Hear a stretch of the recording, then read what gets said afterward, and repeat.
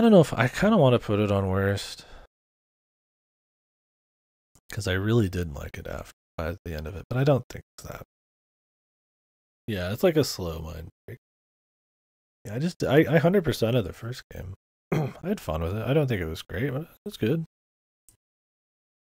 But this one just felt much more bloated and unfocused, and yeah, that's what I think. Bloated.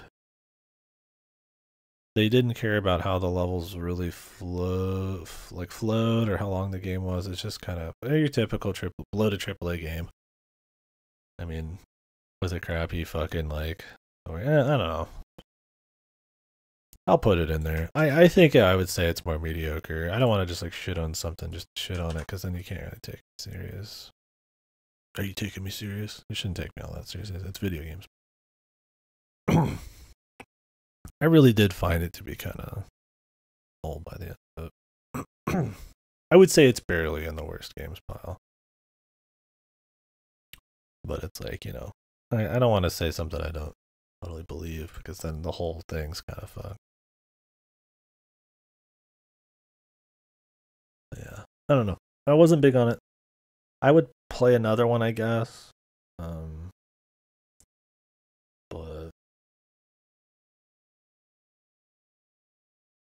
it's a good song. We will watch. Did you watch Lane? I don't remember if you watched that too. I kind of want to rewatch Lane. Or if you just watched that.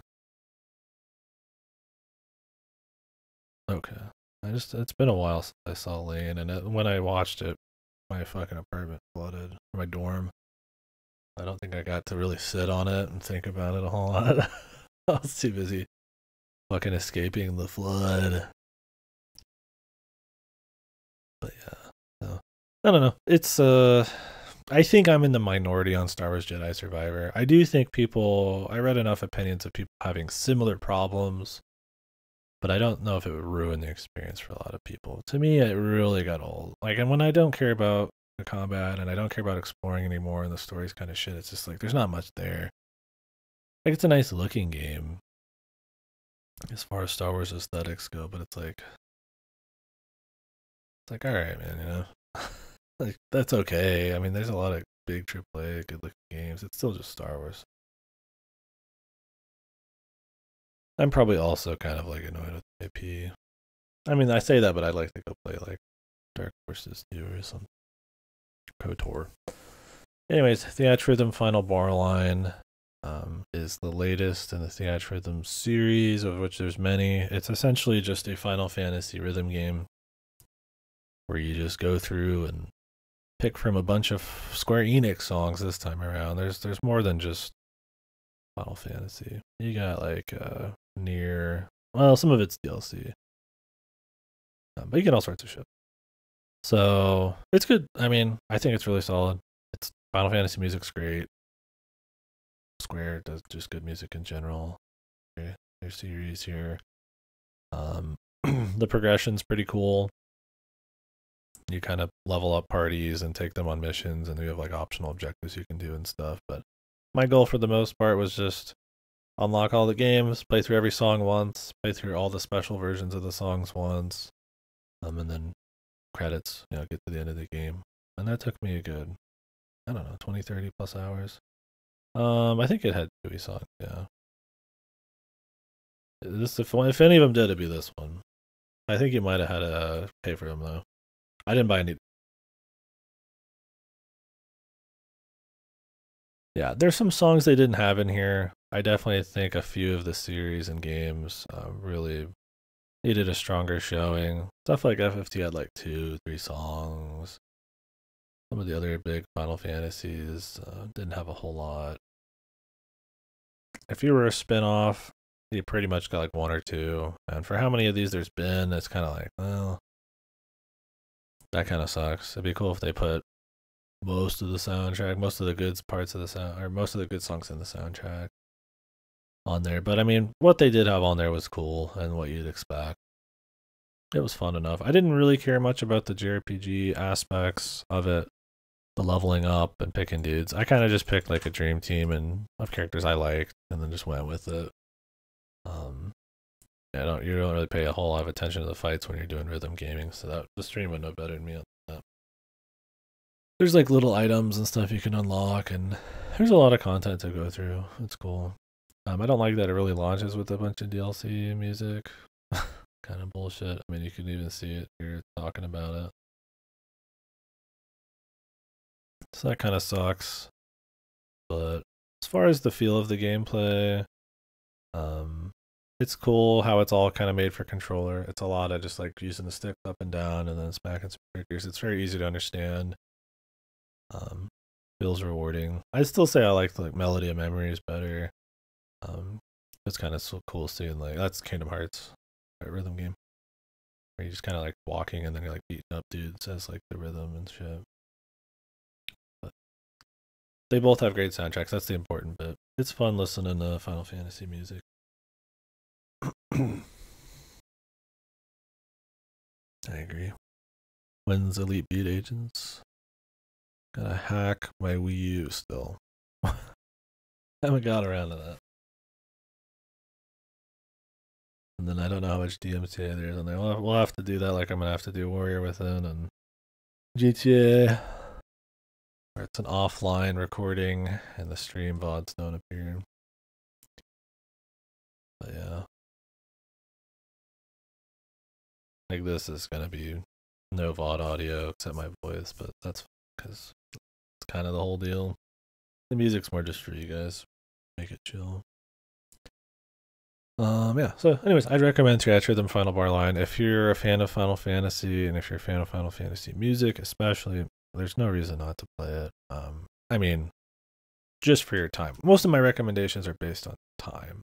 I rent most of my stuff. I don't really pay full price for much of anything.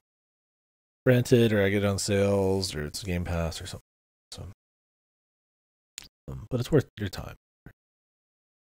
Money's no issue too. You know, I will bring up money on some of these if I think they're like a bad deal, but if I liked the game, it's more time. I wouldn't say I liked it if it was like grossly overpriced. Kind of mentioned that with Shantae. I'll keep track of it. I just doesn't register. Anyways, next one, Cult of the Lamb. Super fucking overrated. I did not like this one a whole lot. I don't think it was like worst territory, but I was not a big fan. Roguelite town builder.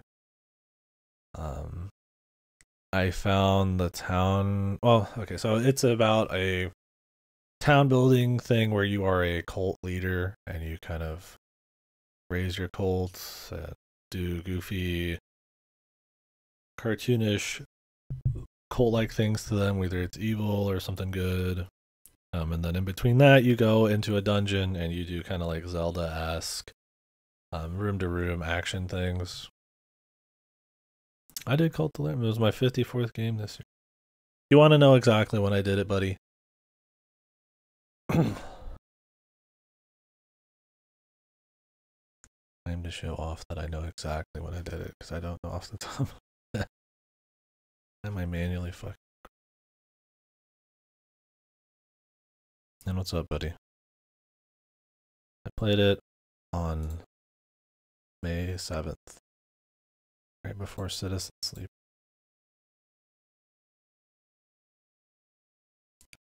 Yeah, I thought it was super rated. I think it needed to focus in, harder on each thing, or at least make each part better than it was, or something. I found the action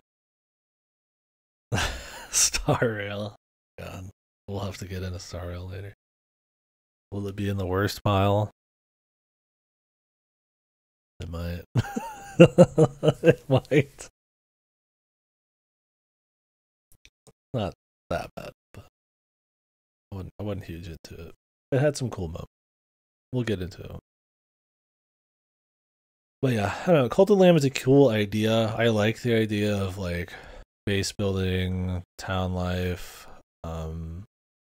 mixed with other genre kind of thing, right?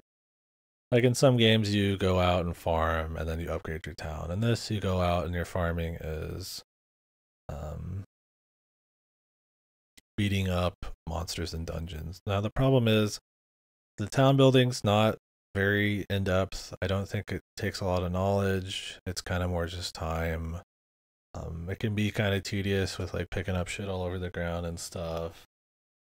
It's not that kind of town builder where you're constantly doing chores, but it's kind of there. It's nothing you haven't seen before. It's a pretty basic town builder. So the cool part about it is that it's a cult, and there's some funny cult stuff you do, but um, since you need to have a certain amount of people to get farther in the game and stuff like that, you know, you're generally not gonna just like be off killing people or do anything too wacky.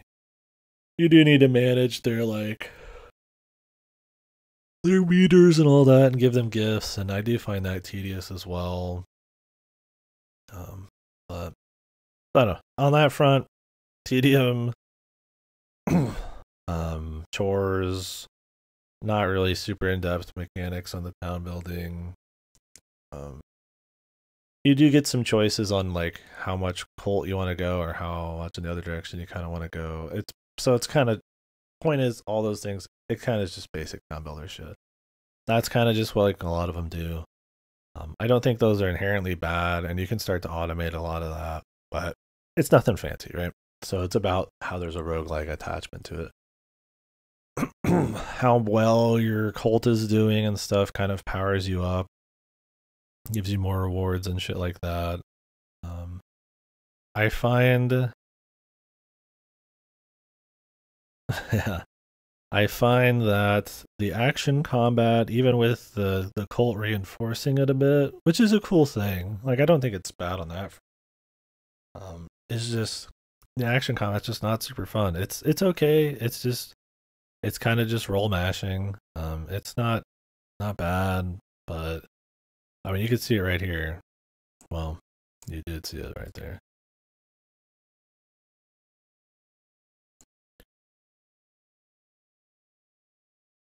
They don't show much of the combat. Okay. They show some bosses. So yeah, you can see what's going on here. It's mostly just mashing and rolling. And I mean that's fun. But that's kind of my problem. Is it's like a bunch of like very kind of basic, simple systems kind of meshed together in a cute little way, which isn't like bad in say like in a Yakuza, because there's just this breadth of stuff going on. But the thing is, like, if there's never any moment I'm really enjoying it, or like where I think the systems are just like that well interwoven, then it's like, you know, what's even the point at that point? So maybe I'm not making a good case. Go watch the bottom. I'll maybe make a better case in there, man. I don't know. I wasn't huge onto the visuals either. Kind of reminded me like Don't Starve or something, which I mean, it looks fine. I get a lot of people like the visuals. It's not a huge problem for me. I did find the music to get a little grating for a while too. I don't know. The cutesy demon cult thing it's neat, but I don't think visually and atmospherically, musically, it really carries it for me. I think some people it does. Just seeing these cute creatures do goofy, dark shit is like enough. I don't think it's so got such a strong dark comedy vibe that it's just always funny. Like no matter what, no matter how bad the gameplay is, like I hate that part. That can work jump scare, dude. Yeah. I don't know. I just found no in particular part of it super strong, and I feel like there's a lot of genre hybrids these days, and I'm down for more. But I don't think it's a novelty in and of itself that just immediately gives me the thumbs up. Some people love it. I think I'm in the minority on that. I don't think I wouldn't say it's one of the worst games that I played this year, but I would say it's just kind of meh. There was a whole big post game where you could fight all the bosses again and continue like some patched in story. And I think the version I played had more quality of life stuff put into it and combat changes. I think it's actually significantly different combat, which scares me because people really liked it when it came out, and if it was even more dull combat, that's a shame. I mean, I respect that they're updating it and they're doing stuff. They got the sex update coming out, I guess, soon. Like, all right, right on, man. That's fun. I have no problem with that, but I don't think I'm coming back for any more updates. It's cool they're updating it, and somebody eventually is going to play like a really strong version of it. Yeah, there's some competition or something. Whatever one was going to be what they did, so they're updating the game to have sack. I mean, it's probably gonna be like Viva Pinata sacks, right? Like they go in a room and some goofy shit plays, and then out comes some kid or something. Unless it was all a big troll, but I mean, people were talking about it enough. But yeah, I don't know. I think this is one of those games that probably got by mostly on aesthetics and stuff. I think if you play a lot of town builders and a lot of action games, you're gonna find it's a little lacking.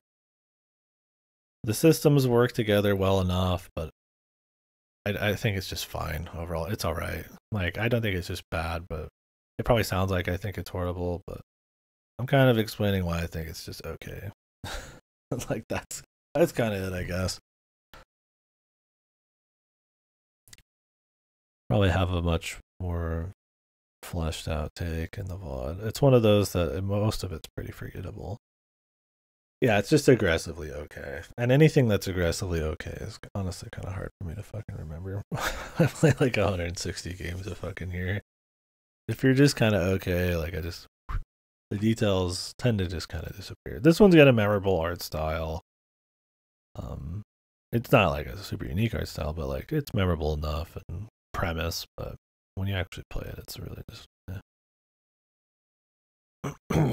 anyways, that's not going to go anywhere in particular. I don't think it's very standout either. What is really good though is Citizen Sleeper. I really like this one. This is one of the best I played this year for sure. We'll put it in the best later. But, hey, I could play some Citizen Sleeper. You guys have heard me play a lot. TOT coming up. It's gonna be in the good category. That's gonna be it though. Are we prepping the fucking conversation again? That the weekly fucking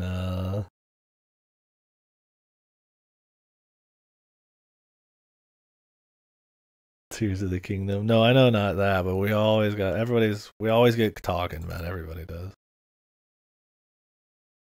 Which one do I really want to listen?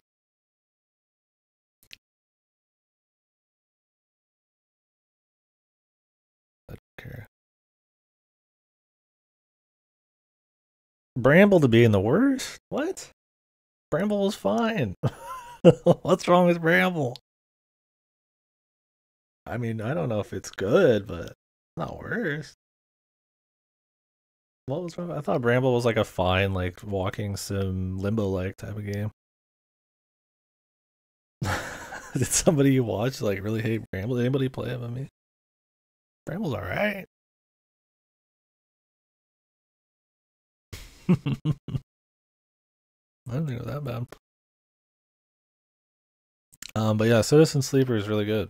I like it a lot. So what it is, it's a story about essentially like a robot or a replicant or something.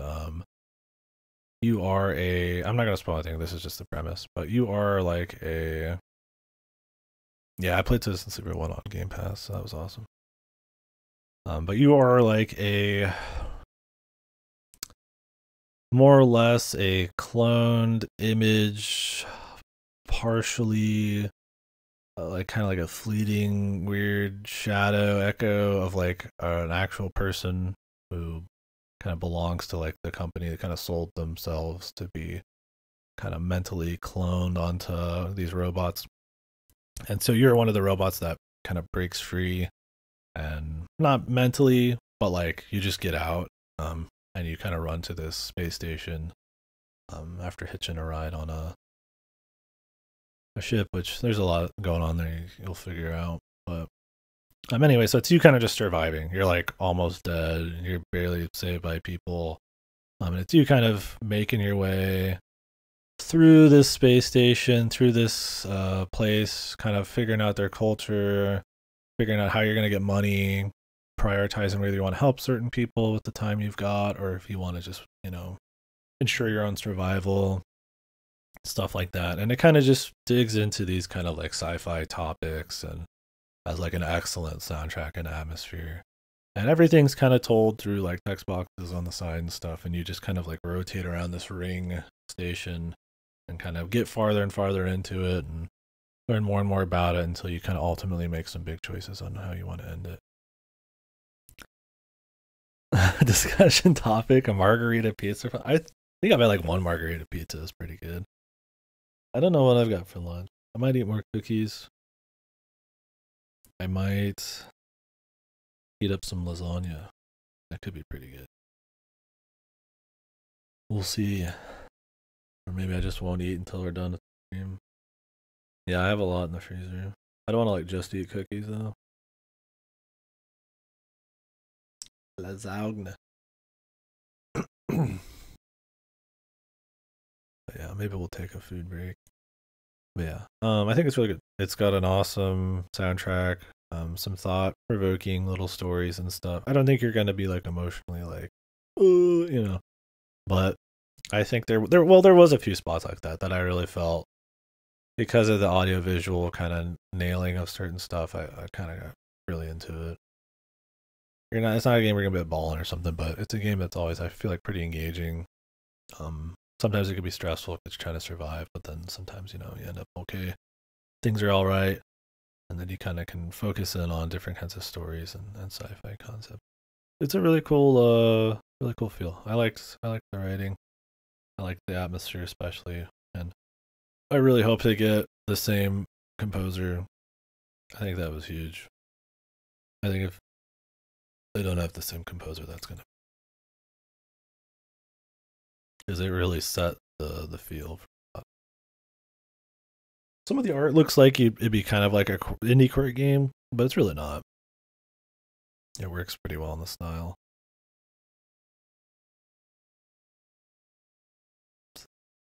They've got these very kind of like bulky, kind of like industrial future kind of things going on a lot of them. It's neat. Anyways, definitely would recommend it. We're gonna listen to the music a bit.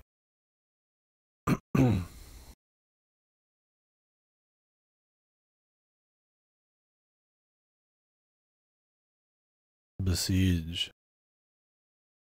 So this was my my Tears of the Kingdom homework. Essentially, I always wanted to play it. And I think it was on Game Pass. This is that game you see in like a bunch of like videos or like little gifs or something of people making like psychotic penis monsters or something like that.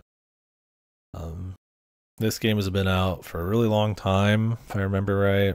I kind of just kept updating it. Besiege release date 2015. So, oh wait, 2020. I think it was in early access before that. So officially in 2020. But what it is, it's essentially a sandbox physics machine building game. A very powerful kind of one. There's a lot to learn. You could spend like hours making a single vehicle if you want. You get to save them and use them in other missions. Yeah, the sheep blender. I was trying to make the weapons to end all weapons, launching like fucking boulders out and shit. But yeah, so they kind of give you a campaign, and they're like, "Hey, we need you to take this ball here, or we need you to kill everything on this map before you die, or we need you just to destroy everything, right?" And so essentially, you just make stuff, and you can make all sorts of crazy, goofy shit. And you can make them as complicated as you want or simple. You're going to have a certain level of like complication you're going to need to make a lot of it work, right? You can't just beat, I mean, you could probably beat everything with some kind of like cheat machine like you could in like Banjo-Kazooie Nuts and Bolts, but generally it's more fun to just kind of do goofy shit. There's flying, there's guns, there's cannons, there's drills, there's just swords, you can do like train kind of locomotion and shit like that. There's all sorts of stuff. You can see here. You need every key on your fucking keyboard. It's super complicated on that side of things because there is just so much going on. Because you would like, put the springs on a button and some of the cannons on one button, and then you can put other cannons on another button, and you can rotate it with another button. So it can get pretty complicated on that front. So when you compare it to something like a Tears of the Kingdom, it's much more in depth and much more impressive on a depth kind of technical, what you can pull off kind of level, but it is way less easy to do. It's easy to do certain things, but yeah, the sheep blender. Like if you want to go like ape shit, powerful system requires a lot of I'm watching the trailer now. Yeah, so you can do so many things. It's just gonna up the complexity of and how hard it is to access it, right? Tears of the Kingdom's like super accessible, but it's also not very deep compared to something like this, right?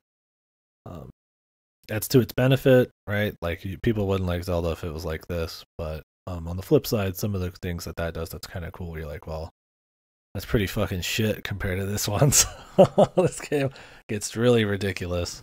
I liked the visuals. It was just simple, kind of. You just saw what you needed to see. You can kind of build what you want. There are limitations on size and height. And obviously, the more weight you have, the more structural problems you're going to have, and you need to kind of reinforce those a lot. And that can get a little old. There's also that point in any game where you're being creative and building stuff that has a challenge, where you just kind of like, all right, I've been making something creative for 5 hours. Now I just want to clear these levels, right? I just want to just use stuff and clear it. So sometimes you're not able to, and you need to make a very specific janky machine. Sometimes they would test you on unique things that felt cool to make special machines for. I remember the wind one. There's this one where you're like going through like a snow area, and there's this wind coming at you, and you have to reach the end of it. But the more surface area you have and all that, the more the wind's going to affect you. So you have to think about wind and physics and like make like a long flat thing, so like you can kind of cut through it. They'll do cool things like that, or like missions that are all in the air or something.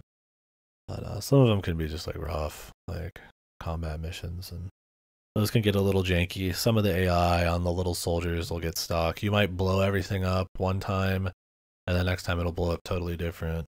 So it's a little bit of jank there, a lot of reloading. That can it'll get a little frustrating, and if you don't get very creative, you probably won't have a whole lot of fun with it.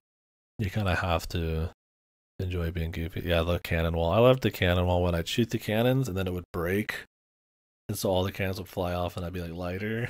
That's a nice inadvertent bonus to that machine. But yeah, it was cool. I had fun with it. Oh, do we have besieged shit?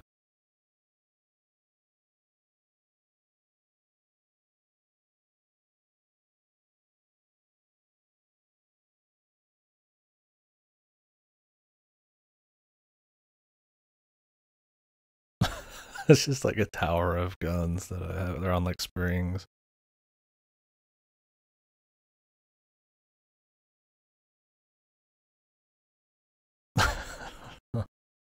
So yeah, there's a point in the game where you're just like, all right, I'm just making the most like specific vehicle for the most goofy shit.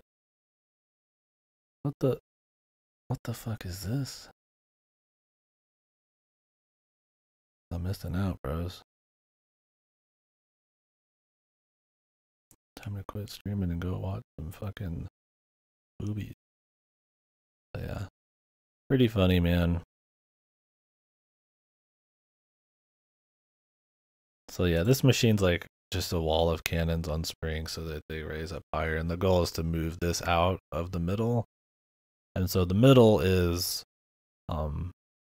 it like decays you. It like just destroys everything inside of it. So you kind of have to do it from afar. I tried dropping like a crane from like miles above, and it was too janky, so I couldn't pull that off. But it's really cool. It's a fun game. It's a cool one to kind of get lost in and go crazy on. I would definitely put it in the good category. I'm just not a big Fake City guy. I mean, more power to you if you love them, or if you got them. That's awesome. I'm just not personally much. I'm not saying that person does either. I have no fucking idea. I wouldn't know. I don't get recommended much because I don't click on I don't end clips very often. I'm usually just in the middle of a VOD and they don't recommend you anything after you're done with the VOD. But yeah, I'm not a fake. Not my deal. Is there fake like dick extensions too? Is that a thing? That probably is a thing. Probably destroy your dick. I'm sure there's something.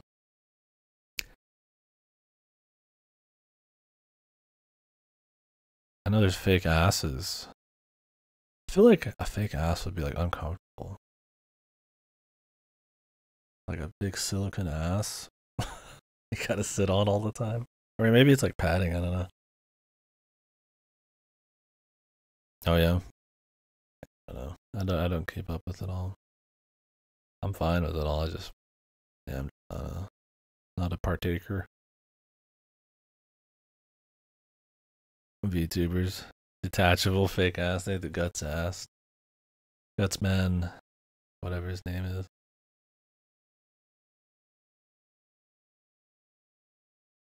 Take it off when you're done so you can chill. VTubers. How do you think the algorithm kind of has any answer VC sexual something all in one thing? Probably. But anyways, yeah. So I would definitely say your recommendations are fucked for life. The price you pay. Horny tax. Oh yeah, play XL1. You haven't played it. That's a really zen, chill game with cool visuals. Great game. I hope their new EXO Derby thing's cool. It's a little different. I mean, it seems alright. I'll play it. Planet of Anal. Planet of Lana. That's gonna be in one of the worst, I think. It is limbo-like to the extreme in like the worst ways. We'll see. Disc Room though. Alright, get excited. Disc Room.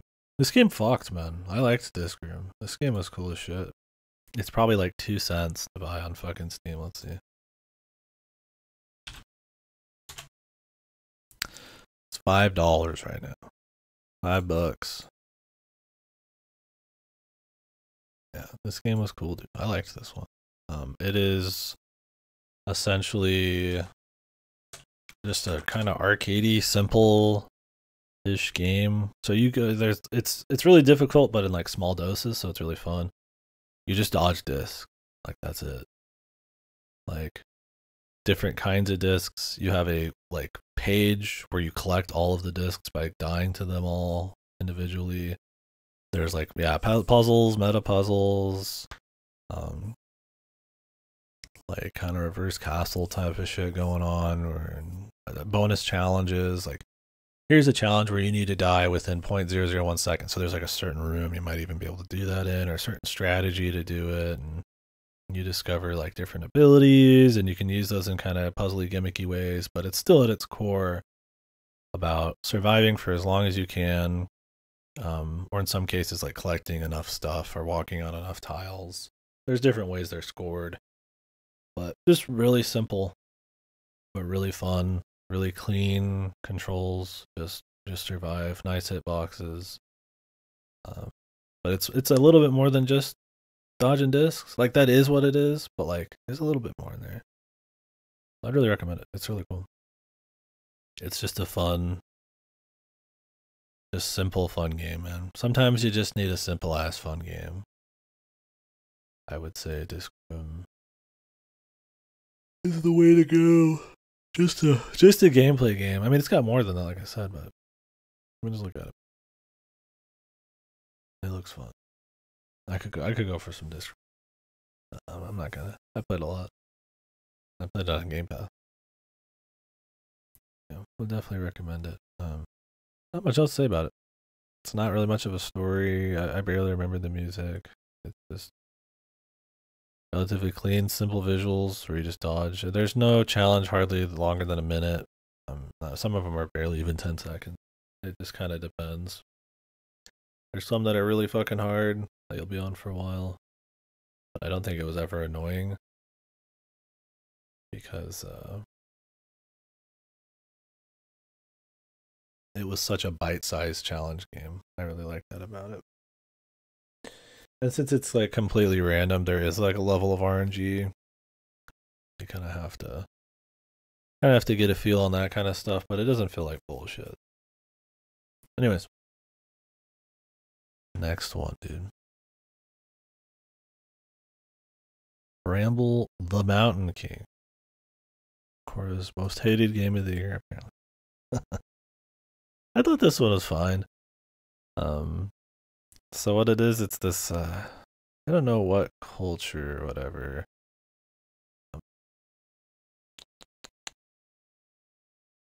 The Mountain King, I don't know, what the fuck myths and fairy tales is this from?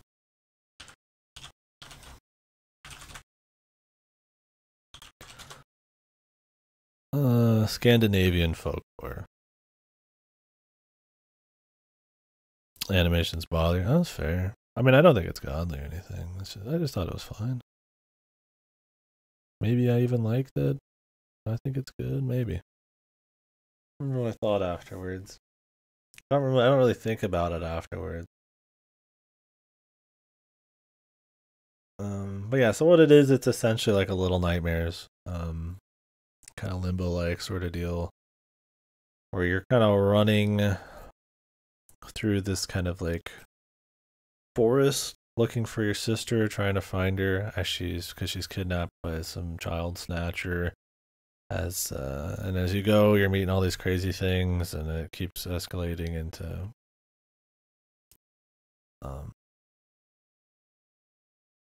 well, the finale. I won't say much about that. It kind of has like boss fights and things you have to do. Those are a little janky, some of the powers and stuff, but it's got pretty unique art and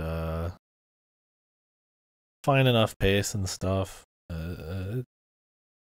It's a Limbo-like, right? It's kind of like it's in that vein. So it's mostly just kind of you along for the art show, the ride. It's not like a fun kind of game. It's more of an experience type of game.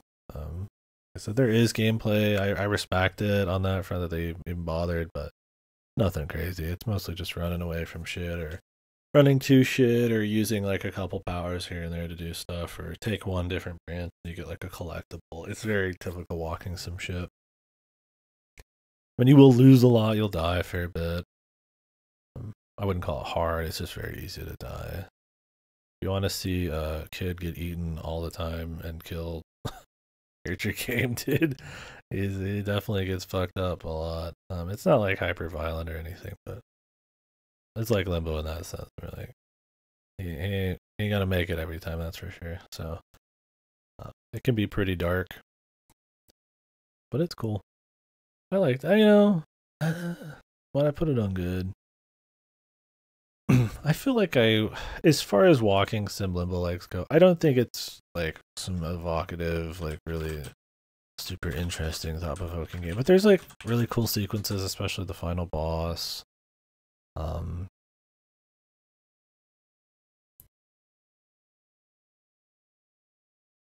really cool imagery. It's relatively crispy. I mean, it's not like a crazy like technical marvel or anything, but like it looks pretty clean for an indie studio and has like an actual like distinct visual style. I don't think I'd put it on like the good category, but it's kind of close. I would I would maybe think about it.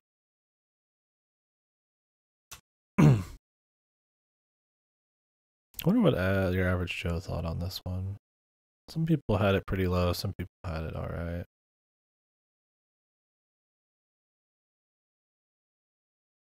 Yeah, people tend to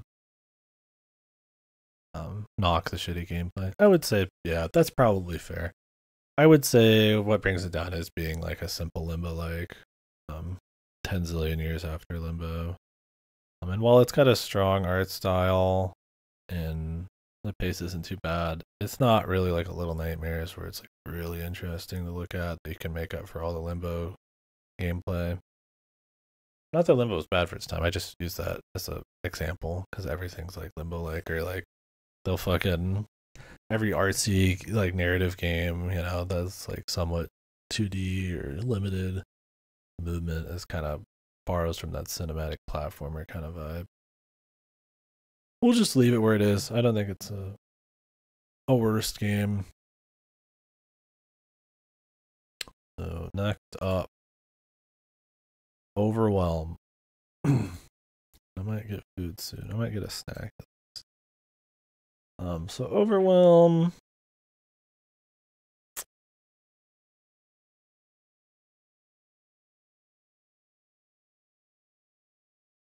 I don't really feel ultra strong on this one. I mean, it's memorable to a certain extent. Like like if somebody said Overwhelm, I could think of what it looks like, and I could think of the concept and all the bosses, but like how I really felt on it. So the idea is with Overwhelm, what makes it kind of unique, I suppose, is that it is probably around a 3 hour long game, but it's hard, and depending on which bosses you kill, because it's like a map and you branch into different areas. There's like 5 or 6.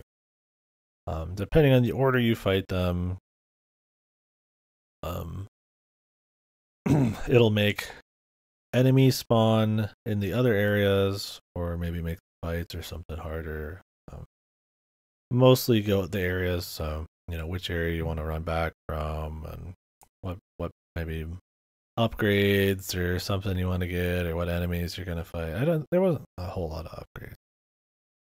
It was mostly about just what order do you want to go through the map to make it like less difficult.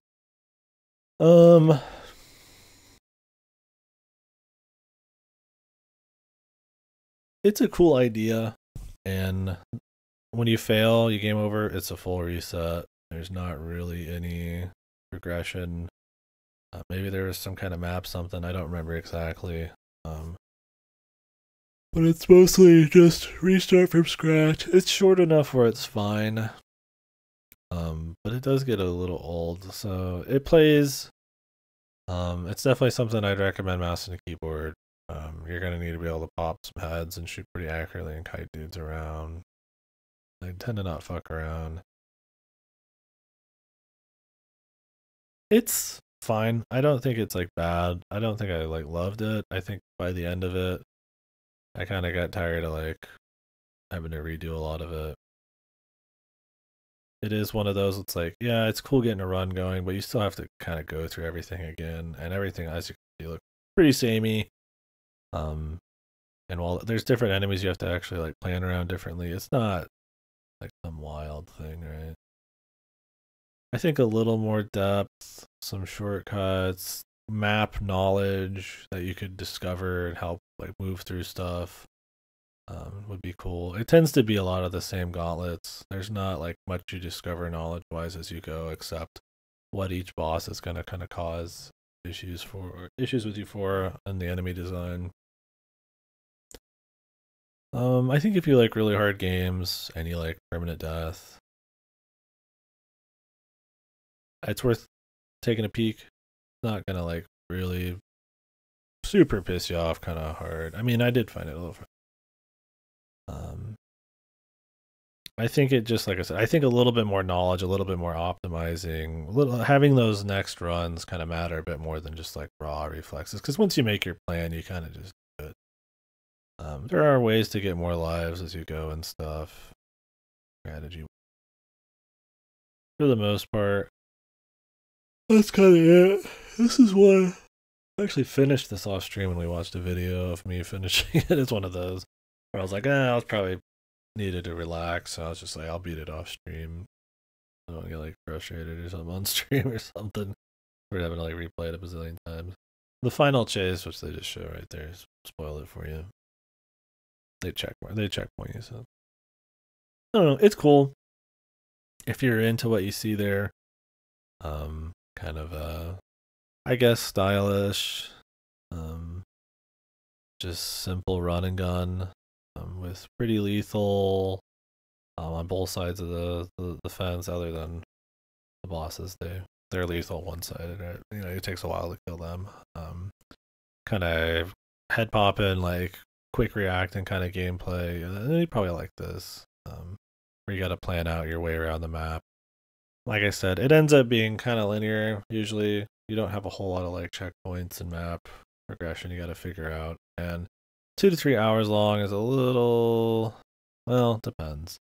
Sometimes runs can be an hour. It might be a little long for what kind of game it is. I think more depth, more to learning, but a shorter game might be better in my opinion. It's cool enough. So we'll move on there. I don't think it's bad, but not insane. So Tinykin. I do like Tinykin.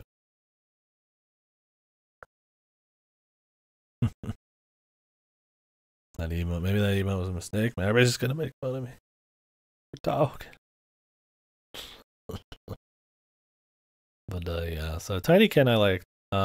If you watch people who don't know what the fuck they're talking about talk about this game, they're gonna say it's Pikmin. It is not Pikmin at all. You'll say people, oh yeah, if you like this, if you like Pikmin, you like this. It's not Pikmin. This is a 3D platformer. There is Pikmin elements. Yeah, the B races they patched in. That was fun. There's Pikmin elements in that you collect dudes, and how many you have lets you pick up objects or, you know, get higher in some aspect. But it is much more of a collectathon. You collect these guys, you fly around, you move quickly, you do crazy jumps. You kind of go through essentially like a Banjo-Kazooie type of level and a rat map. Rat map being a map where you're small and it's big. Is that from Counter-Strike rat map? So it's that kind of game, which is really cool. There's not enough of those. I think it's really fun taking like a mundane real world thing and putting that into like level design or something. I think that's fun.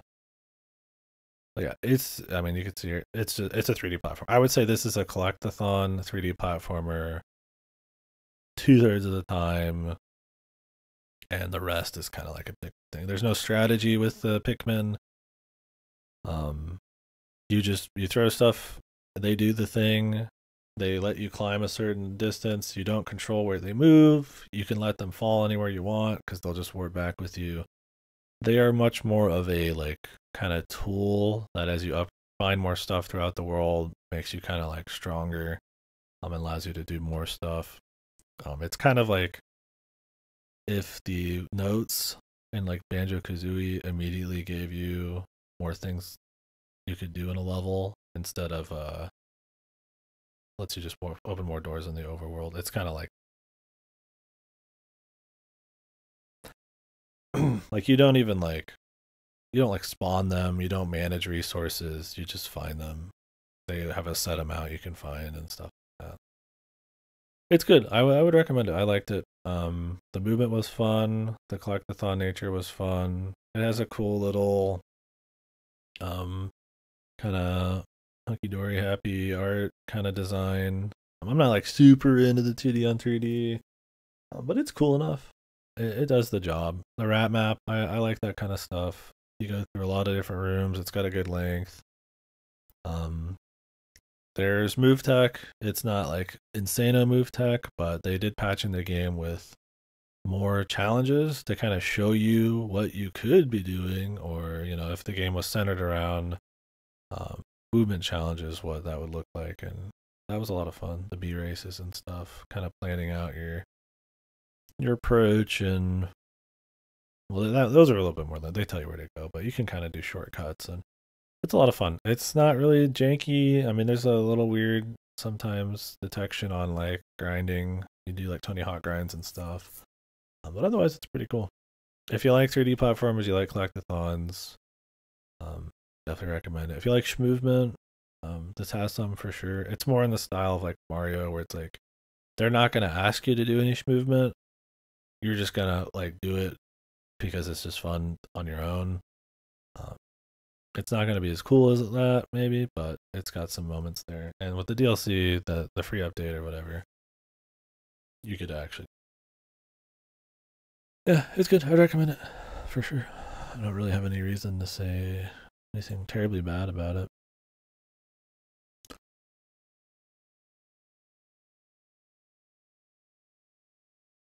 All right, I'll take a break after Beacon Pines.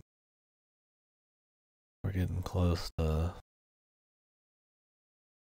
some of the special. So Beacon Pines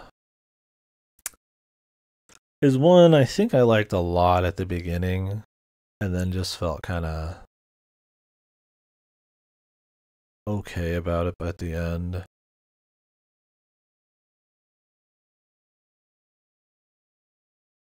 So what it is it's essentially a story game. It's an adventure game. It's almost more of a VN.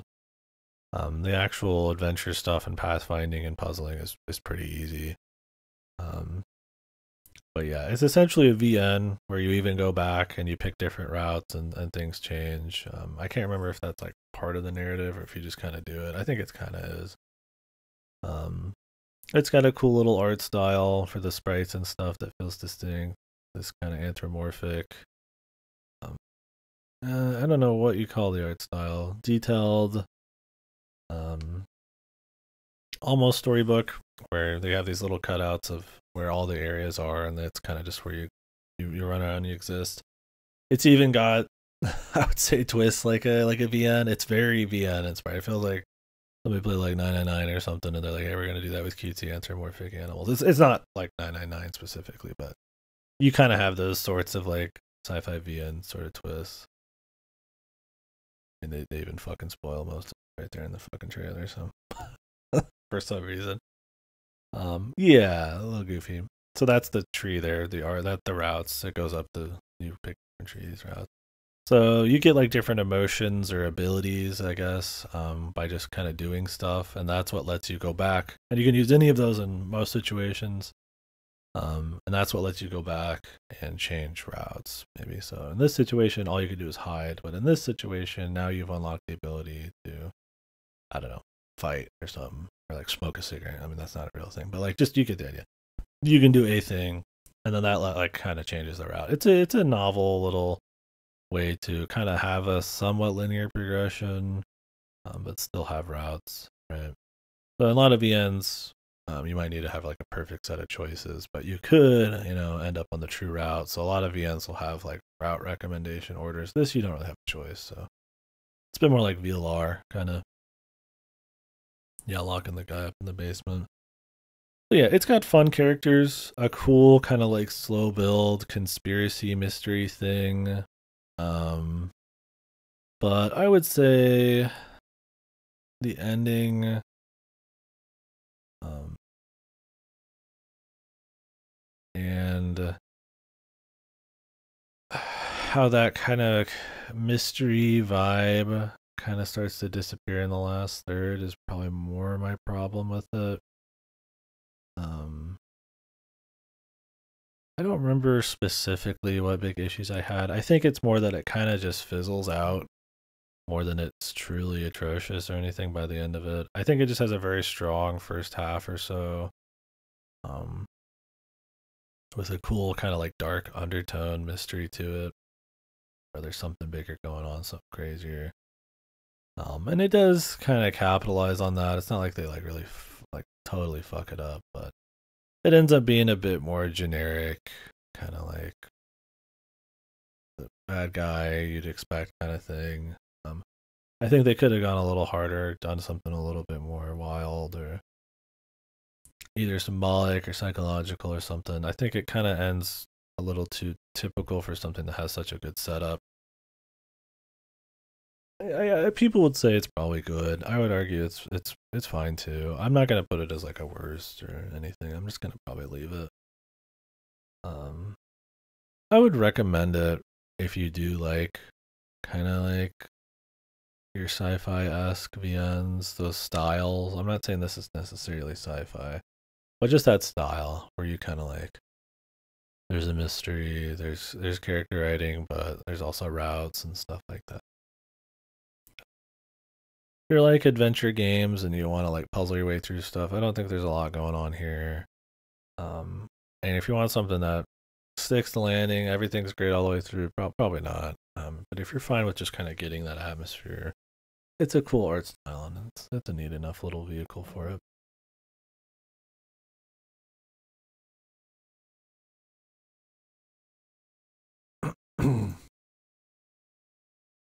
Oh man, yeah. Midnight Fight Express. I don't think I like.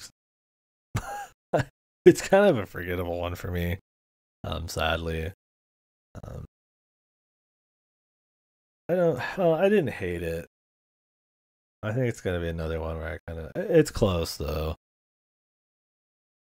This one was made by like one father or something. I think I respect that a lot. It's really cool, but I don't know. A lot of it's just fucking forgettable, right? It doesn't have the. I guess to explain what it is, you are just like a cool operator, badass, like you know, melee fighter who can shoot some guns. Think kind of like Hotline Miami, but with more melee combat. Uh,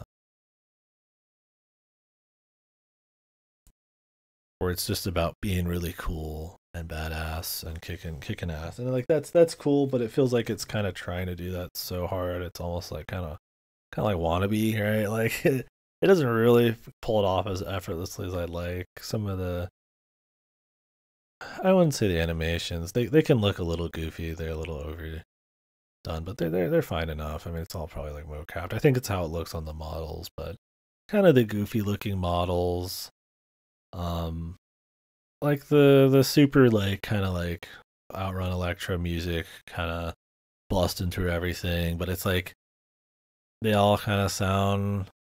I don't want to say samey, but like it's what you'd expect, right? Like you got this outrun electro music just bumping always, and it always is kind of the same, and so it's like it's not like Hotline Miami's like almost it feels effortless, right? It's just fucking cool. It's clean. It just kind of works. Like all the assets, all the music. It's just like it just flushes real perfectly with what's going on. This feels like it's kind of wanting to pretend to be like that. Almost, it kind of feels like a fucking imposter sometimes. So on that front, I didn't like the style a whole lot. Some of it's just the models. I get, you gotta have maybe different kinds of models and stuff, especially as like a solo dev. Um, but the more important thing is the action and stuff.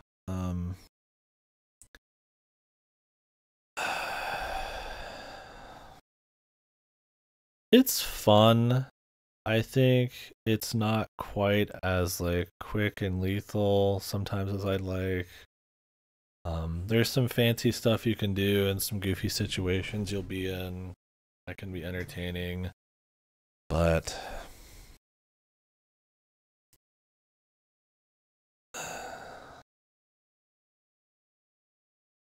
oh man, that's my thing. I honestly just felt like so much of the game was just kind of okay.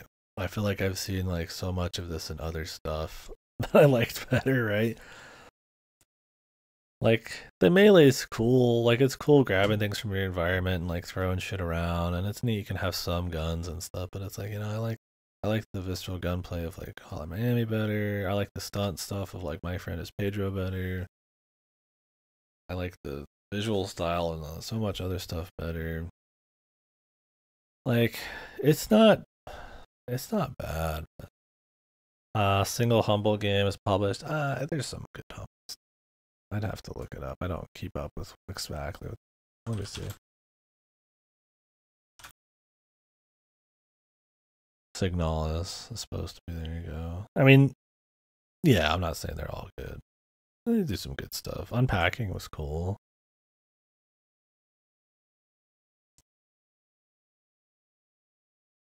Mist Time, baby. I didn't play Mineko's Night Market. I don't care about Stray Gods. Ghost Song Technolis is cool. I liked Proteus. That was fine. I didn't play Temtem. Didn't play Archvale. Unpacking was fine. Unsighted was alright. I didn't like Flynn. Dodgeball Academy was alright. Wild at Heart was alright. Project Wingman's good. I like Wingman. Kartos, okay. Fell's not good. I'm skipping over some of these. I'm sitting here looking at them. I mean, I guess I can show you guys.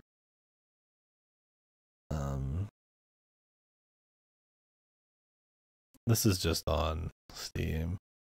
I mean, not all these are awesome, but I mean, there's some good stuff in here. Yeah, they don't. I mean, it's not like an Annapurna where they tend to have publish nothing bangers. Well, that's not always true. Annapurna's got some good. You know, they're not putting out like Outer Wilds on there or something, but there's some cool. But yeah, I don't know. Midnight Fight Express. I don't know, man. I just don't feel much of anything about a lot of it. I found it kind of got repetitive. And while the action could be cool, and I really like action games with like, you know, think on your feet, environmental kind of like awareness. I didn't know either until I just saw it. Like I like those kind of things. I like the little mix-ups, genre mix-ups where you're like shooting and stuff when you're on the bike, all that shit. The difficulty was like okay too, but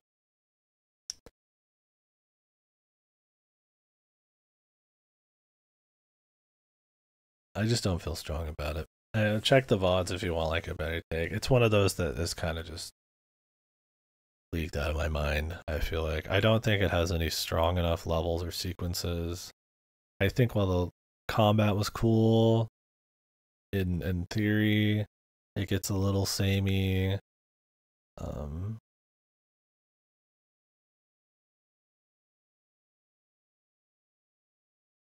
I had a lot more to say on it back then, but I don't know. I don't know if I would put it as like a worst. It's kind of around there, but not quite. Like I said, I like this kind of game. I definitely could say that I didn't care much for the visuals or the story. The story was very goofy reference, like, you know, every 2 seconds to something else. Here's the Hotline Miami guys, or here's, you know, this movie, here's that movie, here's this movie, here's that movie. I do remember that getting in the way. Now that I talk about it a bit.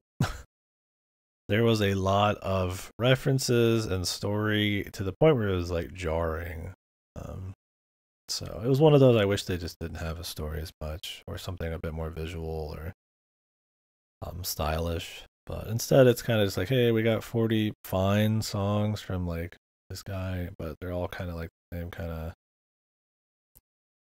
power and electro kind of synthy kind of feel to them, and it just feels like they're just there, right? At least there's a lot of different music, but they're not like really perfectly matched to what's going on. It's just, it has the same kind of tone throughout the whole. There's a lot to unlock and put in your crib and all that kind of shit, which is cool, and you can change how your guy looks and stuff. I don't know. I think if you like Hotline Miami style shit, go for it. But if you're expecting anything atmospherically or kind of stylish as like that, definitely not do it. And you feel kind of cool sometimes, but I would say it's not the best on that front. I don't know. I guess I've played a lot of these too. Like your Ruiners and My Friend is Pedro's and Hotline Miami's. Not exactly like that because this has a bit more of that like Bam Ham style combat going on. Yeah, I don't know. I'm not gonna say anything too crazy definitive on it. fun if you really want like a take for it or something.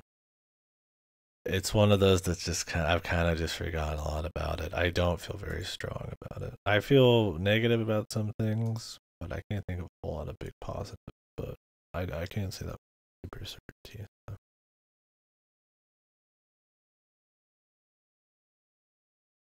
Just one of those, man. It kind of just some games just they fall through the cracks.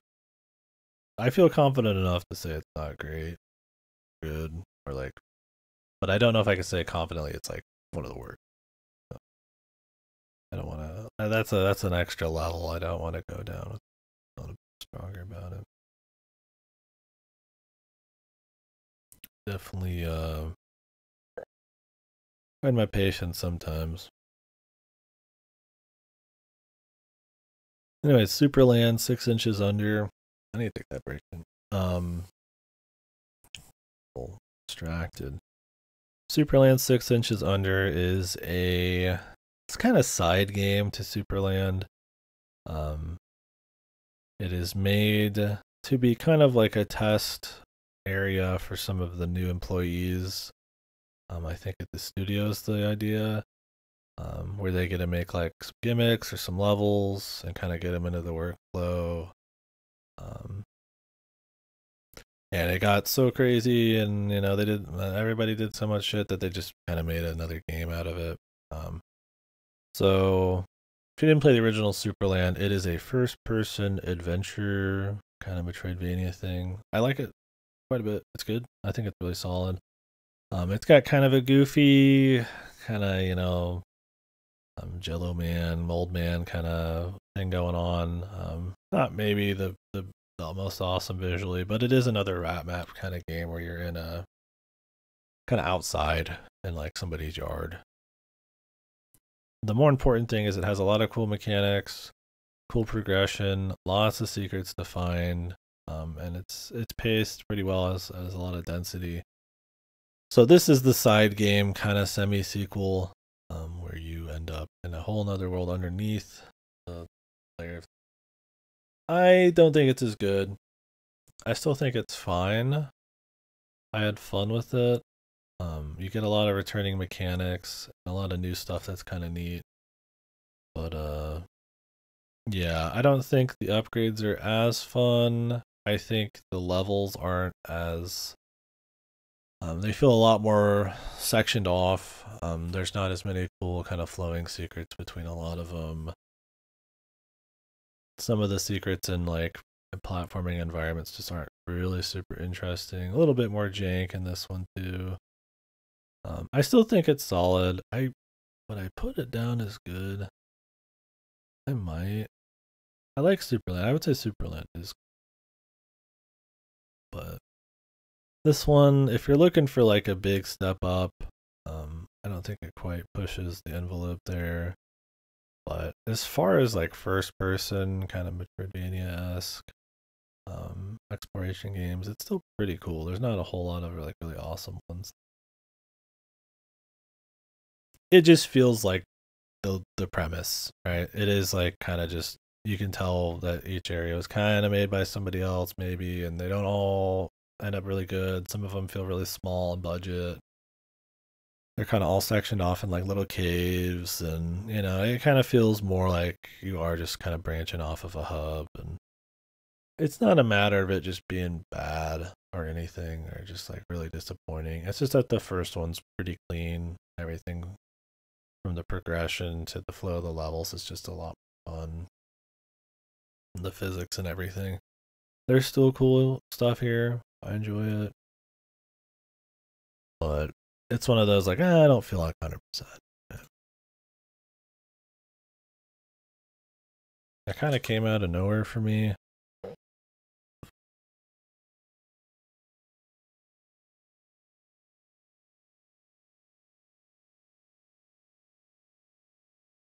But yeah, it's a little bit more whatever. I would say it's probably still good. I think maybe I'm a little too hard on some of these. I would put it down as good. It's just that compared to the original, it's not even close. But it's still a cool concept, and it still kind of executes kind of what it's made the original good well enough. It's kind of more like I would say like a Subnautica 1 to 2. Or like Subnautica Below Zero is still cool, but it kind of misses a lot of the beats and the flow and isn't as polished, buggy. But it's still a fun game. I think that's a good comparison. And a bit more. I mean, I think Subnautica is way better than any Superland. You get the idea. That kind of element to it. And it's like a side game. It's fine. I mean, it's on game. They are making a Super World though. That is the next big one. So I'm hoping that's really cool. I'm looking to it. Superland was like a surprise for me. I actually thought it was really, really awesome. Pretty cool. Not many. It's got, like I said, it's not just like simple like lock and key stuff either. There's like mechanics. Like you can break stuff. You can break out of shit. Do shit in weird orders. Physics. Like there's a lot going on. It's not just like, hey, I got the red boots to get into the red door or something, right? You do sometimes, but it's a little bit more than that. I think that this kind of doesn't quite hit. Still cool. Would recommend it. But definitely play the first one first. And if you didn't love the first one, don't bother with the second one here. Wait for Super World and see how that is. Like I said, visually and the comedy and stuff's not that. It's got fucking As Dusk Falls, bro.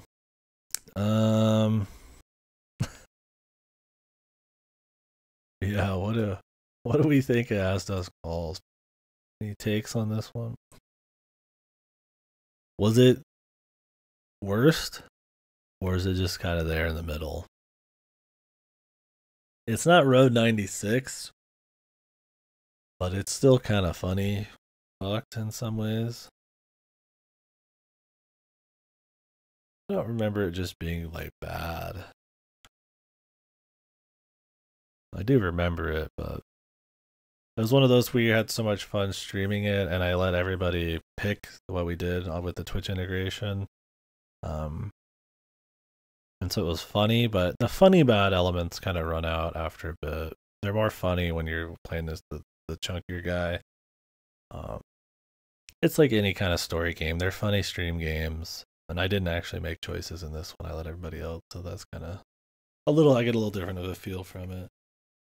I think we'll just end up leaving it how it is. So if you don't know what As Dusk Falls is, it's essentially this, well, as you can see here, these kind of like cutout pictures, stylized pictures of people, where it's like actual actors and stuff in there out here, kind of playing out a route-based story about a family who has car issues, so they get caught up in essentially a big robbery, and it's the family that's a part of that robbery and the people committing the robbery and their story and kind of where they all end up afterwards, and then how the daughter who's a part of the family during the robbery, it's like a hold up too. They take her hostage. How she kind of deals with a lot of it like 7-8 years later. It's got some themes that are neat on that front. I don't know if it explores it with probably the grace or a quality you'd hope. But it's a cool idea visually. I think it pulls off at least a unique. It's not quite like Rotoscope, but there's enough going on there. It's distinct. You would never forget like the As Dusk Falls look. But it's still kind of like a Telltale route based kind of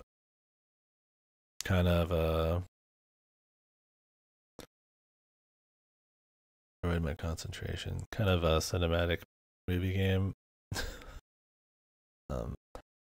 With all of the problems that comes with this is game of the year. Yeah, absolutely. So your choices matter to a certain extent, but not probably as much as you'd like. More than a lot do. You're still going to end up in a lot of the same big beats. It's not a completely different game every time. So if you're expecting that, it's too long of a game for them to really go off the rails and go wild. But you can definitely influence some scenes more than you would in like a Telltale, where there's almost nothing you can do to change things. It just has. So, as far as a choice-based game goes, it's cool. There's some drama there. The problem with these kinds of games, especially Telltales, is they're always going to force some human drama to the max that they can, and it's going to be kind of contrived, and it's going to be like some fucking TV show, and it's going to be hard to buy or believe at times. And this one's like not too different there. I would say it's better than most Telltale things I've played. But it's kind of has the same problems where it's like very in order to make choices big and crazy, it kind of like heightens the drama up a lot, which I mean maybe you want that in your thing, but sometimes, like I said, it can make it hard to buy. It's not necessarily like a Telltale where they're like pick this person or this person and then make it feel like your choices matter a lot. There's usually a bit more gray in between and more options there. And yeah, but there is funny shit, right? It's funny. It's not funny in the sense that I wanted to say supermassive games are, like Until Dawn or all of the what's it called? The fuck is that piece of shit called that came out? The Quarry, any of those games, the Dark Pictures Anthology. It's not funny in that sense where it's just like really fucking bad. And it's just like horrible story, bad looking cutscenes. I mean, Until Dawn's not bad, but where it's like a slasher too, so it's like B movie, like they're getting away with putting out this dog shit because it's a B movie as an excuse, right? Or fucking D movie. This is an actual attempt at a story, but it still has funny shit, like in any cinematic game like this. The pudding, the like fucking just ruin your marriage for some pudding bullshit. Like it's just, you can do some goofy shit, but it doesn't really own that. It's not going for that. You can just kind of do it and it's funny.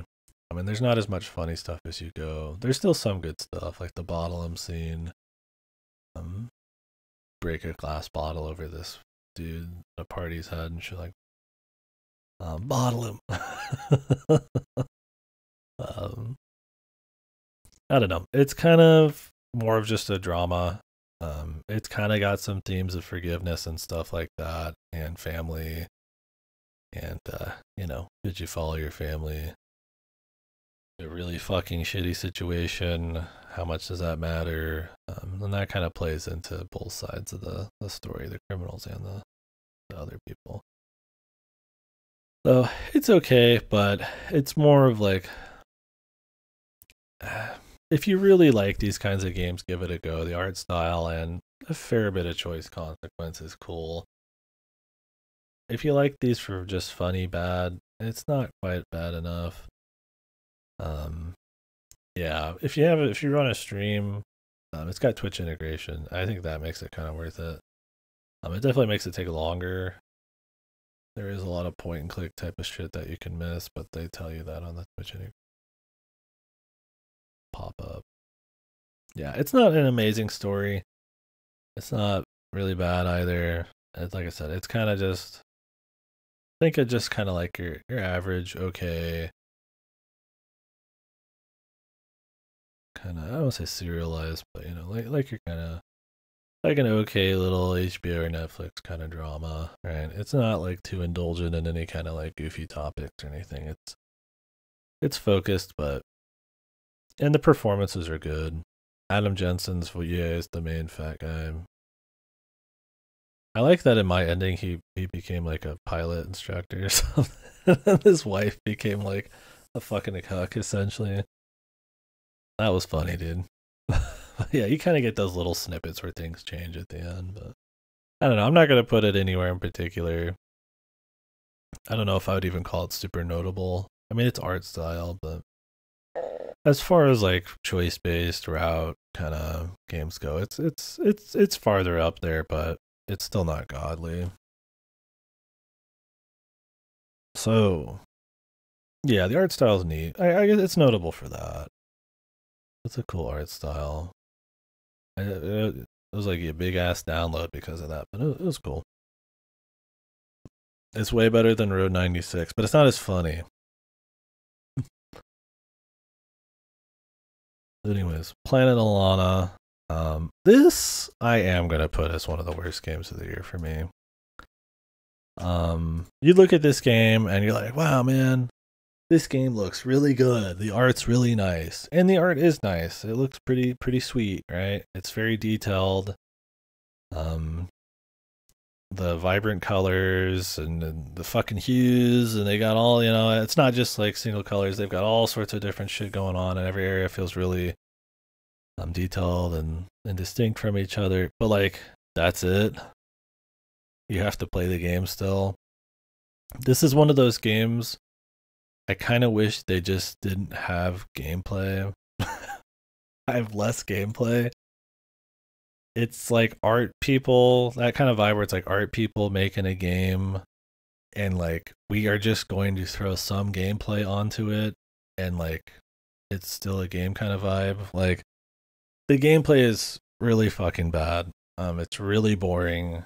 It's Limbo-like to the max. This is where I started saying Limbo-like was this fucking game. It is Limbo-like to the max. Limbo has more gameplay than this. Limbo's good. This is not so much. It looks really good. It looks really very like, man, this looks awesome. But when it came out, I was like, wow, this is going to be sweet. And then you play it, and it's like, it's very long, drawn out levels that no matter how good they look, have very little happening story-wise or gameplay-wise. It is, you walk slow, you climb slow, you move puzzles around slow. They're brainless.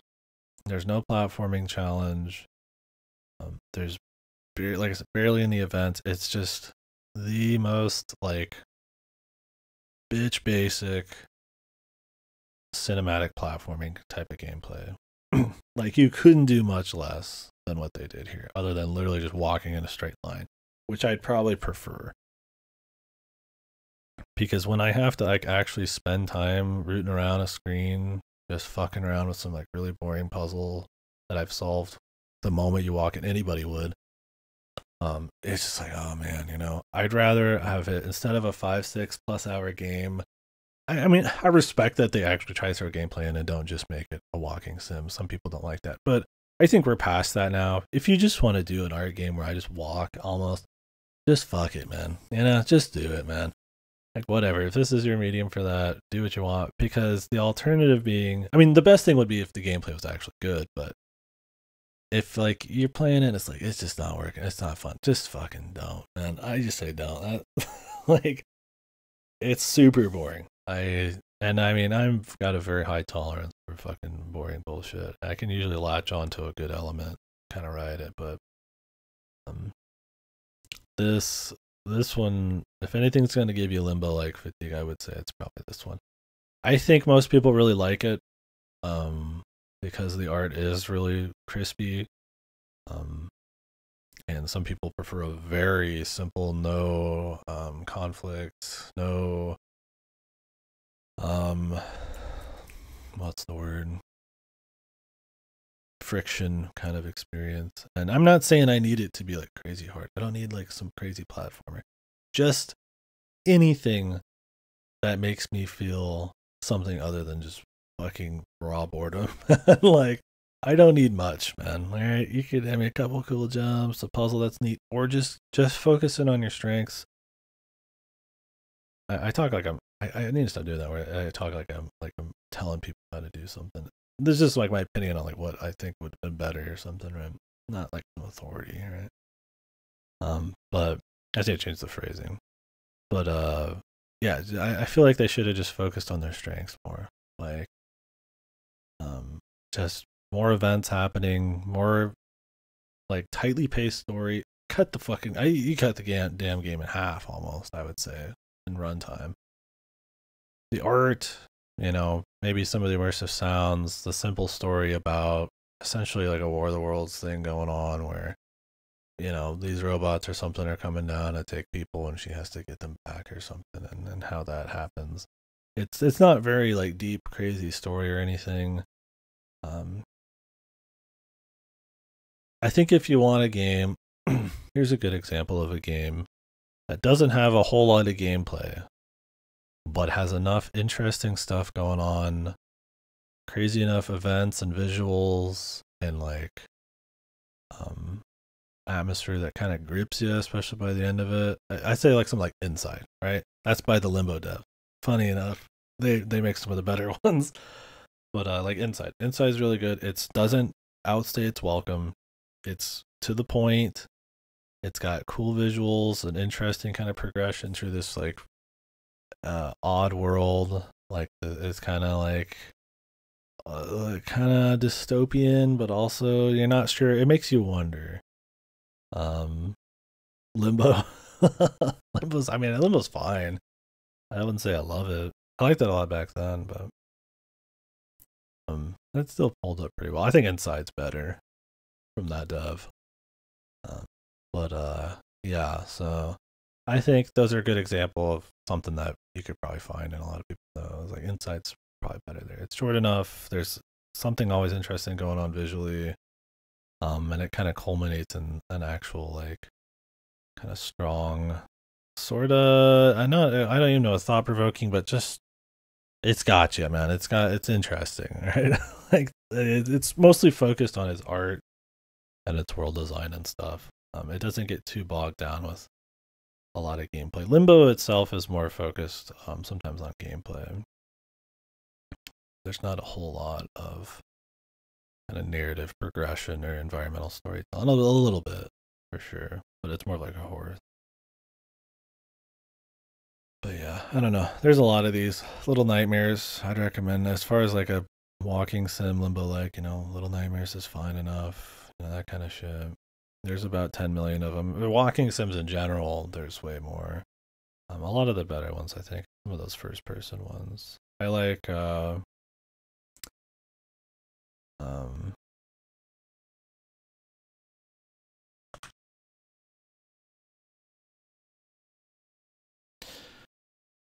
What Remains of Edith Finch. I like that one a lot. That one has a whole boatload of variety and stories it's telling. It's very dark humor. Digs into a lot of topic. Gets more wild and stuff. Stuff like Journey. Like you could there's a million walking sims. That's the joke. There's like a bazillion of them. So I think going for the most like low kind of engagement type of one, which is 2D, with cinematic platforming, with like completely like brainless challenge, ends up just stretching out a game that would have just been way better to just make it all story. Just make it all visuals. Just make it like a PowerPoint at that point. I don't know. I thought it was a problem. Some people really like it. Clearly the art looks really good, so that's cool. Yeah. I sadly I did not feel surprised. The puzzle platformers, man. I'm telling you, man. Some of these bad boys. Need to go back to the drawing board. I think some developers, because of the backlash maybe on cinematic platformers, the walking sim, right? That was always like a drug thing. I mean, it still kind of is, right? A walking simulator. That's clearly like a joke, right? Like, I think they try to throw more gameplay in to try to like not make it as much a walking sim, but it ends up making it worse to a certain extent, I would say.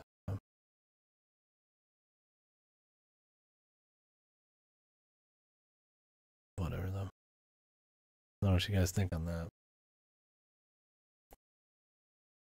I need to take that break. I'm just keep going. Yeah, we'll definitely be doing this over 2 days. But or I'm gonna be dead after today, one of those. I like taking my time and just chilling with you guys and stuff. We get into some conversations, it's cool. Yeah, before Tears of the Kingdom. I mean, you guys have heard the Tears of the Kingdom rant. Fucking almost nonstop. But we gotta do it, right? I mean, a little bit. You can't stop. I usually don't in the past, but then it's like I'm up for 20 hours straight talking nonstop. My throat's dead. Unless you mean every game ever. I'll try my best if that's the case. But if my death is on your hands, Sharkopolis. die for my craft. But alright, you suck at parking.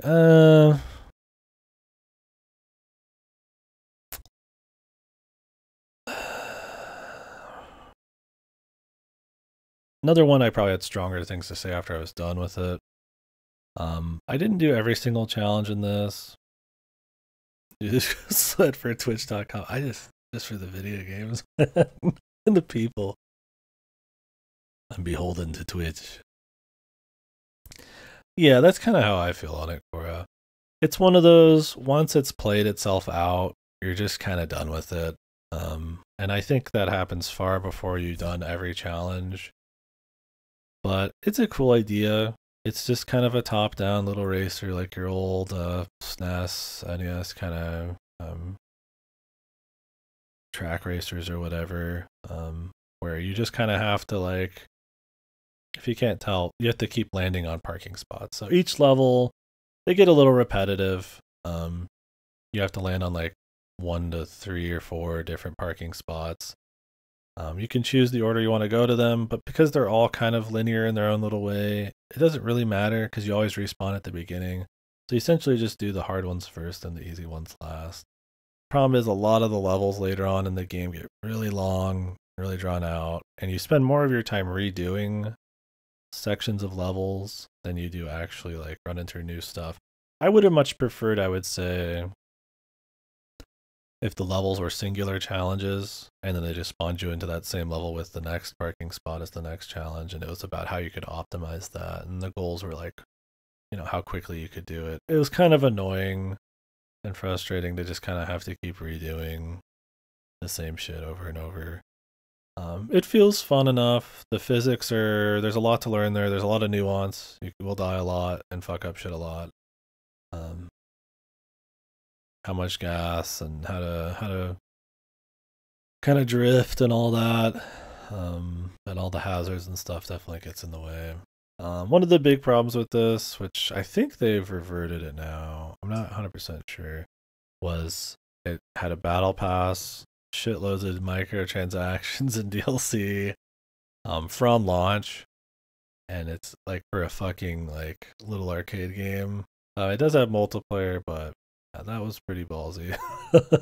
Not the best call on that one. I think they walked most of it back, probably because there's like no players left. And they do have like an update. I think it was free.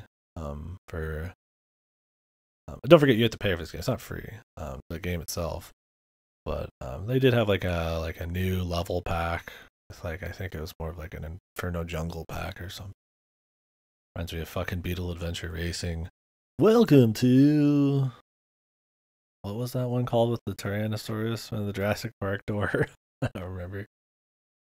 That game was pretty base. I'd have to play that again. It's probably not as good as I remember. I don't think it was even that good back then, but it had a cool feel to it. Beetle Adventure Racing.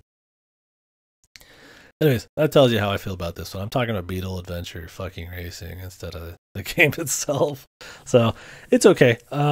It's a cool little arcade thing. It's probably really cheap. I don't know if it's still on Game Pass. I think I played it when it was leaving Game Pass, so give it a go if you think it looks cool. Just know it's very tedious, especially in the later levels. You will lose a lot and you'll redo a lot of shit.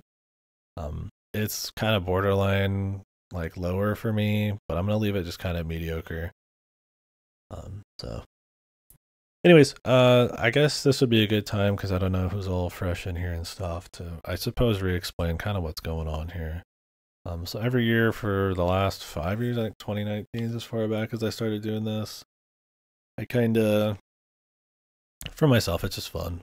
Look back on the year, pick, out of all the games I played in the order I played them, the good ones, the best ones that came out that year, filter out the ones that were the best of 2023 that I played, pick the worst, and pick some that just kind of stood out regardless, something notable. I haven't gone through and done the best, so don't worry, I'm not that harsh of a fucking critic. I just go through the goods after I've done a full run through and then pick out the best. And we'll say a little bit again on some of them, but not too much, and then you just fill in the rest. But more importantly, it's open season as usual, but to just talk about whatever. You guys want to talk about the industry, your favorite games of this year, the worst? Just whatever topic, really. I mean, preferably more towards like the game industry and the year, but anything personal. If you have like movies you like, created or questions or anything, or just chill. But the game of the year coming up, Gollum. Yeah, it's coming up right now. But yeah, I don't. I usually in past years, um, I usually play about 150, 160 games a year. And I picked usually about 20 or so games, or give or take. Depends on the year, of course. Kind of the best ones. Just kind of depends. I'm strict on them, but I'm not exclusive. It's not. I can only do 10. So category lower than worst. Maybe the mediocre category. I used to do that. Not anymore. I think I stopped. I don't think I really did. I think I did mediocre the very first time. I would say boring mediocre to me is almost worse than like just bad. But that's more of a personal enjoyment thing. Because at least streaming and chit chatting, really bad games are interesting. Just boring ass games. There's a fair few just like dull ones this year. Like you see, the worst isn't like super. I don't know. I mean, there could be one worst, but I just have it notable. I don't need to get too granular with it. We can. I mean, when I talk about each one, I say, this one's kind of on the edge, but I don't need it to be crazy. We can if you guys want. If you guys think one's way worse. I usually order them sometimes in the order I think that they're best or worst. I'm feeling crazy, but usually not worried about it. The shit usually lasts long enough. Oh, Gollum. Kong was worse, dude. I would say Kong was a lot worse than Gollum. And Gollum was pretty bad. I'm curious if there's anything I played this year I'm going to think is worse than Kong. Maybe. There's some bad. I mean, these are like popular bad games. I play some fucking atrocious games every year, dude. We'll see. Kong was pretty fucking bad, though. I gotta say, man. That one might, even though that's a popular bad game, that one might take the cake. We'll see. The Kong was really fucking boring, dude. That was unreal. It's like funny. It's one of those that's like, usually games I think are super, super boring aren't really funny. It's so bafflingly boring and poorly thought out that it like kind of wraps around and is funny. It's like wild, man. So we'll see. But yeah, maybe I'll take that break.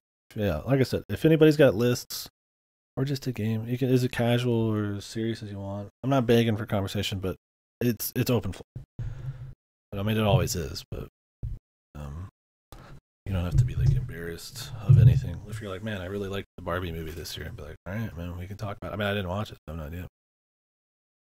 Kong needed a better director. Yeah, it's just a direction issue. They should have got Kojima on it, right? Since he's the best video game creator ever and will ever be. The visionary. La creatividad. Kojimbo. He could make a good Kong.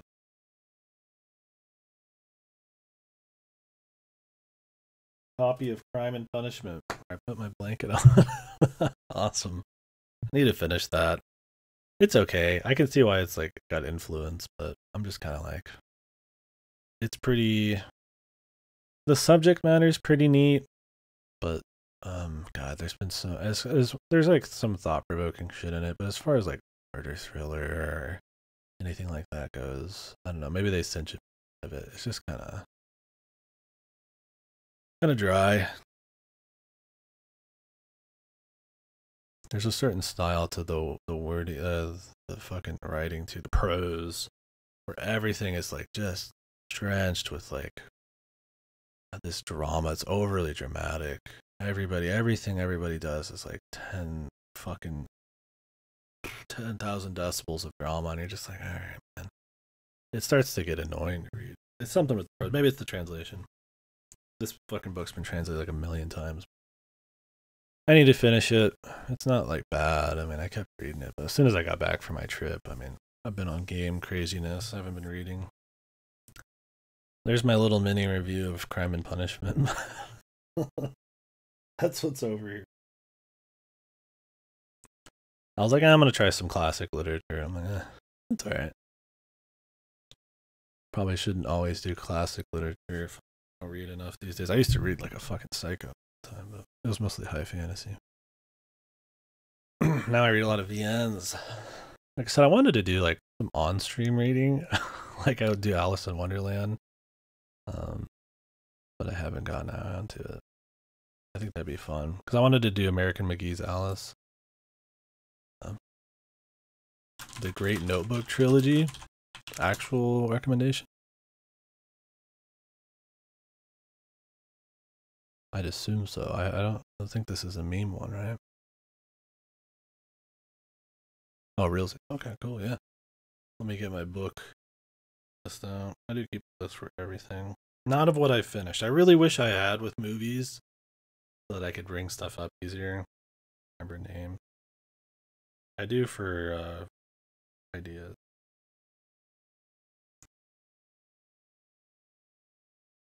Oh, really? Oh, that's cool. Yeah. I'm hoping to do Mother 3 this year. That'll be awesome. We'll see if I read this. That'd be neat. Oh yeah, cool. That's awesome. Yeah. Well, I got it written down now. I appreciate it. I'm always looking for recommendations and any media. All right. Well, I'm gonna rest my voice for just a minute, taking another break. Here I'll leave you with the Gollum trailer. How about that? Let's get you hype.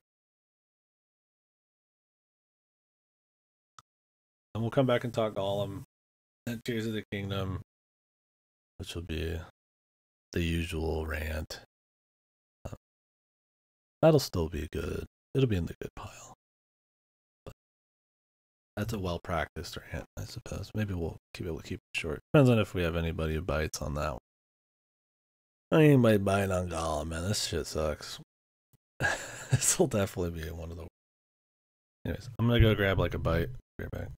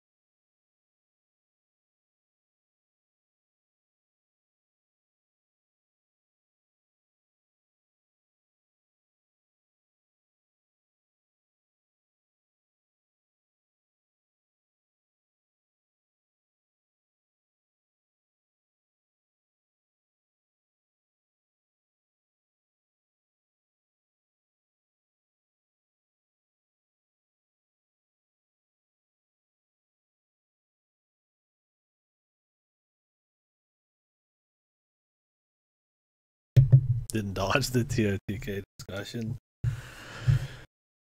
Well, none of us. We just nobody has to take. Just nobody take the bait. We don't have to talk about it. All right? Maybe I'll keep it brief. I ain't gonna be brief, man. Nothing's brief with. I'm heating up some lasagna.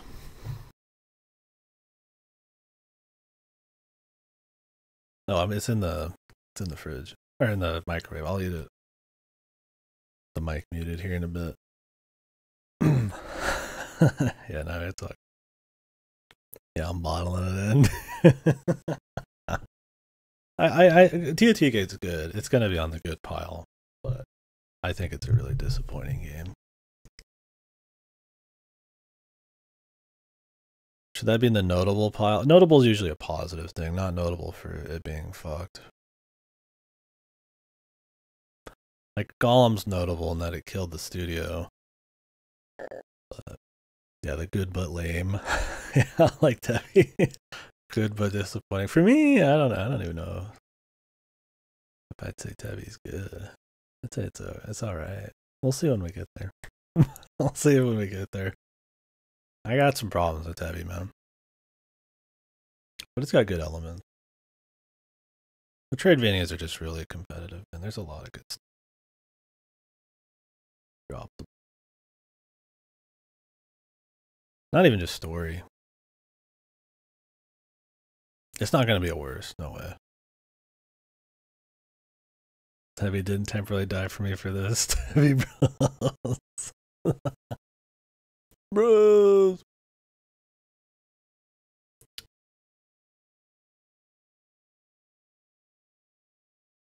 Yeah, I'm waiting for stuff to heat up. I mean, I guess I could start on Golem.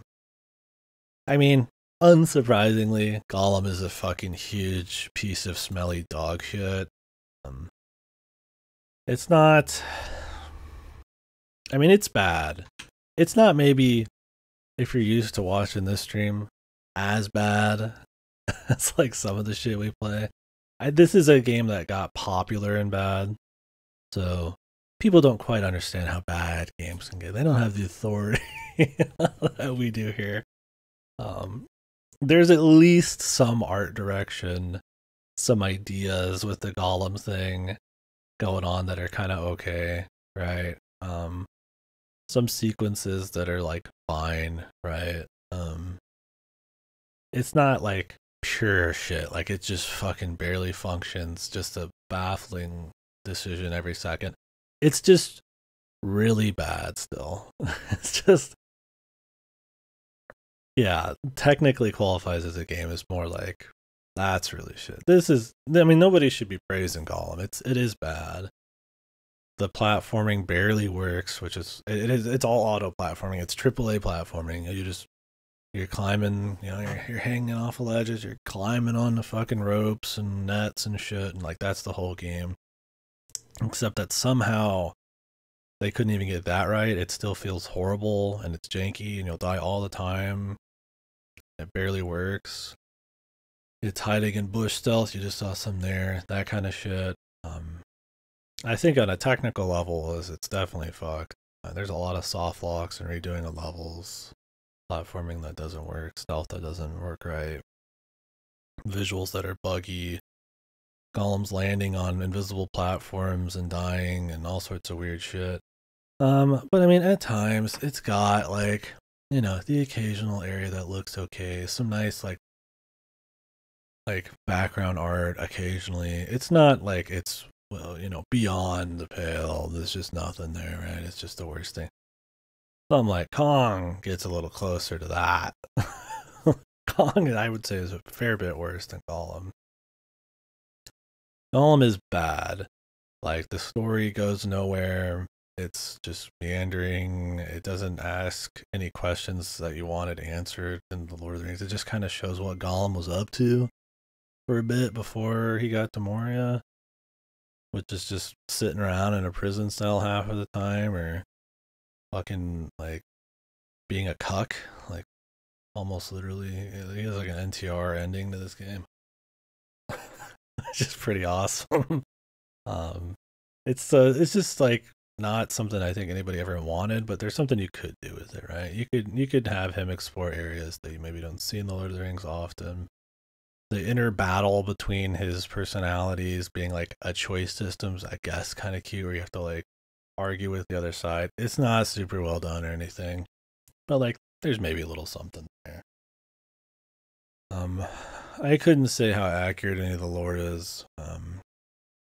We'd have to ask Pang on that.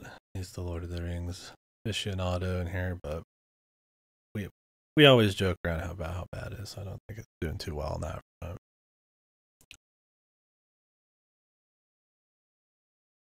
Yeah, well, the Shadow games are fine. Yeah, those are probably the better ones. I haven't played like War in the North or any of the movie games, so I can't speak on those or any of the RTSs. But Shadow of Mordor is fine. Shadow of War's fanfic story gets so overly indulgent and goofy that it wraps around to being so bad it's good. They're still fun. Much better than Gollum for sure. But man, that fanfic story of Shadow of War gives this game a run for its money. At least this shit tries to be kinda ish lore and line, dude. Like Shadow of War is an absolute fucking like complete fanfic story. It is crazy that the WB even cleared that shit. The story's using with the gameplay is so clunky. Is War in the North the turn-based one, the like JRPG-esque kind of one, or am I thinking of something else? I think most people feel strong about like the Two Towers game and all that. That might just be because that is an action one. Which one is Third Age? Third Age. I need to play that too. I guess I've played some of the Battlefront type of games. Lord of the Rings. I love Lord of the Rings. One of my favorite movies. Read books. Hobbit's cool. It's good. Yeah, I need to try that. I guess we were talking about it. I forgot the name though. Yeah, we'll see. I'll get to it eventually. I'd like to play the Lord of the Rings games, but that's gonna have to be one of those that there's no VOD of. Once again, there's like movie cutscenes in there. That's fine. I just don't have a VOD. I just record it offline. We play it. So, anyways, yeah, Gollum, not good. Wouldn't recommend it. It's not an interesting story. The VA works fine. It's hard to beat out. How about it, Hugo Weaving? That's Elrond. What's his name? He's done games before. Why can't I remember his name? Who's the guy that played Gollum in the movies? Anyways, hard to beat him. So, but really the VA works not too bad. I mean, for something that everybody's calling one of the worst games ever, it's like really the VA works not too bad. I mean, it looks like shit all the time, but there's a few moments where it shines here and there. It's just got the worst idea for gameplay. It's just a game that it's like your cinematic platform. It's just all AAA auto platforming, like you see in like a Star Wars or like an Uncharted or something, but just like way more janky, way more boring, with no interesting set pieces or anything going on in the background, and that's all there is in the game. The stealth and like melee kills are a joke.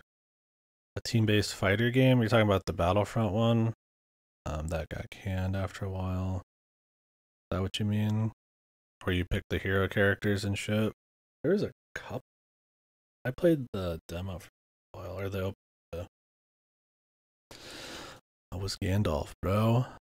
Let me see. Battlefront, Lord of the Rings, Conquest. That's what it says here. 2009. Yeah.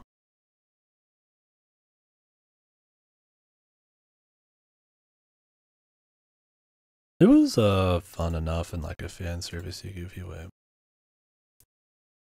Well, anyways, yeah, Lord of the Rings Golem, not very good. Unsurprising. If you've heard any hubbub about shitty games this year, this one is like the most popular shitty game this year. There's been a lot of dog shit this year, but also a lot of good stuff. We've had some high profile ones that kind of made some waves. I guess the big story with Gollum is by Daedalic. they're mostly known for Deponia and their point and click series. I feel like that's probably part of the reason this was fucked. This was, I think, one of their first like 3D titles. This was full price. They also had day one DLC. The Elvish language being spoken in the game was DLC. Gollum emotes, where he would just like smack flies when he's sitting still, as DLC. Lore pages, DLC. So it's a full price game with like another 10, 15, maybe it was 20, I don't remember, dollars in DLC. And it was like that shit. And the game was just not working for the most part. That was the part that you can't really give it any credit for. That stuff's bad. This year's been really bad for shitty PC ports. Even your big budget stuff like Jedi Survivor, it was a fucking atrocious, still broken port. So kind of scummy there. They had another game they were planning on making in the Lord of the Rings series, but the studio's development team shut down after this. So they just publish now, and I don't even know if they do that. That is a studio killer. Yeah. Probably shouldn't have released it how it was. I get it. It probably wasn't their wheelhouse. But when you see the full price of it, you know, pretending it's AAA, it's got like 4K, it's got like ray tracing, but it looks like it's fucking smeared shit, you know? And then you put DLC and stuff on it. It's like, all right, well, it's hard to feel too bad. Yeah, probably not like the worst thing ever. I think that's just because most people don't really play a lot of bad games, which is good on them. But it's still pretty fucking bad. I'm definitely not saying it's good, but let me tell you, this is the worst game ever made. They should play more dog shit. Anyways, I'm gonna go get my lasagna.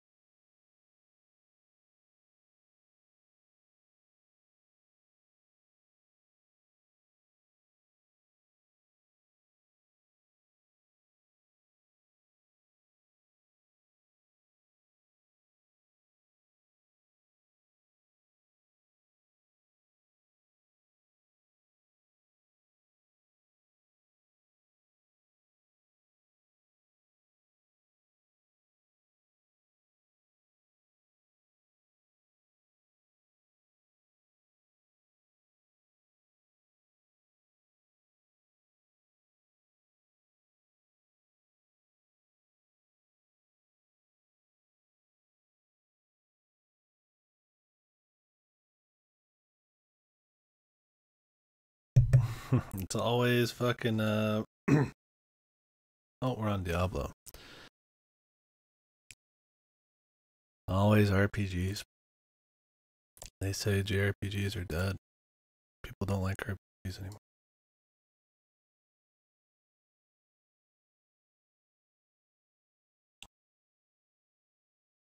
Not the only recommendations I get are RPGs. I'll be looking forward to them. I'm gonna eat this as we go. Well, not as we go. I'm just gonna eat it. We'll take a little break. Take me like 5 minutes.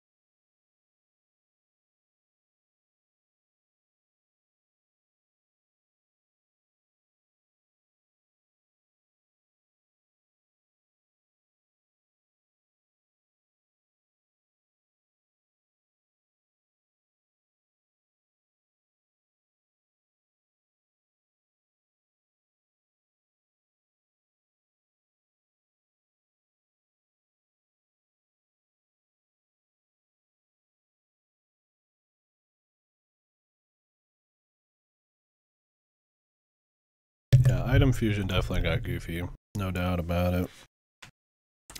It was neat enough. There's some fun stuff you could do, but I feel like a lot of the time being creative didn't really pay off enough. That goes for the cars too, the vehicles. I just don't think there's enough situations, while it's a cool system, that you really make use of like building different shit. It's like a powerful system, but it's just surface level enough where you can never make anything truly like creative, and too many of the challenges just require you to create very basic just travel vehicles instead of like combat or vehicles that only can travel in certain places. They try with the boats, and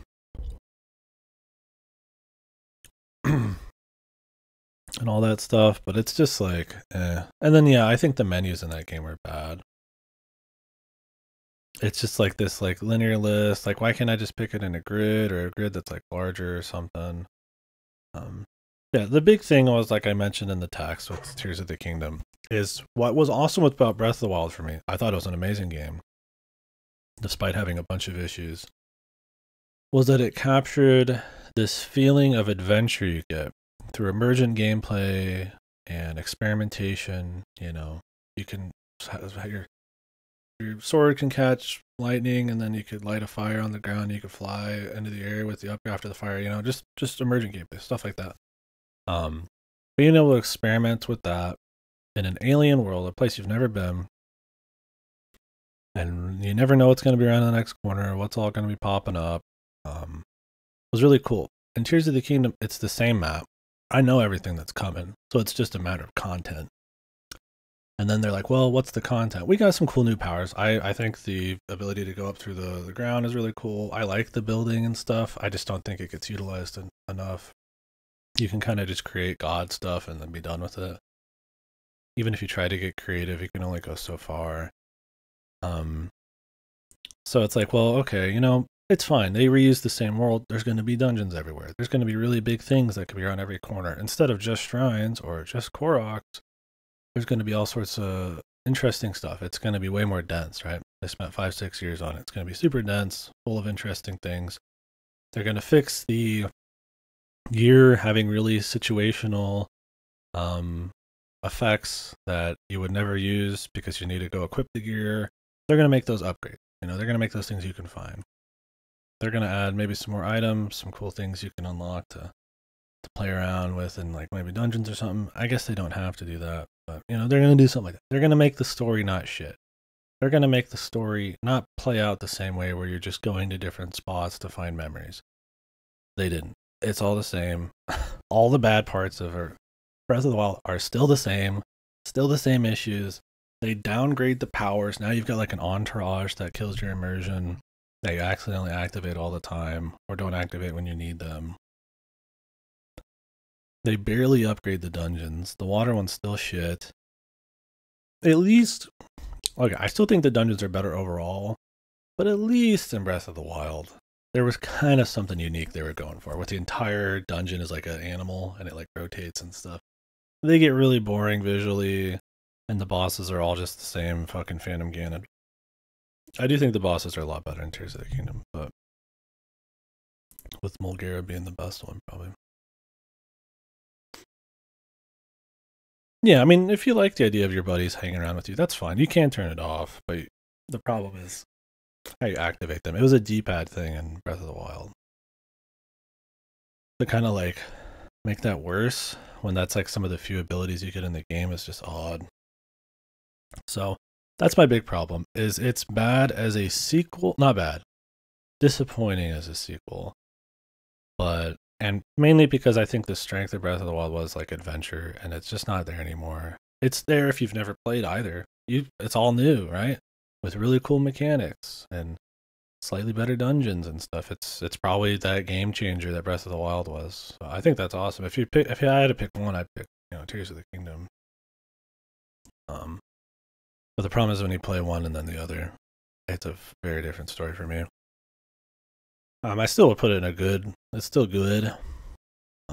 Absolutely. And if somebody thinks it's like their game of the year, you know, I respect it. Especially if they haven't played. But I think for something that took as long as it did, that reuses the map, what they add into it, just caves and stuff, which are fun, but like pretty samey. Sky Islands, which are all very samey. The underground, which is a fun little escapade to do here and there, but it's mostly just travel. I mean, there's not anything super crazy down there, but it's cool. But as like side things, right? Like, give me some density, give me some real shit to find. Just getting all the shrines, like the shrines are well made, but like, give me something that surprises me. The only time I ever felt any sense of wonder or adventure was when I accidentally stumbled upon the start to the Spirit Temple out of order when I was walking through the clouds. That's it, man. I got that all the time in Breath of the Wild because it was all new. And you could just climb anything, but like, I've said it before, it's like exploring your backyard. You're not going to get a sense of wonder or adventure. You're used to your fucking backyard. I don't have a yard, but you get it. It's the same kind of thing. I think that's such an important thing, and it's weird that they like lost that. There are new areas, you do get some of that feel, but it's just kind of this one on that front. Yeah, even if the rewards were just good, right? Like, instead of having a 3-piece set of clothing that makes it so when I fucking skydive I don't take damage from a fall, just make it an upgrade. Who the fuck is putting that on every time they fucking skydive, dude? That's so boring. I have to go into the menu. Tears of the Kingdom is way more of a menu simulator too. You are always in that fucking menu, sliding through shit, through gear, through crafting, through fusing, through fucking everything. It's just like, all right, yeah, maybe better than a linear fucking, 96 fucking long. Because if you ever want to check anything you don't usually use, you gotta scroll through the whole fucking thing. I think, like I said, that's why it was so exciting to get ready for Tears of the Kingdom. I was like, wow, Breath of the Wild was so good, but had so many issues. This is going to be great. They're going to fix the gear. They're going to add more actual interesting stuff. They're reusing the map, so it's going to be all about density. That's going to have a cool atmosphere story again. It doesn't, man. It just doesn't. I think it's still a good game, but in a bubble. The thing is, like, both of these games are like 100-hour long exploration games, Plus, if you're seeing almost everything, right? It's not like Ocarina of Time where I could play it and like get everything done in like sub 20 hours. I could just play another one of those, right? I could just go do another one if they mix it up. 100 hours. Yeah, I need a bit bigger of a mix up the next time I play the fucking like the next game. I can't have it be almost the same. I mean, Majora's Mask was less samey than Ocarina of Time was compared to Tears of the Kingdom, and that was just an issue I had. I don't know. I think it's good. I am putting it on best, probably. It depends. Like I said, if you've not played the first one, I could see putting it as a best, but for me, no. I just don't. I hope they fucking can this formula at this point. They're not gonna touch it. I think the new powers they put in are cool, but like that's it, man. That's all they've. That's really the big thing they did. Even then, it's not utilized enough. So many Sky Islands are just making the little plane. Being on the ground, it's like you have your horse. It's more fun to have a ride, but I mean, once you make one ride, unless something needs you to do something else, or you just want to do it for the creative side of it, like there's no point making. They do have you make boats, like I said, occasionally, but it's pretty rare. The boss fights with Iga, you have to actually kind of do a little bit of. He fights you with like actual vehicles there, so that was kind of cool. But I don't know. It feels a little underutilized for how much it needed to be better than it was. Like I said, I still find the dungeons to not be that good either. Fire Temple, you just break. Water Temple's just 4 shrines strapped together. I think the lightning one is probably the closest to like a kind of cool dungeon, but even that's just kind of. I don't know. There's a lot more to dig into, but I'm trying to keep order than usual. I'm in the minority on it, probably. And I don't think it's wrong to like it or anything. I think it's totally fine. even if you played the original. So. But, yeah. Anywho, I really hope for the next Zelda they don't do the same formula. We'll see. We will see. Oh man, Armored Core. It's gonna be hard talking about these. So many of these are just the same thing. Good series, but well, decent series. The great sixth. How is it getting the fucking Starfield treatment? I feel like there's some real stuff there. Yeah. I mean, if you're not the kind of person to really get caught up in that adventure feel and you're more interested in just the content, which is fine. We have some people in here who said as much. Then I get it on that front, but I feel like, yeah, I mean, you think about it a little bit. I mean, if you've played a lot of the first one, like, I don't think it's like crazy rocket science to be kind of like bummed out a bit on it. I don't know. Maybe it'll be like a Skyward Sword where it's got like everybody thinks it's the best thing ever, and then like a year later, everybody's like, top shelf Zaza. I was laughing so much watching that. The fucking Dracula, man. I think any Soden Dracula edit is always. I don't think I've ever gotten a kick out of. I mean, I'm sure there's some bad.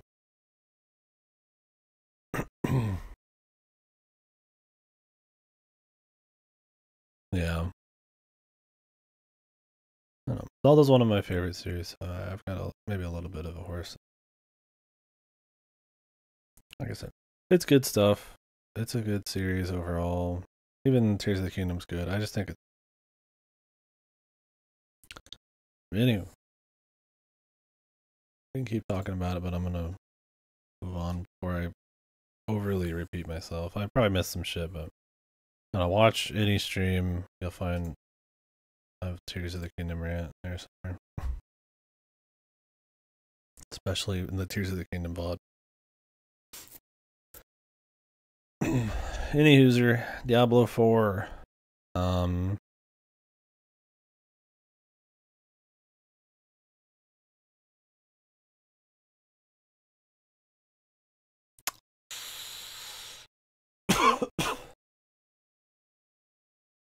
I wouldn't say bad.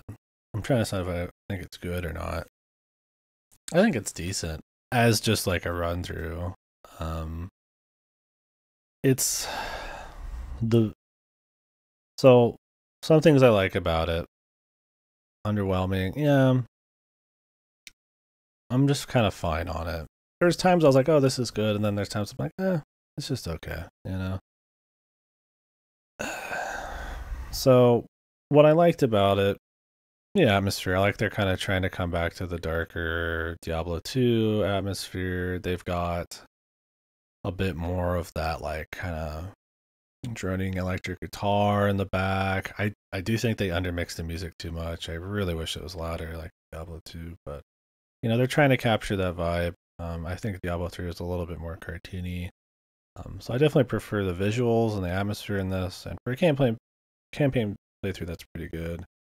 Stuff like voice acting and stuff really sells a lot of what's happening. You know, great visuals and effects and everything. The destruction and the gore and all that's good. Big loud sound effects. On the production value side of things, I like it. I like the atmosphere and all that, the direction and the technical stuff. The gameplay and story, I guess we get to gameplay last. It's kind of the most important thing in Diablo. Story's like, it's an interesting enough little kind of like thriller romp through the Diablo world. There's some big things that happen, and like I said, I think the voice actors really, especially on the older guy, really sell it. Problem is, it kind of leaves off for more. It's kind of doing the live service thing. I mean, it is doing the live service thing, the expansion thing, so it leaves a little bit of a taste in your mouth, but it's a fun enough little campaign. I couldn't tell you every beat of the story. It's not that interesting, but it's followable enough. I like how they handle side stuff to a certain extent. That you have all of this stuff to do, and it like changes the world a little bit, and it carries between all your characters. I think this kind of like meta progression for side stuff and just having a lot of it and collectibles and stuff is cool. That kind of keep people's interest in the long term. The problem I think is when you get into gameplay, except for the company funding games full over expensive. Yeah, so that is a problem. It has a lot of microtransactions. It's cosmetics, but I don't like cosmetic microtransactions either.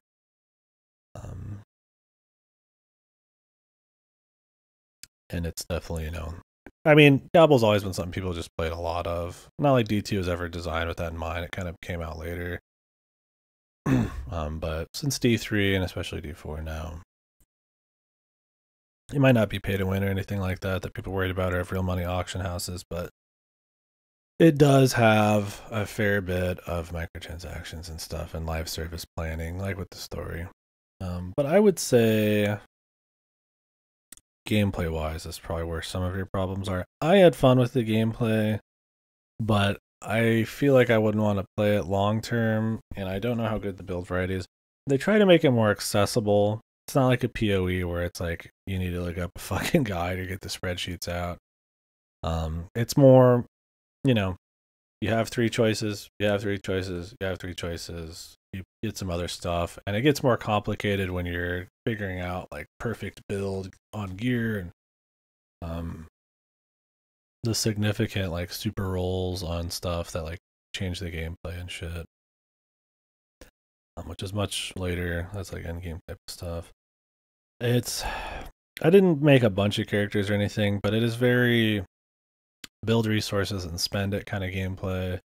There's a bit of like dodging around maybe, but it's not like D3 where there's a lot of like skill shots and dodging and stuff. It's a lot more about kind of just going in, spending your stuff, building it, and kind of just letting the enemies kind of go. It's funny, people shit on D3 a lot, but then you see a lot of people kind of wanting some of the more active gameplay back from D3. Maybe some of the classes are like that. It's more D2 in that aspect where it is kind of just more simple, like some light positioning, watching your healing, making sure your build works out, being able to tank shit. I played a fucking werebear, so it was like super that way for me. I literally just pressed one button the whole game. I would just walk up, I'd slam them, and then I'd slam them again, and then I would slam them probably a few more times, and then I'd probably slam them again. And that was kind of it. How I timed the move, when I do it, and then the back end was kind of where it was all more interesting. But I had fun with it just for like a 30-hour run through. But I didn't come away like, wow, that really got me. That was really crazy. I think the atmosphere helped a lot, the voice work and stuff, the tone. Although I didn't like some of the characters. The chick that they're really obsessed with, who runs off with that guy, so I didn't like much. I think it's a step in a direction that I prefer, but it's still kind of just underwhelming. Like I said, I like kind of what they did with some of the meta progression and stuff, but I think kind of marrying those more active systems with the passive systems, not just having a resource spending. Biggest thing probably is the end game. There's a lot to do. A lot of going back into dungeons, filling out your maps, kind of grinding up, what's it, glyphs? I don't remember the name. More increasingly difficult modifiers to get better gear and stuff like that.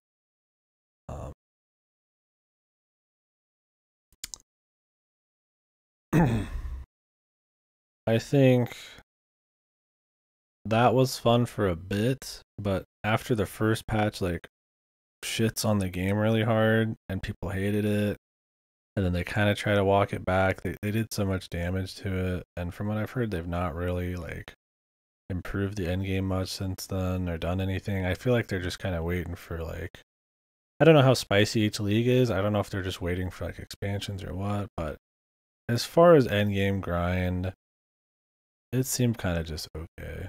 Right? It didn't change my mind on me not really wanting to play one singular game for 10 zillion hours. But I don't know. It was alright. I guess that's my whole take on it. Liked the atmosphere better. Not as much as D2.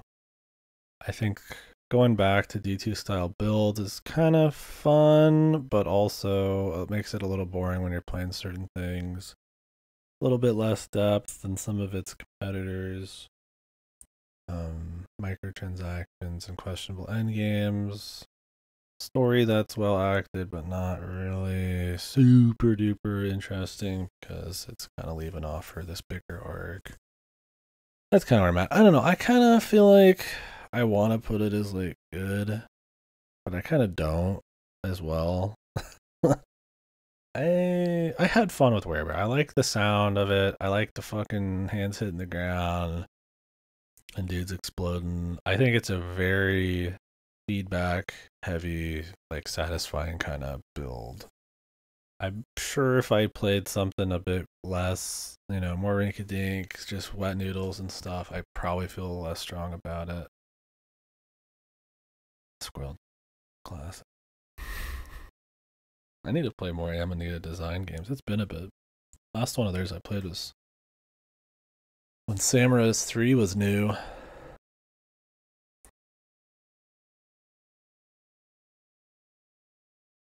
Samurai's 1's like a flash game. We were joking about hating flash games.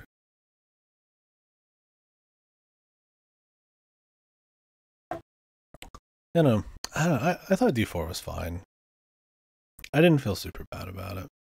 I'm not the target audience when it comes to live service, and it didn't blow my mind, but it's okay. I don't know. I'm trying to decide if I want to put it on good. It's not a best game. It's just like, yeah, it's good. It's fine. Maybe I'm just at fine. It's on the upper end. I don't want to be like too hard on everything. I also just played one build, right? I think that's a big thing to think about. I didn't test like 1,000 because it was already like 34 per game. And I just finished like 120 hours of Tears of the Kingdom.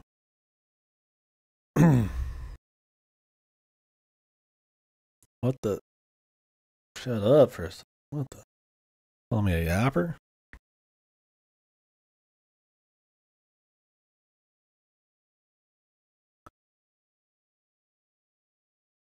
I'm waiting. Sure, Nagasi's getting a manga. Is it original? Like something new? Can Hyoga be any more of a fucking crazy man? Dude makes 1VN and just fucking goes buck wild, man. What a god. Out here fucking voice acting it, fixing it, retranslating it. It's a shitty translation still. New CGs and stuff, sequels, manga adaptations, and it's like $10. What a machine, dude. That's a great example of, you guys have never heard of this. Return to Shirin Nagasu Island at the VN. It's kind of like a mystery horror VN. Yeah, when's the anime, dude? It's shit. It's really funny bad, but it's like really endearing. And the creator's an absolute fucking unit, dude. It's a game I respect a lot. I respect the creator a lot, but I think the game shit.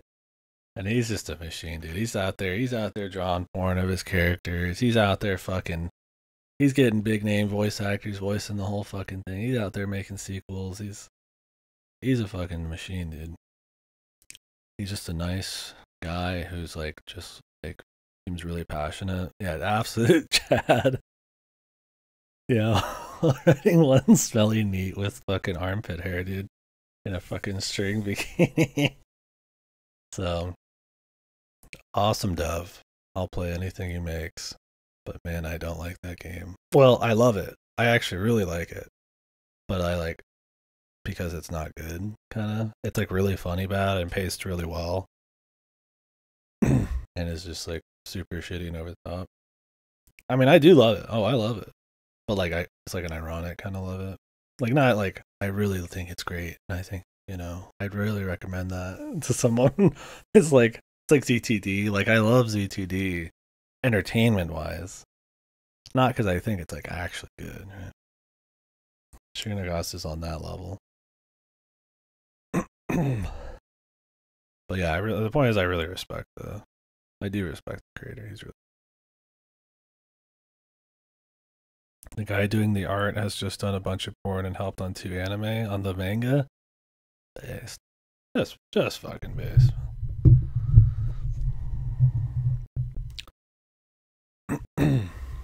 He just fucking is going. It's porno VAs. Fucking Yoko, man. He's like, I want to make a manga adaptation for my fucking skeleton, fucking waifu game. I need the best porn artists, dude. For my Resident Evil mystery VN. Give me the best porn artist, dude. I want it to be like Raida or something. Just Raida drawing these like hairy, stinky twig girls. Yoga's awesome, man. What a god, dude. When is Return to Shinigami 2 this year? Fuck no. I need the sequel. He does twigs. But it'd be funny seeing him like a big name kind of porn guy do it. Is kind of what I mean.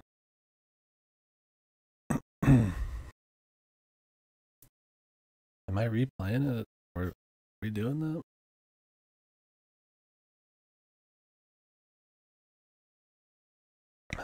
Maybe before the second one. Yeah. Play with the Goto's voice pad. Who couldn't get all the voices in every version because of legal stuff. With the patch you can.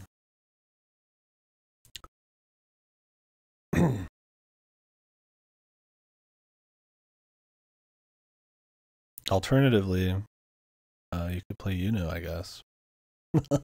Legendary, influential VN Yuno. There's just something I like about the Yuno atmosphere at times. I think it's that PC98 music. We won't get into it. I think it's very flawed. But gotta feel, man. Gotta feel. Okay? I'm also a music person. I like music.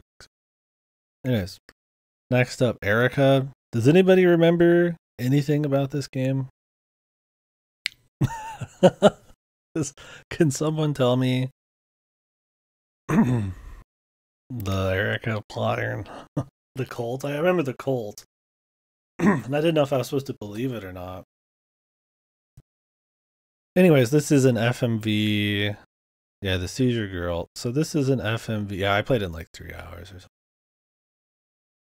Right after, before Street Fighter. So it is a FMV game where you kind of pick your own story kind of deal. It's not really that wild. There's some ending differences. It's kind of about this schizocore girl who ends up at a kind of place for people who have something going on. It's not quite a loony bin, but it's like there's the stuff going on. And she's trying to figure out, like, I don't know, her past and stuff. The cinematography on it isn't too shabby, and some of the surreal kind of feel of it isn't too bad. I think your imagination makes you think it's going to be cooler than it is when that gets going. But it is so...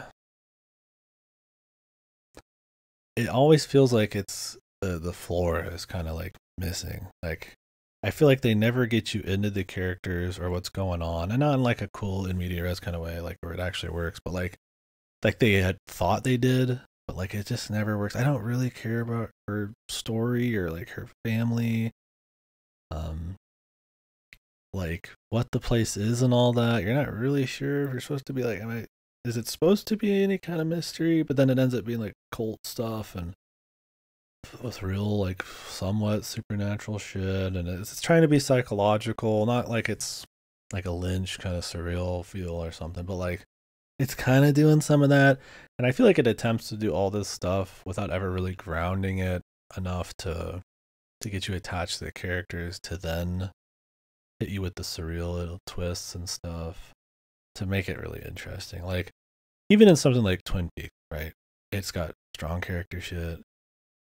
People you know exactly who the characters are. They'll have funny things happen, like sitcom-y type of shit, right? But then like there's weird shit and like that contrast and like all of his stuff is like important. I feel like you just go all buck wild on the surreal shit, and this isn't even that surreal. You just think it's kind of it's kind of just psychological.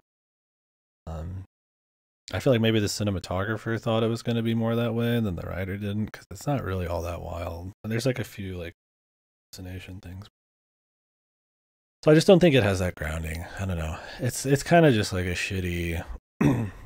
I wouldn't say like a Tubi budget movie or something, right? But like it's kind of like got that vibe to it. I think there's just too many fundamentals on it. In terms of gameplay, I mean the choice stuff, I barely remember. We went through it a little bit extra, but I think it mostly just changes the very end. I guess there's acting. The acting was like, I mean, she just had to act odd. It was okay. The others were just kind of there. I mean, it's nothing like crazy. You weren't like, wow, these performances are they really improve it. You're just like, okay. Well, they're not like jarringly bad, so. I don't know. It's not funny FMV, but it's not quite good enough to just be actually good FMV. I barely remember the details. I just remember those big beats, problems I had. I think I talked about the foundation not being there when we played through it. I didn't get that. So, I don't know. I wouldn't say worst. Well, it's not good. I would. It's kind of like not just straight up bad. It's just kind of like, it's kind of shit. I don't know if I'd put worst. I don't know. For anybody who remembers it, what would you say? Is this a worst game? I don't think it's like fucked. Like I said, I think it has enough cool moments. It's just kind of, yeah, it's just okay. Yeah, that's probably what I need. I think that. Anyways, final fight. This game fucked, man. I liked this game. This is a beat 'em up with Mike Haggar. A single thing recorded in my brain. Like a sieve. As it should be. Erica's just not good enough. And if you were there for it, even better, man. Yeah, so final fight is just fun, beat 'em up. It's fucking big muscly motherfuckers. Mike Haggar's fucking daughter he's the mayor of like fucking Earth or some shit, or of the city. His daughter gets stolen, so the boyfriend, some guy, and Mike Haggar just go beat the shit out of everybody. And are super testosterone maxed, and you just go fuck people up across the whole city full of crime, and you essentially just eliminate crime yourself, and you're the mayor, and it's just cool, man. It's pretty fun. The characters all play pretty different. Haggar's more of like a grappler. That's who I played, so it's cool just picking dudes up and flipping them and spinning around. And it's not really a very in-depth, robust like fighting game or beat 'em up. It's pretty basic, stiff, but it's got a lot of spirit. I guess it's a lot of charm. Like I said, the super testosterone, just funniness of it being the mayor killing like all of these random criminals, getting his daughter back. It's just fun. It's fun for the whole fucking ride. It's like hours or something. Maybe 3, maybe less. It was something in there. I had fun just fucking people up. I need to play more Final Fight games. I played this in Street Fighter 6. whole thing. So you're gonna see that a lot and coming up here. I went through a fair bit of games in there. If I didn't play enough of it or finish them, I didn't write them down. I tried most of them. Final Fight Act was good. You can see a lot of the origins of some of the characters too. Like, what was his name? Hugo? What was his name? The guy who kind of had the afro. He's supposed to look like Andre the Giant. He's in Street Fighter, but you know that guy's. You can see him. He's one of the goons in Final Fight. Poison. She's just one of the chicks you just fight. Generic chicks with the police hats on. It's cool kind of seeing some of those origins. Street Fighter 6's story mode, the city starts out in Hager's towns. It's cool.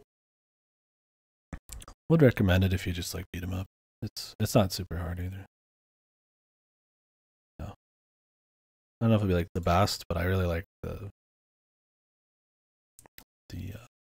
because I don't think the gameplay's like super great these days. There's really well put together beat 'em up these days.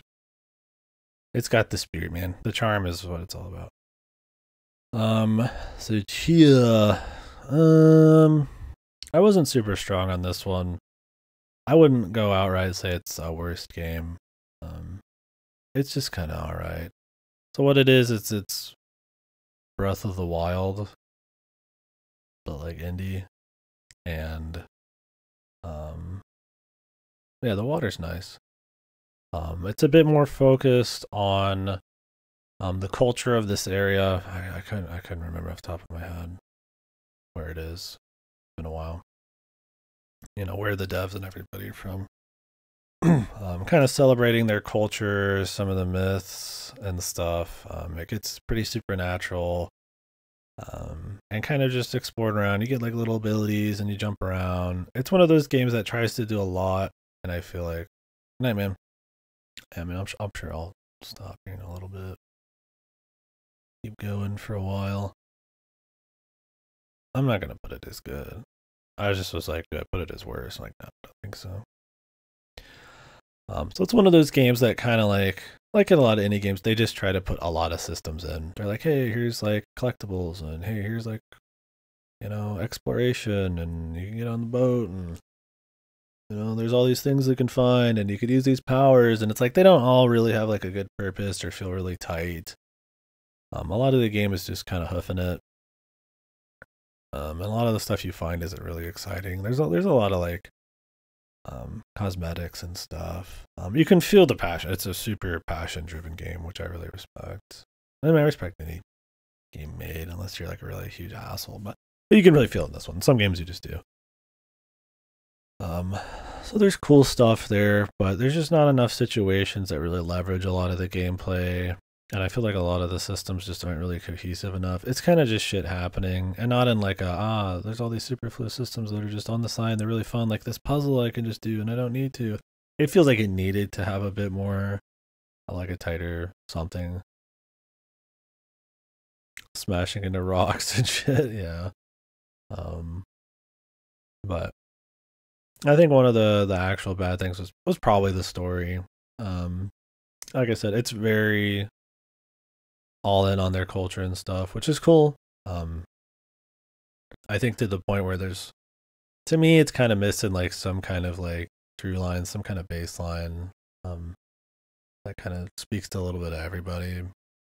It's very much kind of showing off the food and some of the practices and the music. It gets almost indulgent, like overly indulgent with it. Like you will go on some very long music binges and stuff, and it gets very mystical and supernatural, and it kind of gets over the top, and it ends up just kind of being like, you know, I'm not really as into this anymore, because I don't think they build it up very well, and it kind of just is thrown around. But it's very goofy. It's hard to really take it seriously, despite them wanting you to take it seriously and melodramatically. The big, I think, underpinning that kind of would speak to everyone is more of like the father-daughter thing, but I don't think the character writing's like strong enough there. So there's a fair bit of story.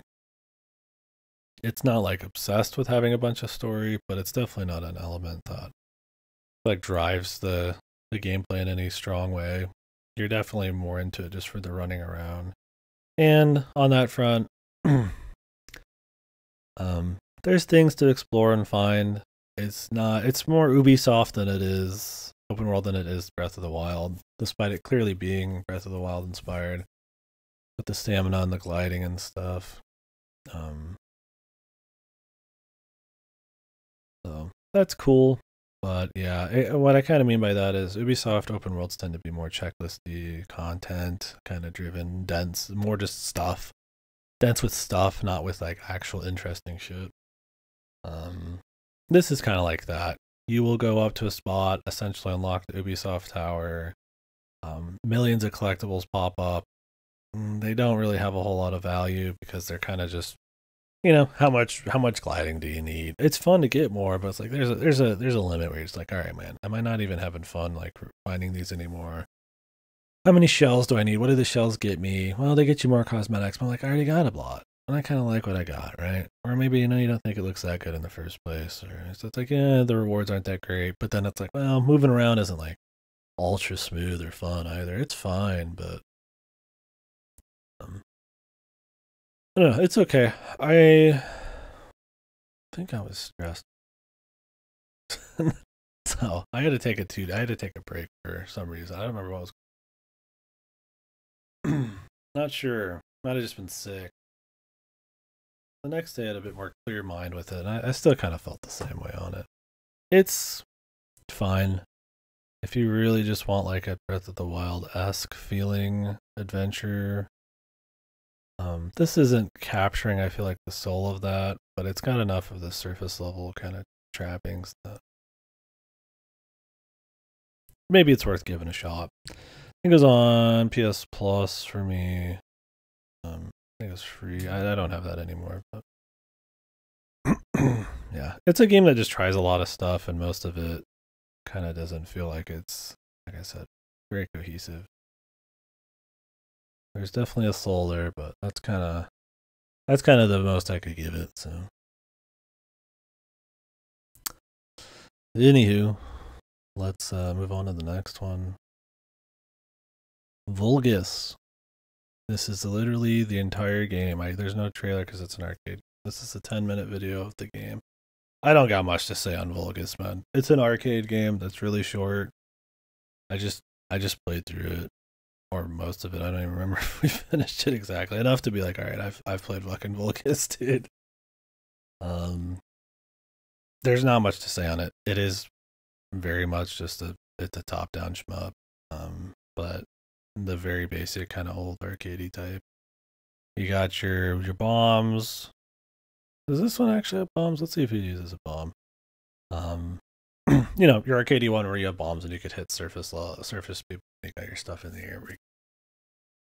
Just a very rudimentary. There's not much to say. Art's not very interesting. It's not that fast or that good feeling. There's no extra mechanic. It's just whatever. I mean, it'd be hard to call it like worse because it is just so retro. I feel like it'd be kind of like poking fun at it for no reason. There was much better maps like this probably at the time. When did this come out exactly? This is what I played when I was playing Street Fighter 6. Vulgus release date. This is 1984.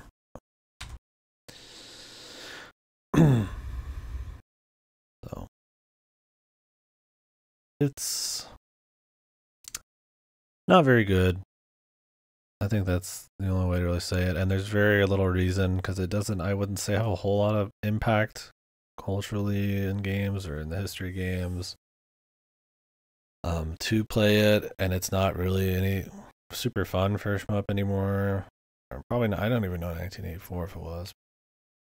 I mean, you could probably go worse. I'm sure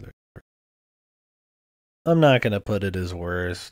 It feels like, some dude who's born in 1980 and played this when he was 4 is gonna shit. He's gonna roll over in his recliner or something. I don't know. Maybe that's a cop out. It's just not a game you have a lot of strong opinions on, right? It's like when I was trying to do what was that VN? Um,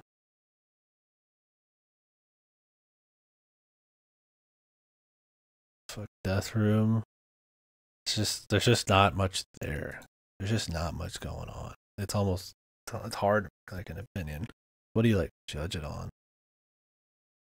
I'd have to play a lot of like 1980s shmups, really dig into it. I've played a few shmups this year, but they all shit on this. I mean, if this came out this year, I'd call it one of the worst games.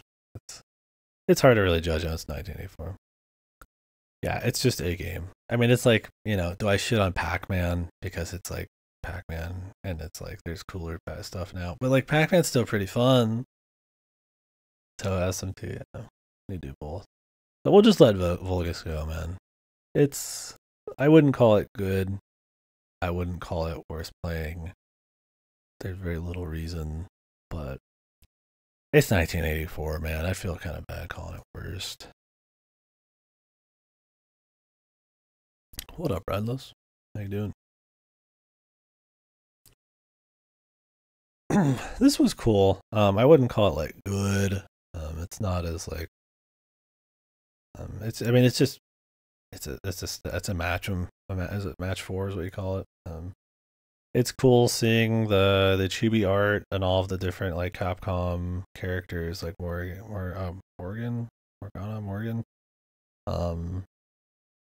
kind of in this like over the top style. But it's just a match 4. There's not really much unique stuff going on there. It looks pretty clean. It's just more cute who's in it.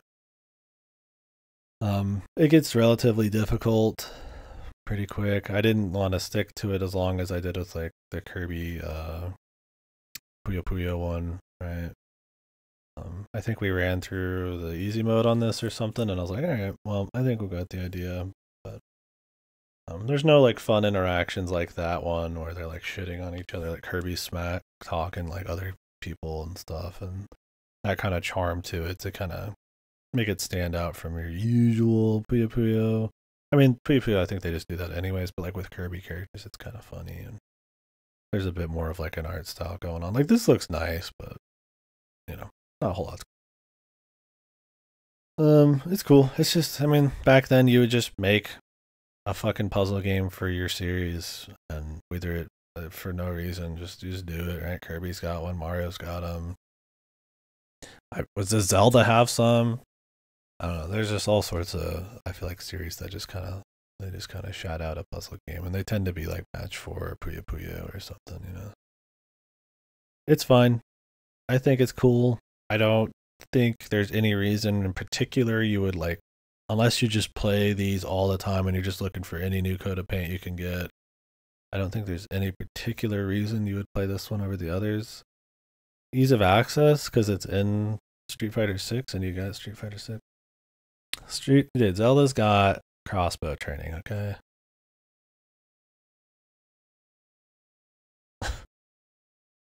That's all it needs.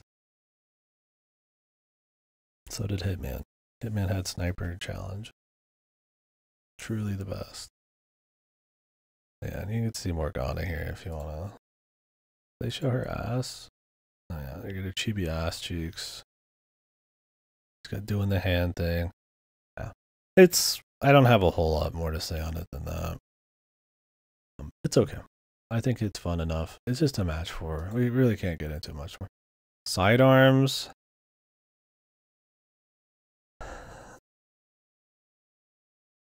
Senile at 50. Yeah. Yeah. Yeah, probably.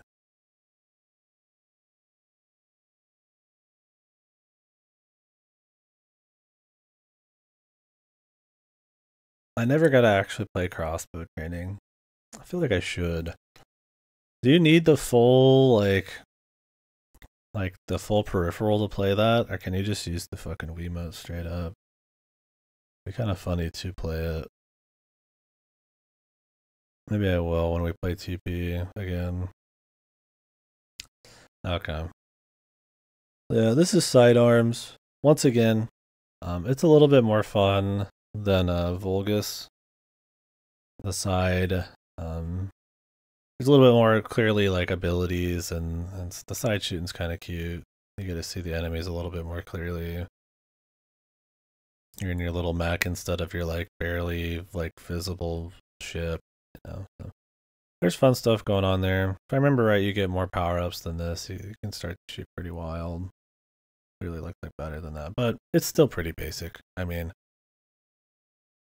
for nowadays standards, there's so many crazy shmups that you can play that it's kind of hard to be like, oh, yeah, this is it.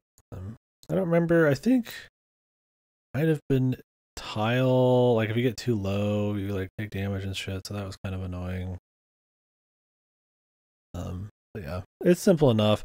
My biggest problem with this game is once things start getting wild, they don't stop. It's one of those that I feel like it just kind of keeps adding some dudes to the screen, and so once it gets overboard with those types, and I might be thinking of a different game, but I'm pretty sure it was this one. It becomes a shit show, and every time you respawn, well, they're all still there, so it's really hard to get back from. So if you start losing out on abilities, you're kind of just fucked. So it's a snowball kind of game. Literally just plastic. That's what I thought. Yeah. Shit's so fun. I wish I had one. Then it'd be fun. Well, I wonder if I do have one. I'd have to check my. We wouldn't buy many peripherals. Like you never.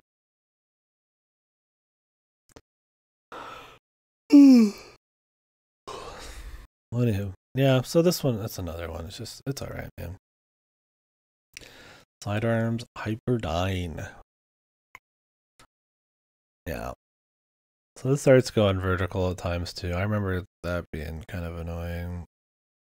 Well, like I said, it kind of is just a game where once too many enemies start popping up on the screen, it just doesn't stop. They don't really like leave per se. Sometimes they do. They stick around. We'll move on. I wouldn't say it's just bad, but I'm not gonna keep it on there. Sun. Did I forget to add something? Or was that? That might have been way later.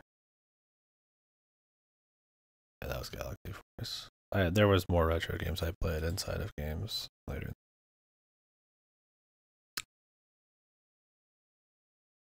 Yeah, Gradius is cool. I mean, these aren't like shit or anything. I mean, well, it's hard to really judge. And they're very simple. I don't think. I mean, I'd rather play Mario or Donkey Kong or something than like probably this. For when it came out, still. I mean, that's the whole game, man. Sun is just jumping up and down on different platforms, shooting dudes. I got nothing against an arcade game, retro or otherwise, but there's not a whole lot going on here. Pretty simple mechanic. We played it for a while and you just grab loot, and you just shoot, and I mean that's fucking it, man. Like it's okay. Can't really lay into it or anything. I mean, it's fucking. When the fuck did Sun come out? I sound like I don't like appreciate like a good old game or anything. It's just, I mean, that's just it. It's hard to really sing any praises of that 1984, and it's not great. I don't think anybody probably back then thought it was great, but like it's okay. I mean, it's just a simple. If you just had one little simple different concept, that was enough for your whole game. So better days, I guess, right? So let's keep moving on. I don't know. I could rate these. I mean, on terms of actual enjoyment, I mean, I would say it was not very good. But worst, I feel like that's categorized for something truly like bad. Yeah, there's just not much to say there. So, Ace of Seafood. Yeah, this game sucked. Well, I played this in hopes, that it would be a funny, bad game. It was funny, I'm sure, especially for the people watching. And it was very bad. But it is less funny bad after a while and more just kind of a pain in the ass and more baffling to play. It is a complete piece of sloppy shit that they just cobble together without much purpose, right? Like, it's supposed to be like bad funny, but like there's some bad funny games where you can tell they actually kind of tried. And then there's like this where it's like things just barely work. They look like fucked and the balance is fucked and they're like kind of randomly grindy. So the idea is in this game you pick your fish. You're gonna start between a few different types, or crustaceans or something, and you start in an area of the sea, and then you work your way through different areas of the sea, clearing nodes, and killing other sea creatures and amassing an army and building up your stats and leveling up your sea creatures to fight other fish until you own most of the sea and kind of knock out some of the main objectives, I guess. And then you go to space and fight the space creature. It's a funny premise. It's probably funniest just watching a trailer. That's probably about all you need to see. But it just gets really grindy and the balance is fucked. And a lot of the kinds of fish just kind of suck, and having to start and get different fish and like work your way through their stats kind of like annoying. So you end up not really wanting to like grab every node. You just kind of go to the final one after a bit. It's funny a bit, but playing it is actually kind of a pain in the ass. It's not like super frustrating or irritating. It's not as funny as it looks. I mean, it is. As if this looks funny, that is the whole game, but like, you get a few hours and you're like, all right, man. We got it. So that's kind of Ace of Seafood. It's shit. It's pure ass. But you'll never see anybody probably play that. Maybe, I don't know. I'm sure there's somebody who's played it. It's got clearly something that like stands out. Anyway, Street Fighter 6. It was great.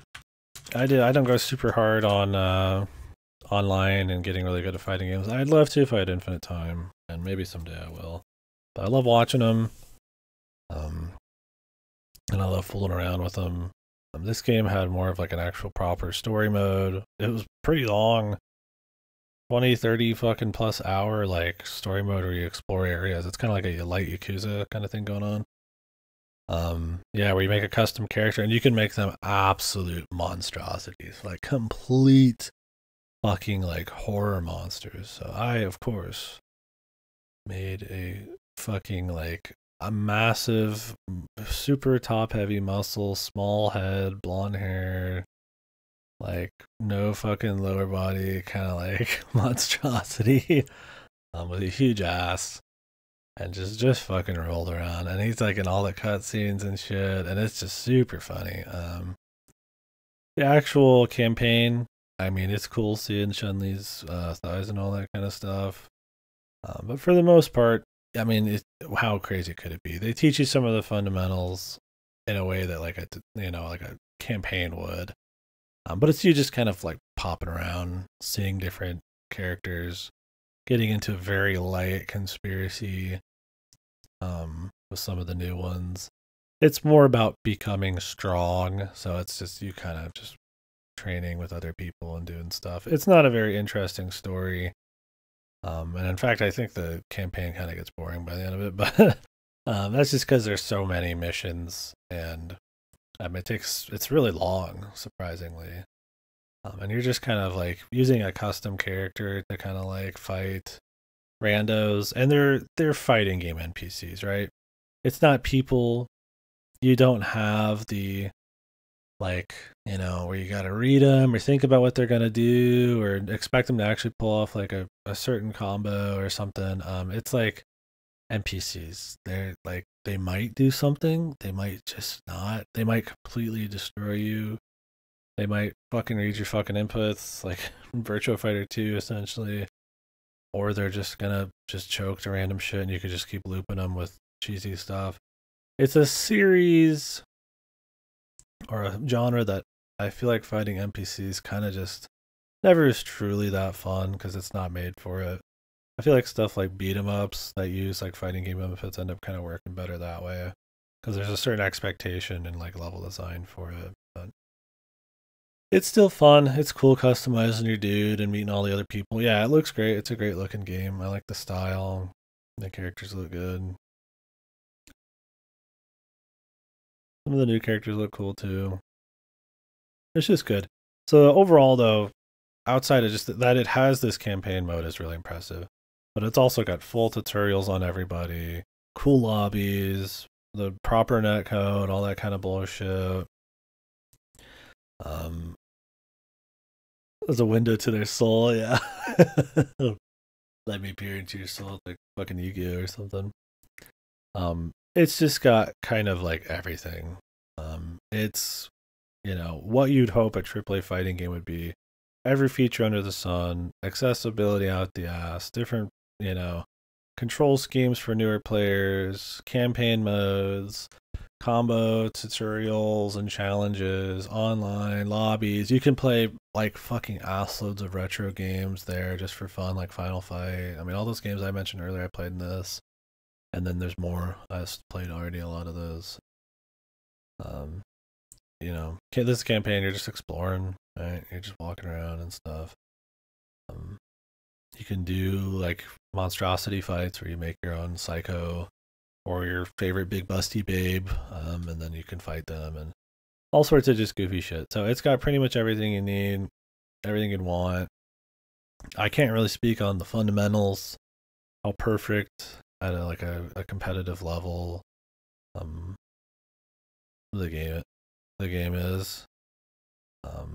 It felt good to me. I enjoyed it, but I'm also not like I ain't in the lab practicing a whole lot. So I think people generally liked it. I don't think it had the reception like 5 did after a while.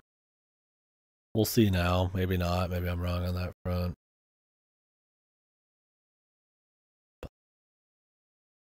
In terms of features, in terms of content, in terms of onboarding, stuff like that, you can't get much better than that.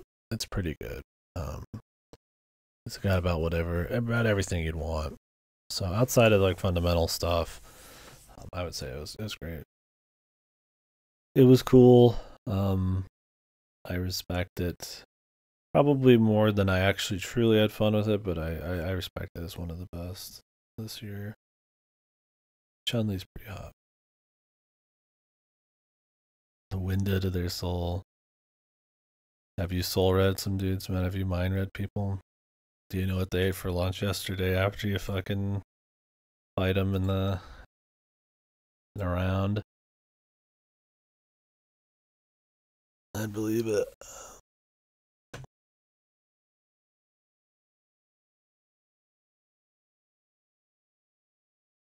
Yeah, that's a cool element.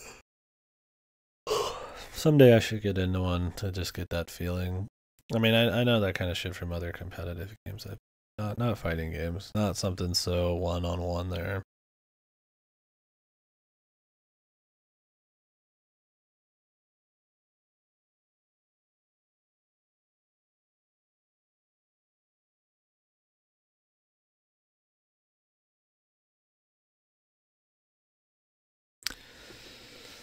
We staring off into the distance. Maybe it's time to break for the day soon. Not quite yet. I could probably take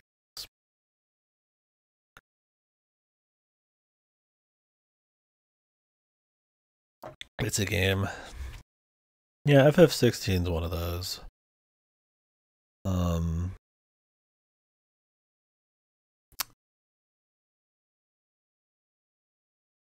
What do you guys think about FF16? Who played? I'm a Final Fantasy guy. I'm a Final Fantasy enjoyer. I like most Final Fantasies. If they're not godly, they're at least entertaining. I think it's a very consistently entertaining series. It's got some low points. We could get into that. But I like the series. It's fun. FF16 was all right. Yeah, I found a lot of issues with it. It has some of the most crazy, over the top, like super insane, ultra awesome set pieces in gaming. But it's also a slog with a messy story that tries to be FF Tactics, Game of Thrones, political intrigue with crazy characters and cursing and sax. And it kind of just turns into a generic JRPG storyline by the end of it. Yeah, FF14. I did watch that fight. It was a cool fight, but yeah, I was like, 14 Ultimate Music. I was like, I don't think Omega had that song originally. I think that was FF14. I think this is a game that really falls apart in the last third. And I think while I love action games, and I love the Devil May Cry combat, which is the same combat director in this, I think it is way too cooldown spammy without enough proper interesting combos or give and take on some of the enemies. It's very easy to kind of iframe dodge everything, which looks cool with the right setups, and I liked using parry stuff to actually kind of have some kind of feedback and reward to playing defensively instead of just spamming cooldowns. But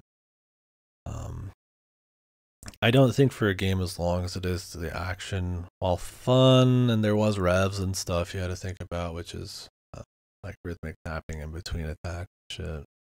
I say revs, that's from Nero and Devil May Cry. It's the same shit. So it's like there's some skill there, but it's kind of just optimizing DPS and spamming cooldowns instead of really like managing the battlefield or reacting to enemies in any particular way, or using like special combo moves to like juggle or like move dudes around or anything like that. It's fun enough action, but it's not super crazy for how long it is, and there's no RPG elements. It's an absolute joke. Anybody says this is an RPG, tell them to fucking stop. It is not a fucking RPG. It is an RPG in the sense that Call of Duty is an RPG because it has level ups in it. It is not. There's very little choice. Yeah, low mid. I would probably say that. I don't know if I have a Final Fantasy tier list. I was gonna wait till I really played almost all of them, but yeah, you have a level. You have a sword that like you can upgrade rarely with one. It's always like you know what's coming because you beat the boss and then you can upgrade your sword. There's no choice in it. It's just raw stats. I think you had a couple accessories maybe that did have a choice. I'm not sure, and like that's it. There's not like choice gameplay like narrative wise really. It is absolutely bare bones, and you're getting micro improvements on your stats from like, only in the very end you get something a little. There's no equipment really. It's just you upgrade your weapon. That's really it. I think maybe there was like 2 accessory slots or maybe a few. Some of those literally make the game easy mode. That's how they kind of put their easy mode in through equipment. Some of it's just small stuff. It's very much not an RPG. There's no skill building. There's no skill trees. There's no materia. There's no gem socketing. There's no anything. It is just an action. And it's an okay action game with that. But it's still 40 hours. Still full of side quests. Or you do get some upgrades and like how many potions and stuff you can hold, I guess. Stuff like that. But the side quests are a very divisive thing. most people would say they're slogs. I would say they tend to be slogs too. There's some interesting stories they tell in some of them. The later side quests, sadly, are actually super important because that's where a lot of the characters actually get their stories finished. Because the main story just fucking shits out. You get some of the more emotional stuff in some of the later side quests. Some of the romance finishes up in it. So problem is most side quests are boring. The game has a lot of side quests. It's going for a slow burn, politically driven story, but it feels like it can never quite get the faction wars and the political intrigue quite right. It starts out strong, really great performances by like the lead actor. What's his name? I have to look it up.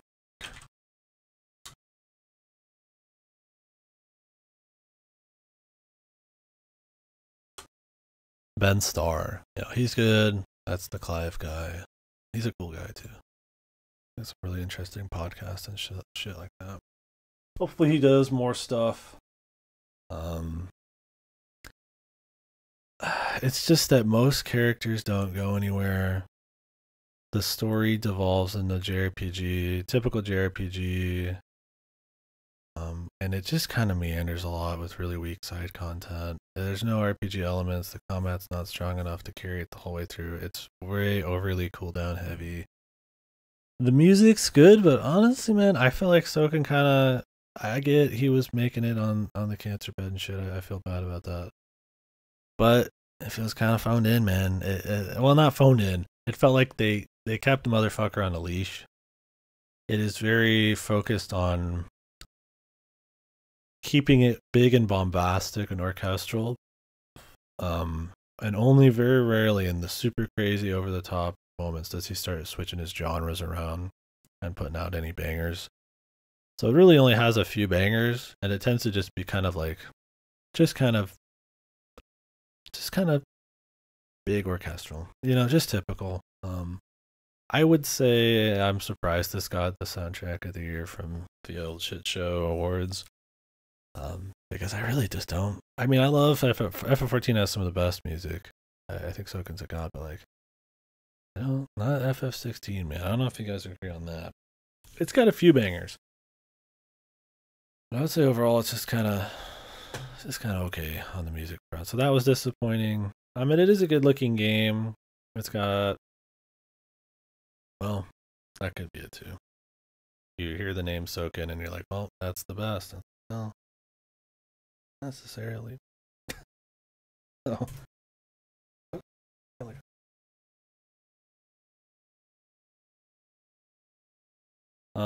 So yeah, I would say, on the visual side of things, I mean, that was really good. Like I said, the set piece is super impressive. I think it's probably worth playing just to see the insane over the top boss fights and stuff. I think they start getting shittier as you go. I really think that like Odin should have actually had like a fight instead of just fighting a dude with him in the background, but I don't know. It was it kind of peaks at Bahamut and then it falls off. I'd say that's like the moment.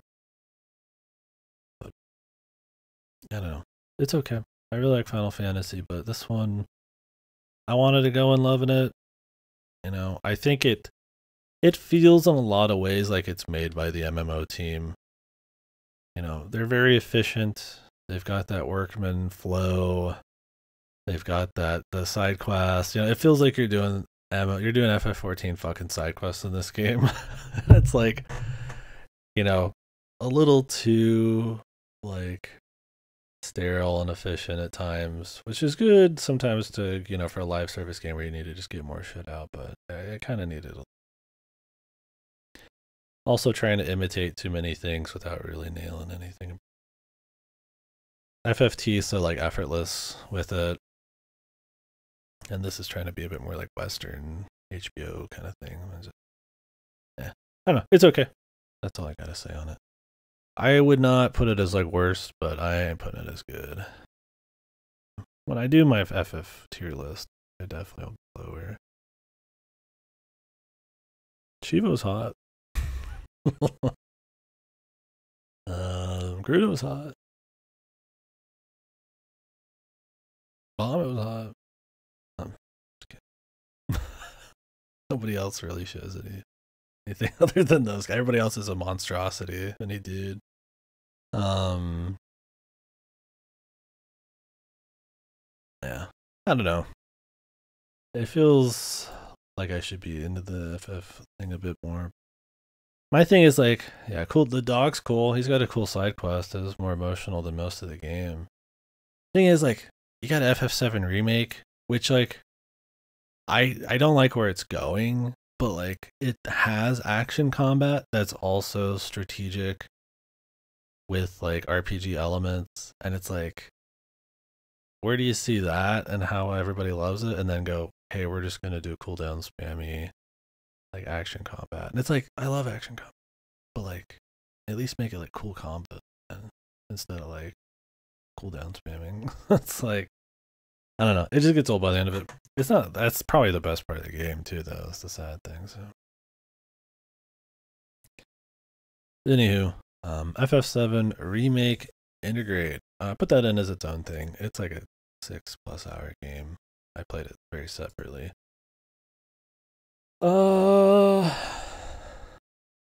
Not getting my hopes up when it comes to where the story's going. This is definitely not helping there. But I still think Rebirth or remake, what is it called? Rebirth should still be a good time. I still feel like I would have preferred these to be more of a pure, not pure remake, but a reimagining that still follows the basic plot and elements. But we're getting in Nomura Nightmare. I love my Nomura Nightmares. I don't like actually love them, but I think they're so. I love the train wreck, like Kingdom Hearts. I super love playing Kingdom Hearts games. They're awesome, but they're actually fun, but like they're also like fucked story wise. And it's like, I feel like that's where we're going with FF7. I feel like the Nomura effect is taking hold with the end of FF7.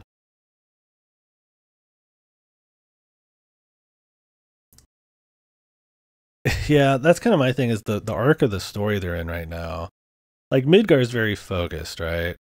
In the original, it's got a pretty clear like, stop and end, and the kind of like the world building and where they're going and who the terrorist people are and all that, and who the Shinra is. Once you get out of that, it's more about seeing the whole world, and it kind of turns more into the JRPG where you just kind of fuck around and you go to places. And that could be fun too, but I wonder with the remake style, when we're going into less of a focused story for a while, if that's going to get a little goofy. The only thing that scares me is in Rebirth, I saw Ubisoft Towers, and I'm kind of afraid. Well, like a lot of afraid, but yeah, so I had that problem in FF7 Remake too.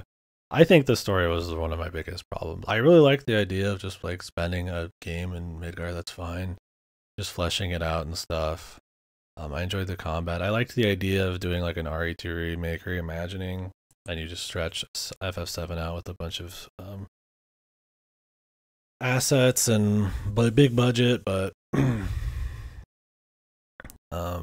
I do think the story is what scares me the most.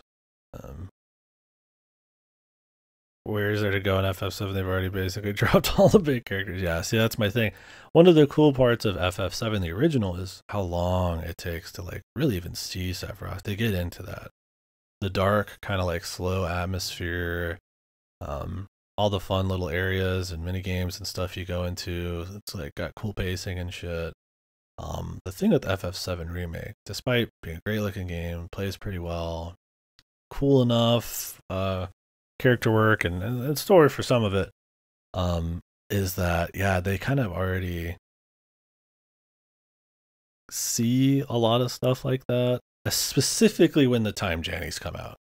So like, I am okay with, I guess, seeing Sephiroth pop up a little bit. They can't help themselves. They can't control themselves. You have to show Sephiroth in the game, right? It's they are compulsed. Somebody will fucking like break their kneecaps if they don't show Sephiroth at one point. But Sephiroth fight at the end where it feels like I'm at the end of like an entire series. The time Jannies, dude. The fucking alternate timelines, that the game's a fucking sequel. I'm like, dude, this is reeking of Nomura bullshit. Where everybody's gonna be alive, everybody's gonna win, it's gonna be happy feely Kingdom Hearts 3. The bad guy's gonna get patted on the back. I'm gonna get patted on the back. Genova's gonna get patted on the back. Everybody's wins, and like it's just gonna be super fan service, masturbatory bullshit.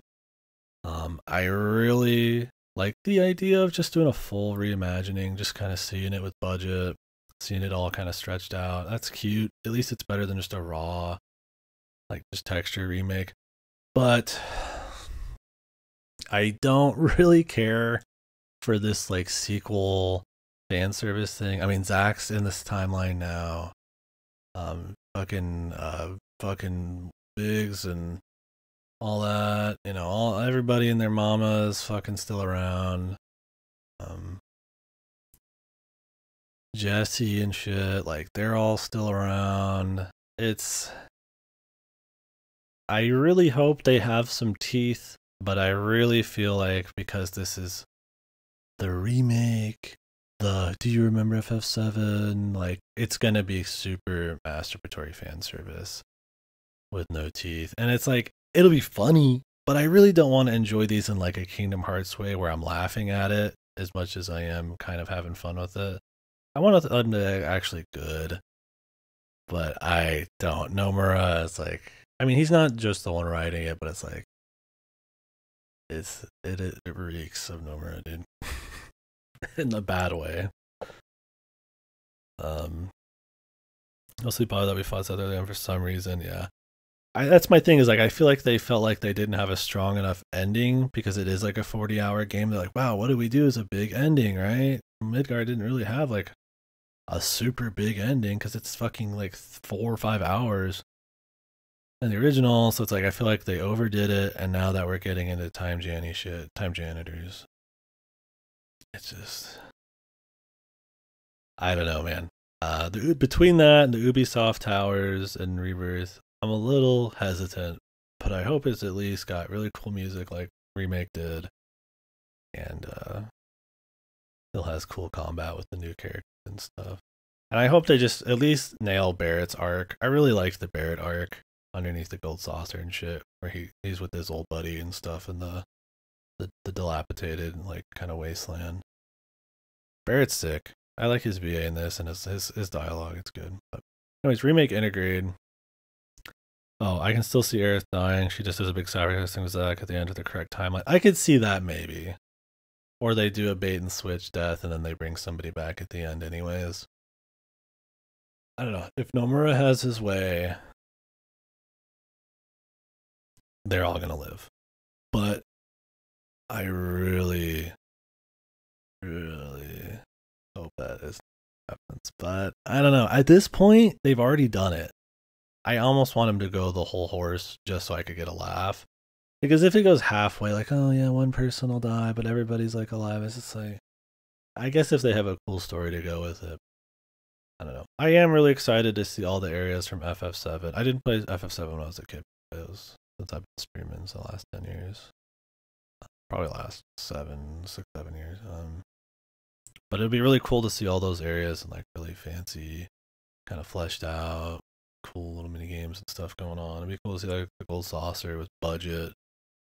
Yeah, it's gonna be tied into Kingdom Hearts, dude. I mean, Kingdom Hearts already, man, it's already canon and so much stuff.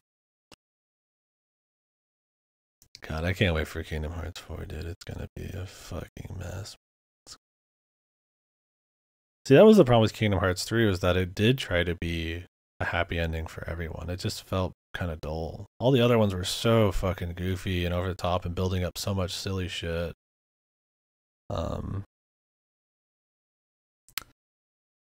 But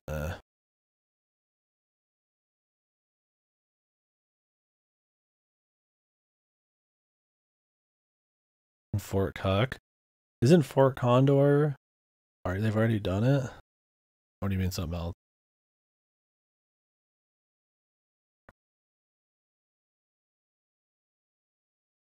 Yeah, it was soulless. Oh, Fortnite for Cook. Okay. I'm surprised it's not yet. I want to see fucking Cloud twerking in a dress and flossing the Buster sword. I want to see Sephiroth flossing with the Muramasa. Or he has the Masamune. What is it? What is this fucking sword called? Yeah, Kingdom Hearts 3 was definitely soulless. I mean, all of the games before 3 were building up to 3, so that kind of, they have that fun, anticipatory kind of nature to them, the anticipation feel. Oh, Scarlet was hot too. We haven't even talked about Integrate, but Scarlet. Jesus. A lot of hot characters in the game. Give me Cloud in the dress, man. But yeah, I don't know. I feel like I'm surprised that it is not in Fortnite already. I mean, they've got like crossovers with Cap. Who knows? They're probably very careful about throwing around Cloud and shit. I mean, he's not even in fucking. None of them are even in FF14 yet. Yep. Bitch in a Mac. Yeah, it's weird it doesn't, but it has plenty of anime. Wonder why. Yeah, how do you not already have like 2B? Maybe she's too like sexual.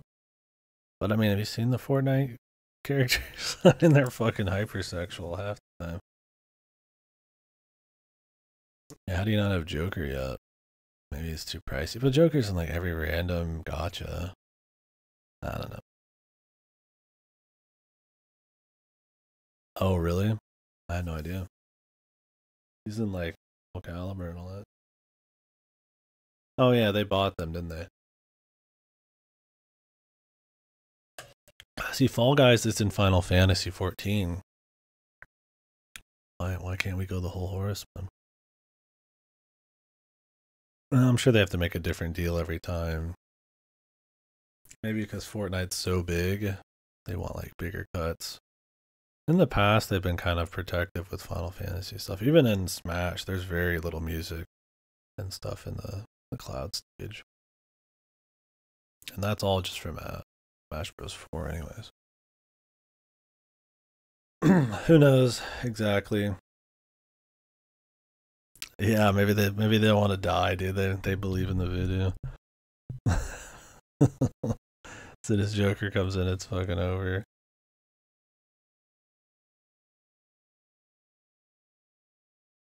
Mandor, the only survivor. Look, man.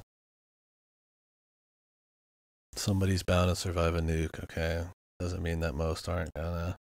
The Joker nuke. But yeah.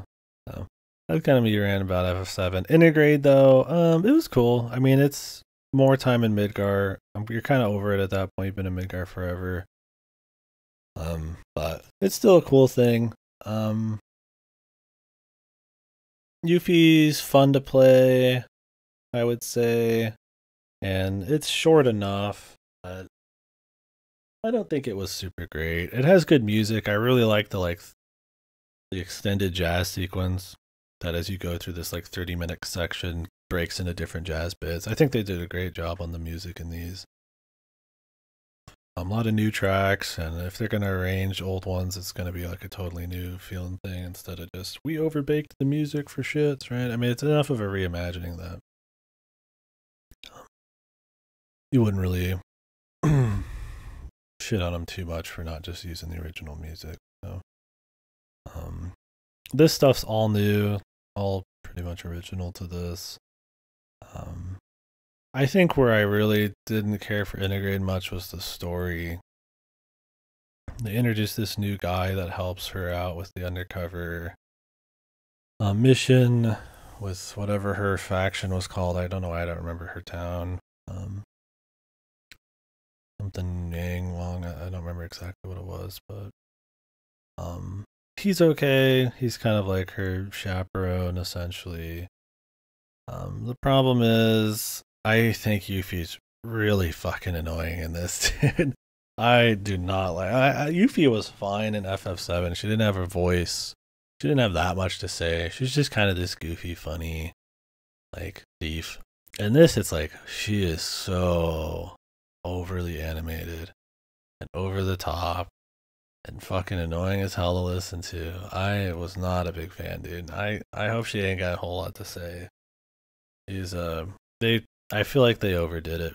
I really, she didn't feel like kind of fun.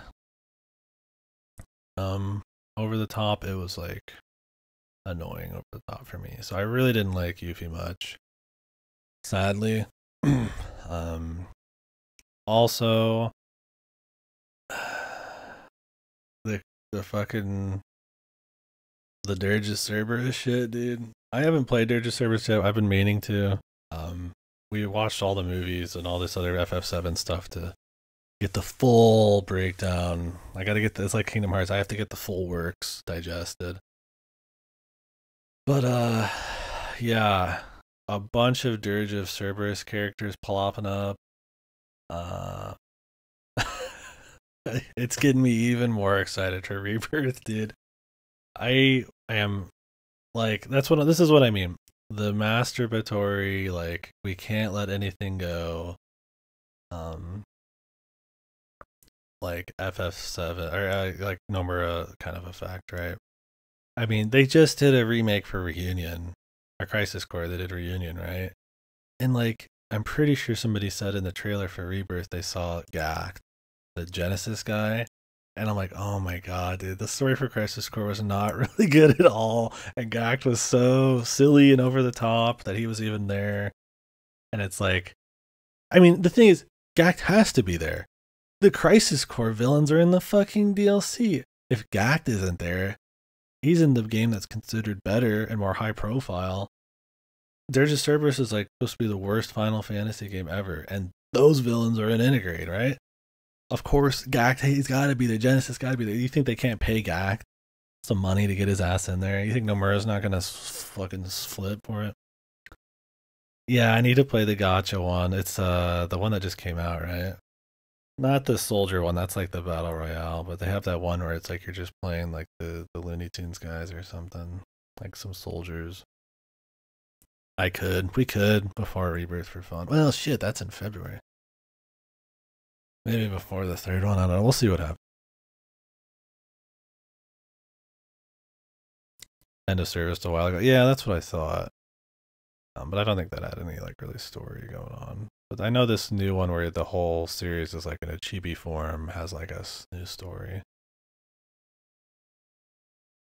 that came out like last year or earlier this year.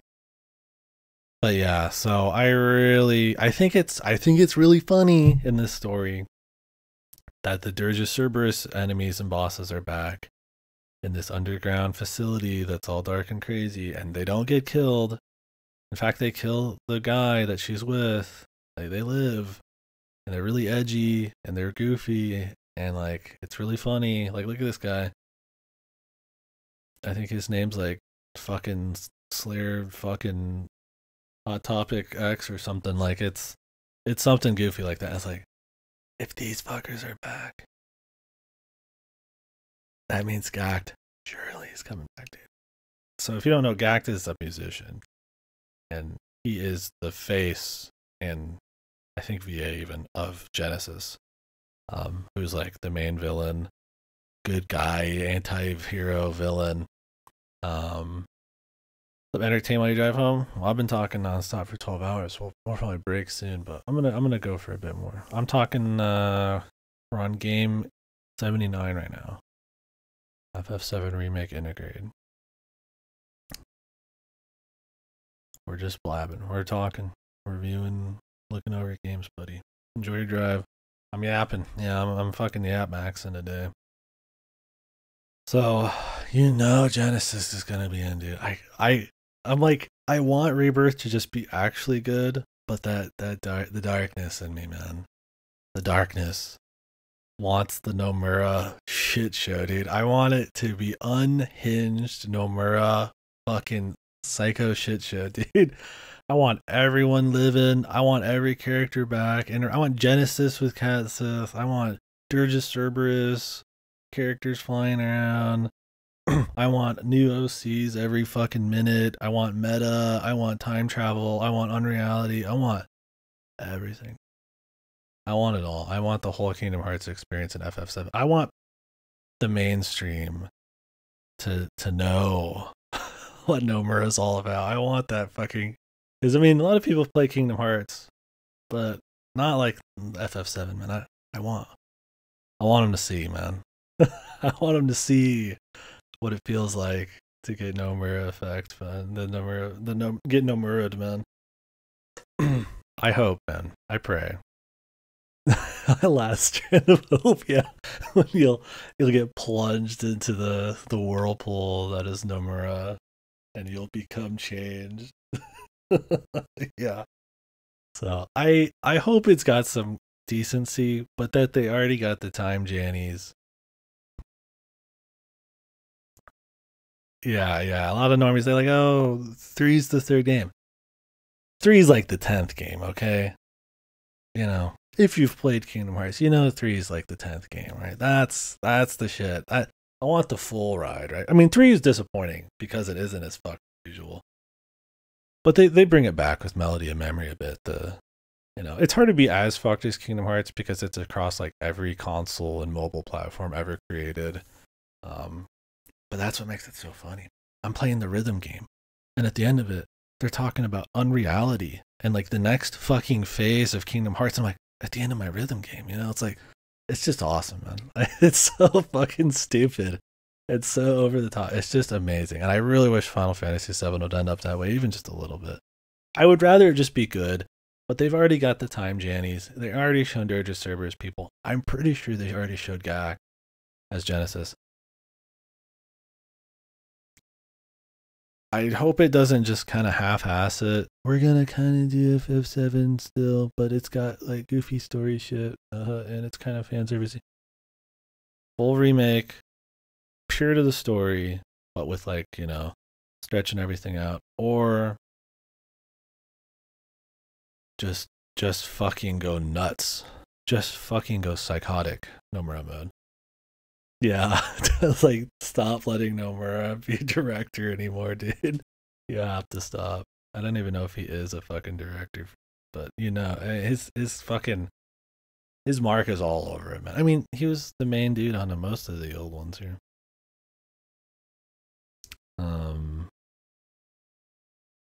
All the giant games in 2 bundles, and even then, I mean, you don't get all the Gotcha story, all that stuff.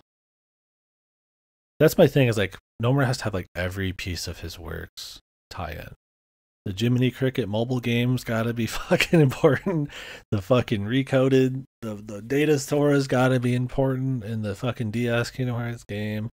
The gotcha game's gotta be important. We can't just like not have, we can't just say maybe we should just leave that out. Maybe that's just not, it's just its own thing. No, it's all gotta be in there, and it doesn't matter.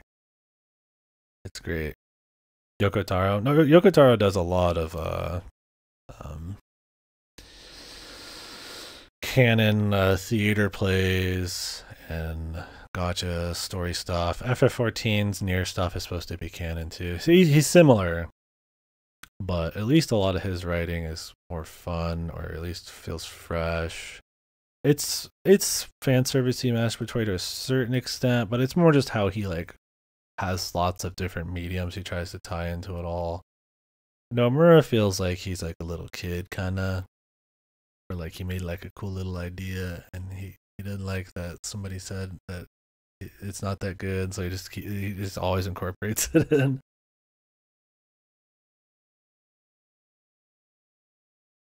But yeah.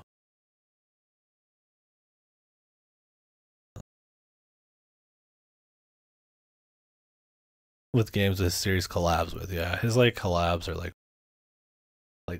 canon. Like I said, like FF14's like canon. So it's interesting. But yeah, Nomura's similar, but he just makes more stuff on different platforms. I think now that Kingdom Hearts is not on mobile platforms anymore, he's probably gonna stop. I'm really curious where Kingdom Hearts 4 goes. Like, it'll never get as goofy as Kingdom Hearts, And I'd really recommend the Journey to anyone. It's really interesting to go through all of those. And just see the descent into madness that you call me. Like it kind of peaks at a Dream Drop. This, oh, man, I really hope it's just good.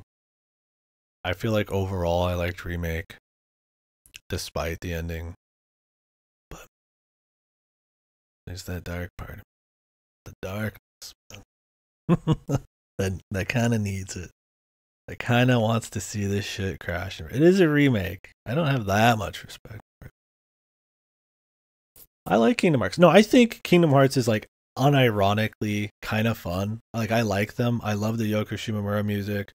I like the action. I love the kind of blend of like Disney with JRPG. It has this cool atmosphere. Like it's cool. I like Kingdom Hearts, but I also think Kingdom Hearts is an absolute fucking insane train wreck of story that I just like guilty pleasure enjoy. It's a weird one. That's why I love playing them. Like I kind of like them legitimately. I don't think they're bad, but I also think like they are bad in a lot of ways. It's just a great series. Don't miss out on them. Yeah, Multi-World's supposed to be pretty cool. FF16 and 15 already hurt the popularity. I don't know if Full Nomura Rebirth is something they can recover from. Just remake FF9 or 6 or something. I mean, Final Fantasy has enough goodwill they could. I mean, if it got full Nomura, maybe not. That might do some damage. I don't think FF would be fucked because Dawn Trail's next year too. With FF14, but the brand, yeah, it might take a hit, man. I don't know. The thing is, if you go full Nomura fan service, people are gonna still be clapping because you got to think that's just how a lot of stuff is nowadays. It's a super nostalgia fan service heavy thing. Nomura likes that stuff. People are not as familiar, I guess, as some of us with like multiverse time travel bullshit. It's in Marvel stuff. It is in some mainstream shit, but like I don't think your average Joe's like super duper over it in the way maybe like we might be. Not being like we're special, but like, you know, you see it a lot in like the ends, you see it a lot in kind of more fringe wacky games and stuff like that. I feel like because so many people were clapping that some of the, like Zack is back and those characters back, like you heard a lot of people actually be really into at the end of Remake. That I feel like if they went full fan service mode, if they could put enough glitz and glamour and cinematography and visuals and all that stuff behind it, people would be into it. Everybody lived. If they could make it look emotional enough, I don't think it would kill the series. I don't think it would damage the brand. I think like critically or like looking at it as someone who's not just looking for maybe the Hollywood factor, it would be fucked, but I don't know. I think a lot of people like where it was going in FF7 Remake. I do not, but like there's people I think that might. It's a very surface level kind of like fan servicey pleasure, but that sells these days. The thing is, you don't get that kind of fan service to the same level as Kingdom Hearts. Right? It's like with FF7, if you. But I don't know. That's my take on it. I mean, I mean, a lot of people I talk to think it's goofy as fuck. Maybe I'm just wrong there. In my opinion, it started getting cringe at 2 or even Chain of Memories, but it started getting irredeemable with Birth by Sleep. Yeah, I would say 1 is pretty. It's clean. It's got your goofy like darkness and hearts and stuff, but I mean that's just kind of part of the silliness of it. But Chain of Memories, where he's in like a pod, and you're playing, it's like, not Rock, but Riku and all that. It's like, okay, it's getting a little goofy. Kingdom Hearts 2 with it's starting to get, you're not like, what the hell is going on? Now we got like the hooded people and like you're getting like different versions of yourself and all that kind of stuff. That's when it really, you can like, okay, this is Kingdom Hearts. This is where we're going. That's when you get Kingdom Hearts 2, right? Once you start getting clones of yourself and your friend, that's how you know. That's when it's starting, right? I think at some point Sora has like 3 or 4 people inside of him at some point in the story. Like that, when depending on how many clones and souls you have in yourself, you know, then you know you're getting on that snowball, man, that Nomura. It'd be awesome if like Cloud had like Zack inside of him and like different timeline, or Sephiroth in him too, and like, you know, like different timeline Clouds, like Crisis Core, you know, like Rookie Cloud, and maybe they could get like Advent Children Cloud, and they could all be inside of him. But when you're in the scene where he's in the wheelchair, he's got like all these different clouds inside of him, like in Kingdom Hearts and shit. But no, I think when it really hits like the, oh shit, okay, we're getting into some wacky shit, is, I would say, Birth by Sleep, for sure. Kingdom Hearts 2, there's some stuff going on.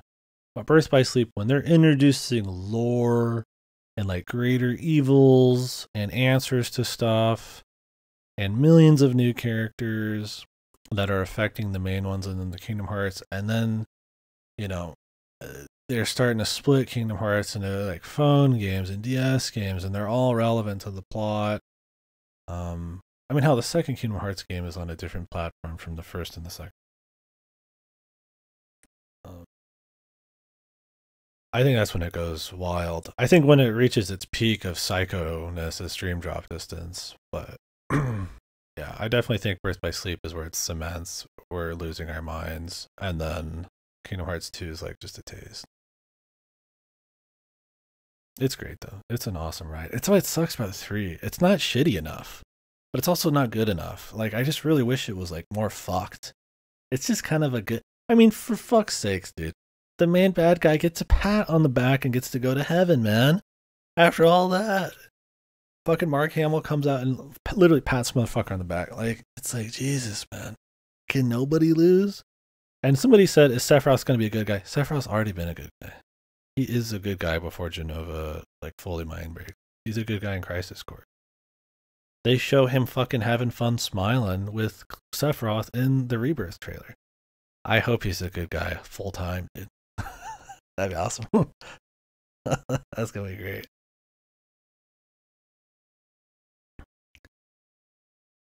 Todd is compliant in all this. So I'm really hoping, yeah, Sephiroth's like full good guy. Ooh, he's gonna be on our side for real. He's redeemed, even though he's like kind of like functionally not able to be redeemed. But it's like, yeah. So people clap, dude. The fan service. It's Sephiroth. Let's go. They're gonna have sex. They're gonna kiss. Cloud and him are gonna have fucking dirty sex right there on screen. Let's go.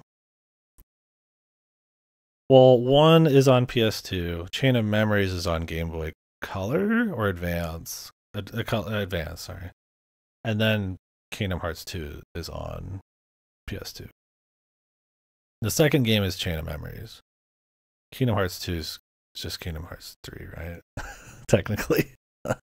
Because the Chain of Memories is important. Like, you don't know what's going on at the beginning of 2 because of Chain of Memories, because of the pod and like all that stuff.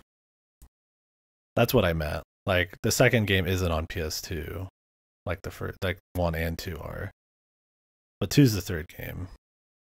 It's kind of like how 3's the 10th game or whatever, but it's the third game. He's gonna have sex in the Italian Senate, yeah, while Tifa watches, dude. Dude, that's so funny that what happened there? It was did somebody come in and raid the Senate call, the Italian Senate call, or was it an Italian senator watching Tifa getting fucked on like a porn FM thing? Either way, it's funny, dude. So good. Yeah, sorry, I kind of, I guess, phrased it wrong earlier. 1.5, I guess you could say it's 1.5, yeah. 1.5, and then Birth by Sleep's like 0.5, and then you know, fucking 358 in 2 days is like 2 point. Wait, would it be like a no? It'd be like a 1.5 set 1.75. Then where's recoded the DS one? When did that take place?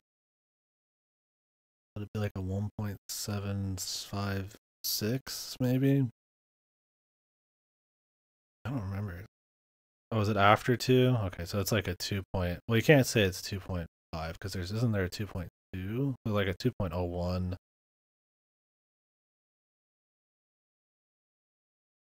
And then the gotcha is like a negative something. I mean, it's like technically, yeah, you use the decimals. And I feel like that'd be funny because they do use the decimal. Because 2.8 is a game, right? The one before 3. So, like, you could just go all the way. Maybe, yeah, Kingdom Hearts 3 is 3 because it's just the decimal. No com. That's how most people did it. Most people played 1, 2, and 3, probably. People probably don't play the ones after because they're just the spin offs. Like, their main installment. Dream Drop Distance probably has more important story than like 2, you know? So it's so funny, man. Yeah, no Chain of Memories.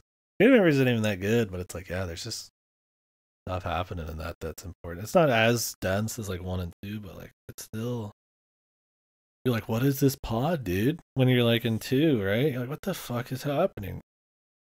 And then you just move on. They just kind of like, well, you just accept it, and that's when the confusion begins. It's just funny, dude. I love Kingdom Hearts. I love that like 3.1 is essentially the rhythm game. Like, when is the Jiminy Cricket Nokia game? I mean, is that like 1.7 something? The 1000, yeah, Cheetah Man, Kingdom Hearts. What's the Cheetah Man of Kingdom Hearts games? The Gotcha, I guess.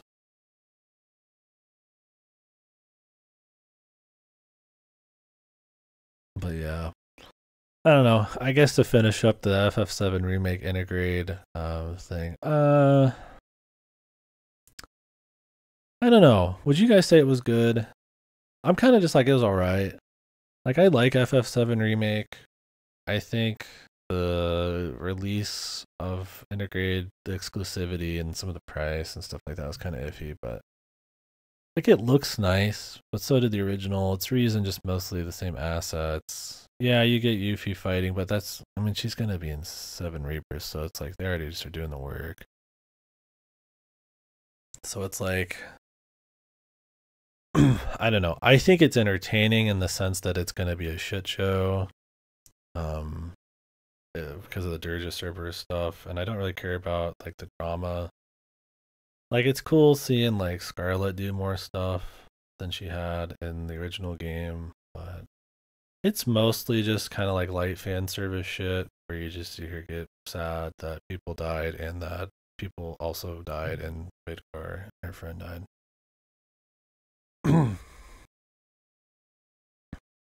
You're finally gonna play as Vincent. Yeah, and he's gonna fight these nerds from Dirge of Cerberus, but in this time it's in a good game. I don't know, man.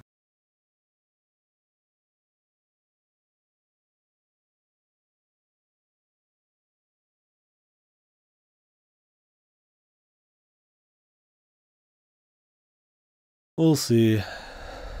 But yeah, I don't know. I'm just gonna leave it as is.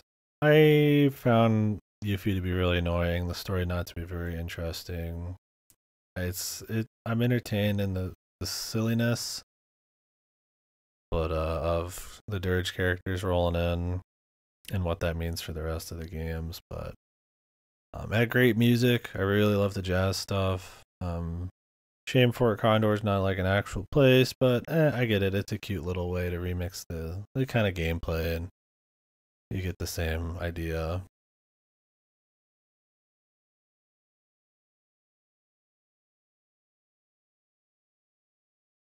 It could be cool, yeah. You kind of go and do some cool Vincent shit. But I would not be surprised if they're just prepping like this was the precursor to like Dirge of Cerberus 2, and the DLC for Rebirth is Dirge of Cerberus 2 or something, right? We'll see. Is it gonna be Crispin Freeman? Was he the Vincent VA back in the movies? He still works. Let's see. Worked recently. He was in the Valhalla. He was Helios in the Valhalla deals or thing for God of War. I don't know. We'll see. Anyways, next game, or I could stop there. We're not even like we're kind of halfway.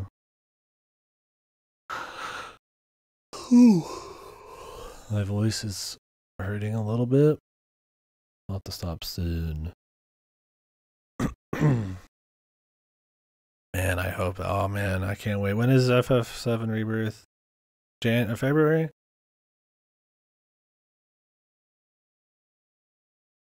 It's Crispin and I mean, he was in everything back in the day. He looks Steve Bloom.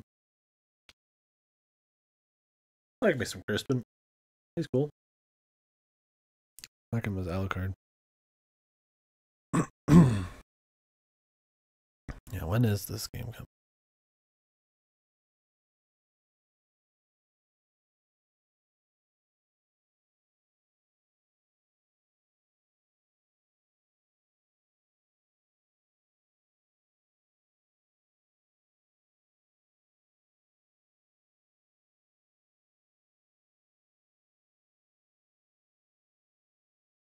Let me see here. Yeah, the very end of February. Or Unicorn Overlord. Oh, I need to do Dragonstock too. But yo, man, Talos Principle 2 coming out physically. Gonna rent that. I think I'm just gonna say fuck it. I'd rather play with mouse and keyboard, but I'd rather save 30. Fuck. Could be cool, man. Yeah, organize some of these here. You guys can't.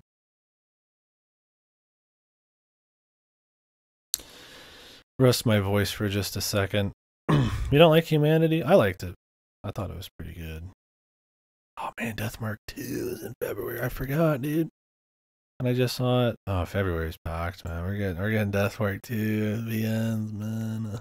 I had to dig her out before that. I want to break prop. Shadows Over Loathing's coming out physically. I hope he's actually come out when Gamefly says. It's gonna be awesome. Skull and Bones. That game's gonna be so shit, but I feel like I need to play it. It's been just led on and stretched for so long, like one of the longest dev times, purely because they have government funding and they can't just cancel it. Does it? People were talking it up pretty well, right? Those. Not surprised. I don't think it's on my list anytime soon, but I'd be curious to hear your thoughts anyways. Man, look at this February.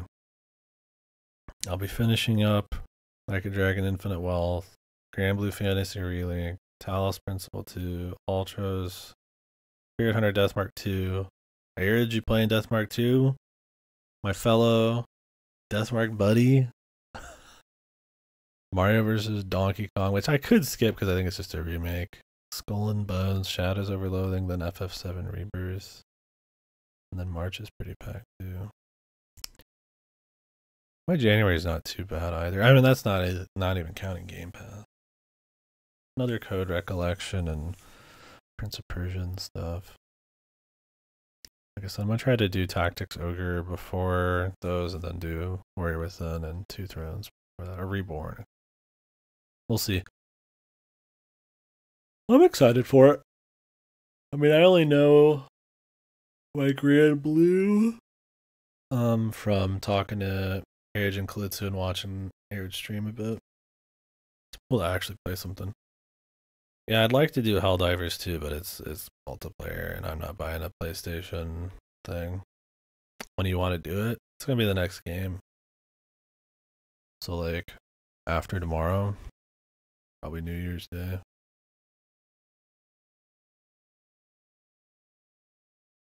I'll send you a message, Fasto.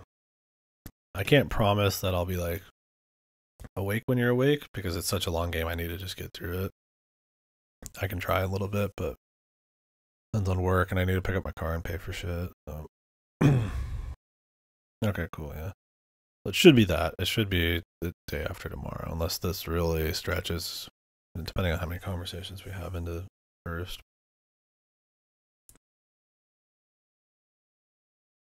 This looks like going to happen sometime in 2024. I think so. I think so. I think it's been too long. I think unless Phil Spencer is totally fucking us, it was supposed to be close like half a year ago. I would just be shocked if like when he could say something like that and it's been so long and there's pretty well developed fleshed out gameplay that's been visible for a really long time now, that it's not like getting there. Like maybe not early, they would have already had a date, but I feel like by the end of the year. What's up, Average? Welcome back. Are you playing Deathmark 2 with me, buddy? February? Deathmark Bro, the only Deathmark Bro I got. You played NG and Deathmark 1, right? You fucking know it, mate. Base. Let's go. Oh man, the trailer made it look like it was like Dungeon Crawler, man. This is gonna be wild. Speaking of which, I need to get Undernauts. That's by the same artist. Still haven't played Undernauts. That's gonna be fucking gone off of GameFly at some point at this rate. But it's just like Jesus, it's so many for dungeon crawlers and so many JRPGs to try to slot in. We're the only two people. I'm renting it, dude. I guess you're buying it. I'm not buying it. I'm renting that bad boy, dude. Buy an extra copy for me, pal. Yeah, I'm looking forward to it though. Deathmark is a horror VN. There's two of them, Deathmark and then NG, which is the sequel. But now there's like a Deathmark 2, I guess because they just changed the name. They're just calling this 2. It's got really nice art. Kind of some cool spooky designs. But in the first game, it's got a pretty shitty story and a goofy like action turn-based combat thing going on in this like semi-dungeon design. The second game's much better. It actually has well, they all have episodic ghost stories, but the second one's cuts the shitty gameplay for the most part. It's more just puzzle stuff. It has a bit more interesting episodic stories and areas and stuff. It's way better. Yeah, way better. Way more key characters. The spooky stuff is a lot stronger. It's still not great, but it's not too bad. Now with Deathmark 2, I don't know, man. Where's my my VN tier list? Yeah, we can pray, Average. We'll see. We can pray, buddy. I really liked the DLC bonus cases or whatever for NG, or is that Deathmark? The one that was like in the like hotel or whatever.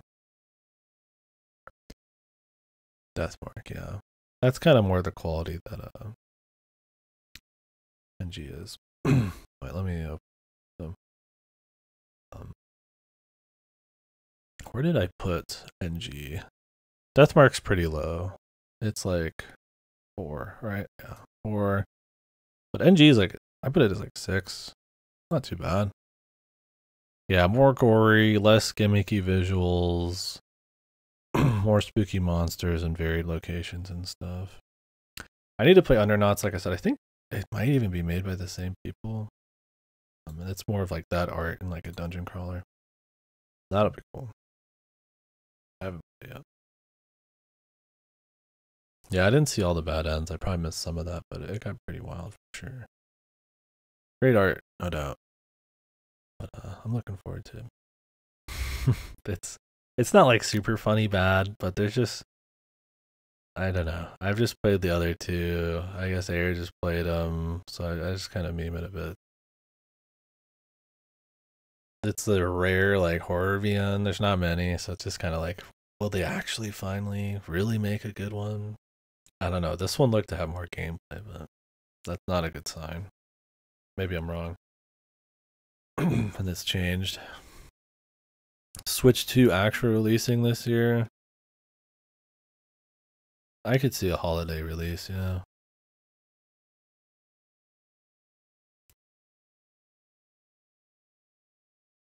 And launch title? I don't know. They've been going really hard on Mario lately. Non-stop Mario. All the time. And I don't see them slowing down. Like I said, I feel like a 3D Mario or Mario Kart. Mario Kart is the biggest selling Nintendo game. I could see a Pokemon game too. The DLC just came out for Pokemon. If they took a break until the end of this year, that would kind of line up with their usual yearly, bi-yearly kind of thing. Or twice yearly. Bi-yearly, whatever. So, I don't know. I could see those. We've kind of talked about it before, but I don't think Metroid Prime 4. That's a system seller for me. But I don't think your average Joe's like, wow, Metroid Prime 4. I'm buying this. I mean, yeah, they just put out MP1, so that's cool. I don't think that's enough. It's not going to be Zelda. Yeah. Well, the thing is, I don't think I think you want to make something that looks kind of impressive for your console. Pokemon ain't it, so maybe they wouldn't want to do that. Then again, it's a fucking huge game, so. No, I'd rather something else. I mean, Bowser's Fury is just a shitty Odyssey map. 3D world gameplay. I mean, I still had fun with it. I don't know. I found Bowser's Fury to not be as good as I was hoping. I'd rather them not. I would just rather an Odyssey 2 at that point.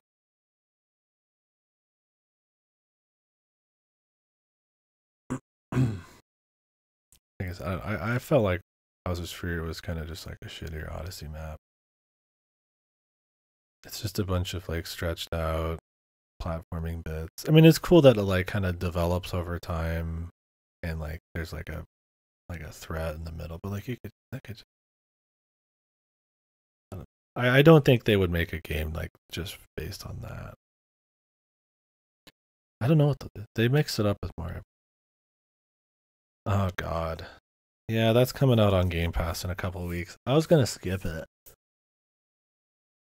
because I wasn't huge into Turn Up Boy Commits Tax Evasion, but I don't know. Maybe I'll play it for actual interest.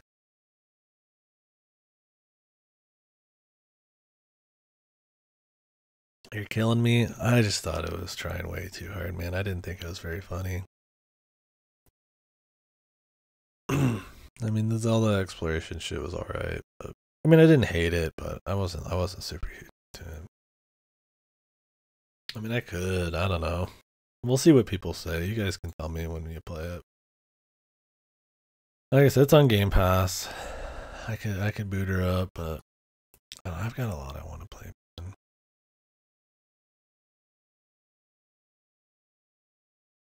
The memes, wasn't it like actual memes that they would like mention a lot? I don't know. I don't know if I like memes like actually being referenced in games. That's just me though.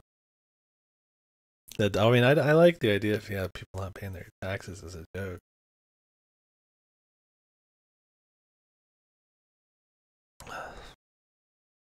I mean, I think I mean, I played it for a reason. I thought it was going to be like really cute and funny, but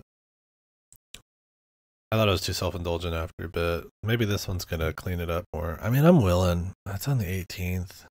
It's like a day game. We'll see. Maybe. Yeah, I remember that like randomly actual dark stuff in Turnip Boy, and they just play it completely straight, and then you just move on. I'm like, what the? I did play Yick, yeah, much better game. Yick's really bad. Kuso Gamer. I try to not. I mean, I mean, I like playing bad stuff if it's interesting.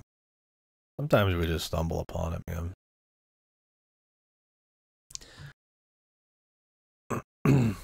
No, I didn't like Yick at all.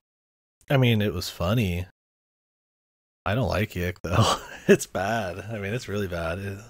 I was just railing on it like a few days ago, but it's funny bad. It's funny bad, but it's way too long for how funny bad it is.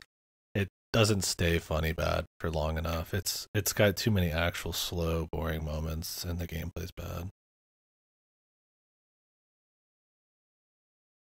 Play it out, enjoy. It's probably something I said. I was joking around that it was better than Turnip. That probably made it seem like I actually liked it. Yeah, it's pretty cringe. It's very interesting. It's definitely one of a kind, but it's legitimately just kind of boring for most of it. Although the guys remade so much of it and changed the combat and changed the story, it might be a totally different game with this. It was different when I played it from when it came out, so who knows? It could be a totally different thing. Some people have kind of like changed the narrative on that a bit. I don't know if we're in this like post-ironic state with that game or what, but yeah, no, it's not. Yeah, it was different. I still didn't like it. Like I said, it was a funny. I played it for So Big. Was it So Big? 2, 3. I should do another So Big this year. So Bad It's Good. It's like an event where we just play shitty, funny, shitty games for like 2 weeks a month. Maybe after February at some point. But I think we played. I mean, I might have played Yick on its own. It was on Game Pass. Played it for free. Well, for the price of Game Pass. I'm telling you, man. Game Pass. It's even got the Kusogi I want, man. It's great. I got fucking Yick, dude. Who the fuck's like, yeah, we need to get Yick on this shit, dude. It was good. I might. Is it still on Game Pass, man? I wonder if you could play. You could be playing Yick right now.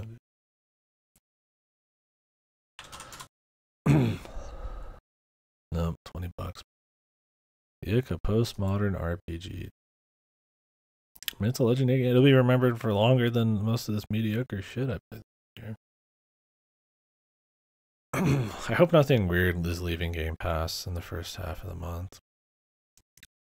There might be, we'll see. Probably depends. I'm sure Microsoft reaches out. I mean, you think they don't got like millions of people trying to optimize Game Pass? It's like their biggest game thing right now. It's a mix of both. I know that some people ask. I think Sea of Stars, there's some of the few people that got on PS Plus and Game Pass. They would ask because they got big enough where they could have this. But like, yeah, like I mean, like Grand Theft Auto. You think like Rockstar's asking them? They're probably like, hey, we'll give you $1 billion to put GTA 5 on here. So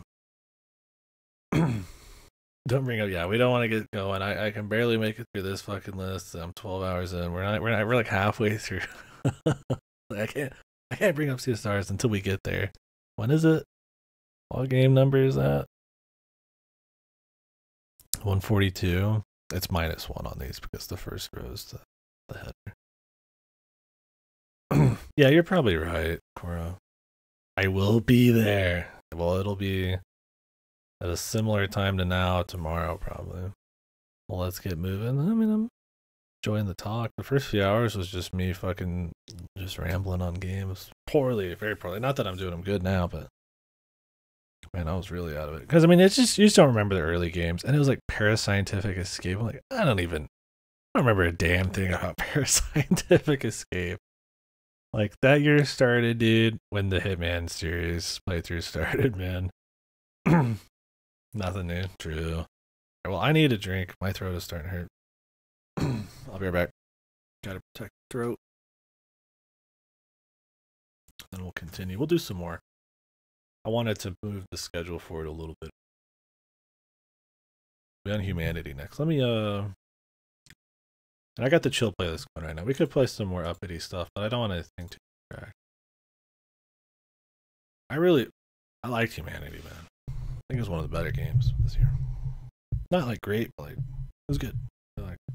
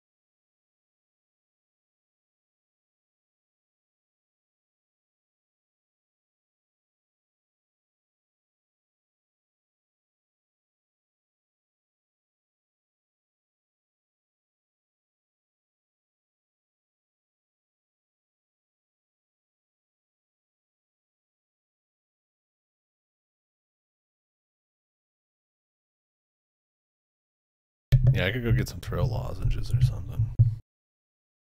Guys are still going. Yeah, we just got a lot to get through. Was the Udawar about a bit? Yeah, it was pretty early. I mean, you fuck. I mean, how many times you fucking heard that shit, dude? It was probably good you weren't there. I'd probably be still on game number like 20 at this point, dude. Just be Fasto and I just fucking rail on Uda for like hours, just yapping like fucking jackasses. Yeah, I spent some time shitting on the series, but I mean, we got through it. Right? Didn't need another Uda drop. If I ever play like Dungeon Travelers or something.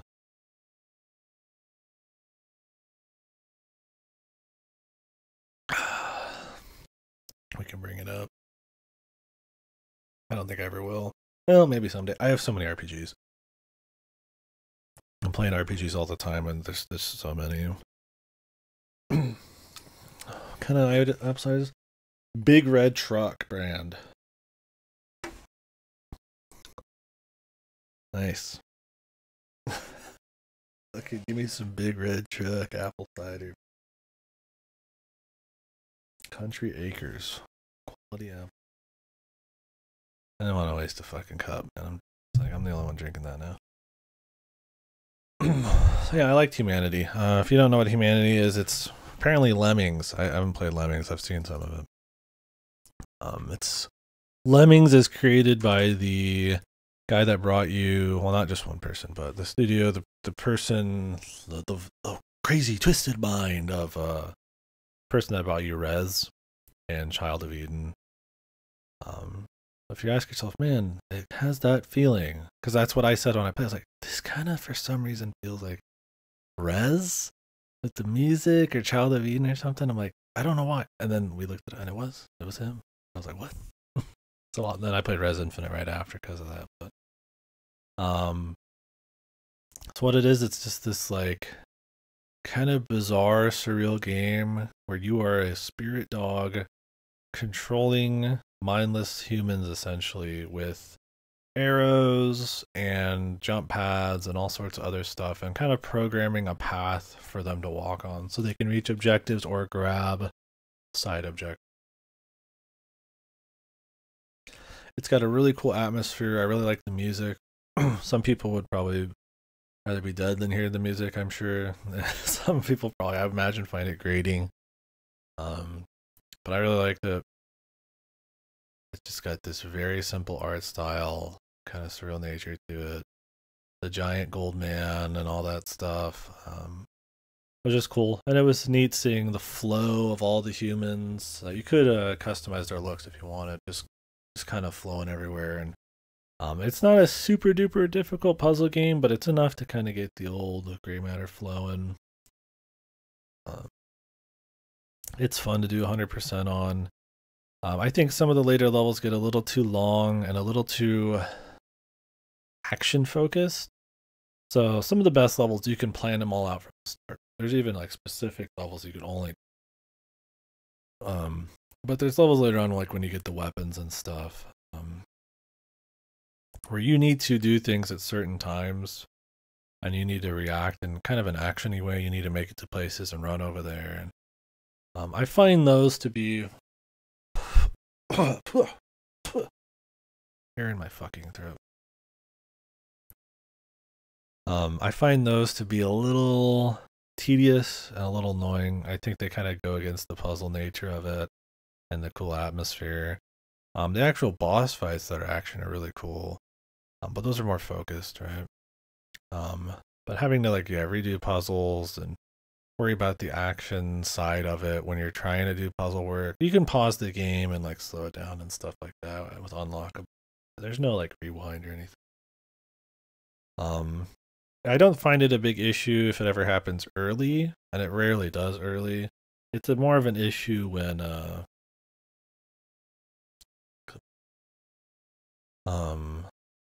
Christmas not paying attention the size of your nails fucking arc. Back to work. But yeah, I just found when it got actiony and the later levels were way longer, when you still had like side objectives. You could kind of get the side objectives and then finish and then kind of restart and skip some of those. Those kind of suck. And a few of the Golden Man side objectives were a little too tedious. But other than that, it was really cool just puzzling it all out, seeing the flow. It was very satisfying to see the symmetry of it, or just, you know, I mean, just look at them. There's like a bazillion dudes floating around. It just looks kind of cool. I definitely think it ends worse than it starts in terms of puzzles. Strong game overall. I enjoy the puzzles. I enjoy the look, the feel, the idea. Like I said, I didn't play Lemmings, so maybe it's not super duper unique. But and it's got genre mashup kind of possible. I'd recommend it for sure. If you have PS Plus, it just comes with it. I don't know if it still is, but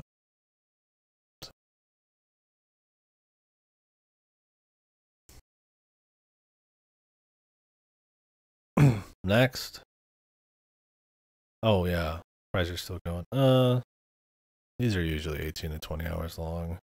I'm doing them over 2 days, but I'd like to at least get like a little more. Because I need to finish all of them, but then like we also need to go back over the good games and then filter those more quickly into the other two categories. And then in the end of the year talks, industry shit, just how thoughts on the year was overall. If I feel like adjusting each game compared to each other, you know, that takes a little bit of time. I mean, I could go into January 1st. It's just fun talking about these. You know, relive a little bit of them, especially now that I'm putting trailers up.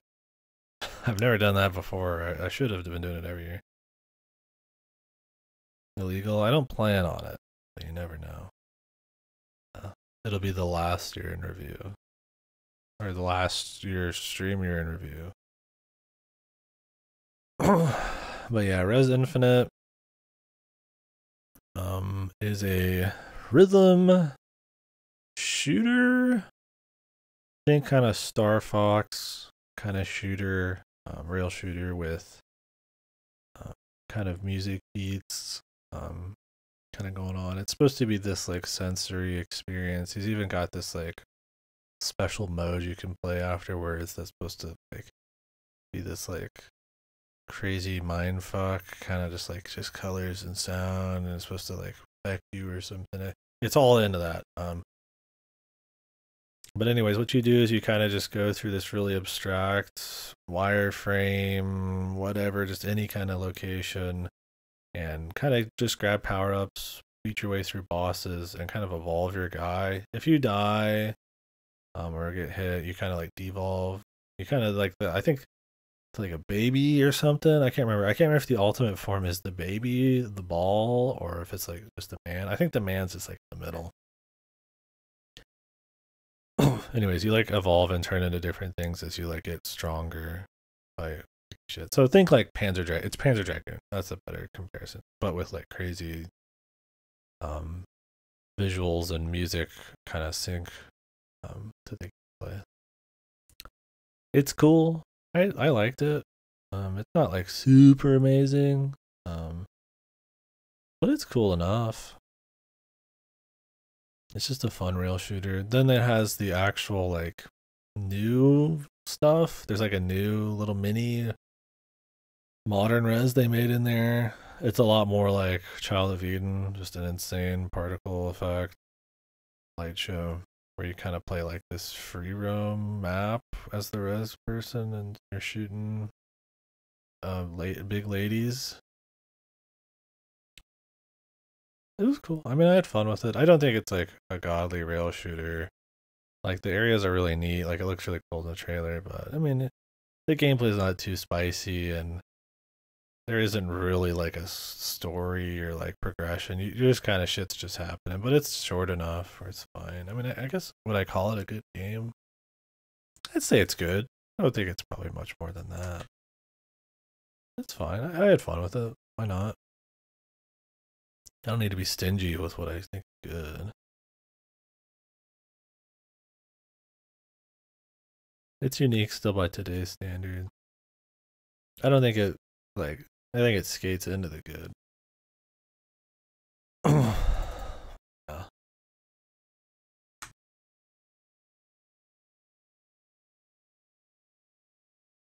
Well, oh, should I mention? There's not been many more notable.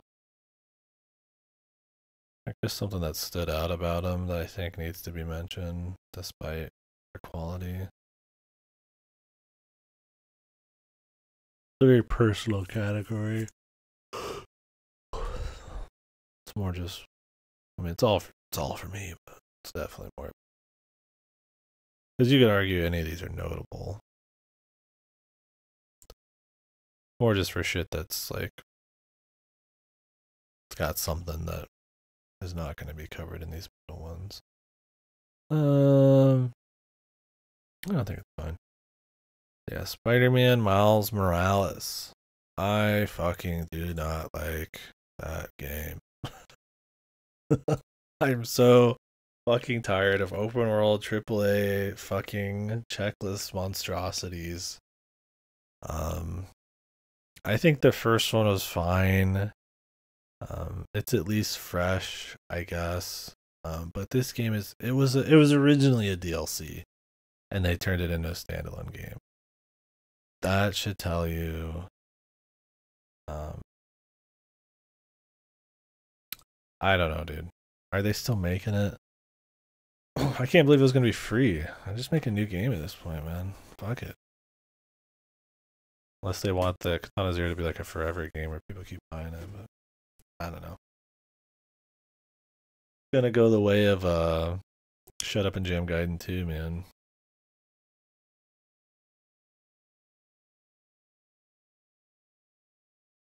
Barkley 2. It's got the same devs, man. It's over. Yeah, I was not big into Miles Morales. I am so tired of that formula.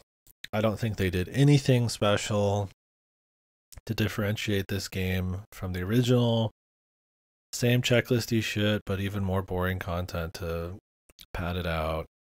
A story that it explains who Miles is a little bit more, but it's just so eye-rollingly generic and dull with characters you just don't care about, making goofy sacrifices and stuff. Like just the forced drama. It's just from even half of the story I don't even, it's just nothing. You just barely remember any of it. But what you do remember is just it's just so weak, man. Like he gets new powers and stuff, which is cute. They try to force more of the stealth stuff that just doesn't really work with this particular formula. You know, they just try to apply the Batman Arkham thing to like everything in this, and it just doesn't hit the same way. Those are still the best superhero games to art. But yeah, it feels like a DLC. It is a DLC. They charged less money for it. It was like, it's mid-budget, and it feels like it. Like I said, it doesn't have the original doesn't have a great story either, but it's got an even worse story, and it's got nothing else going on in the gameplay. Same kind of like I said, poor stealth, a couple new abilities, enemies that aren't really all that interesting, villains that aren't interesting, more family drama, but this time like you just don't really care about Miles or any of his family. I don't know. I just really tired of this kind of game. But I'm still playing them because I'm like, maybe this one's different. I mean, there was open world AAA's I like. I like Cyberpunk. I thought Cyberpunk was great, but fuck, man, I did not like Spider-Man Miles Morales. I thought since the first one was like, all right, I'd be like, okay, I'll give this a go before Spider-Man 2 comes out. That's gonna be a big game this year. Fuck it, I'll try it. Didn't like that either, but this was worse.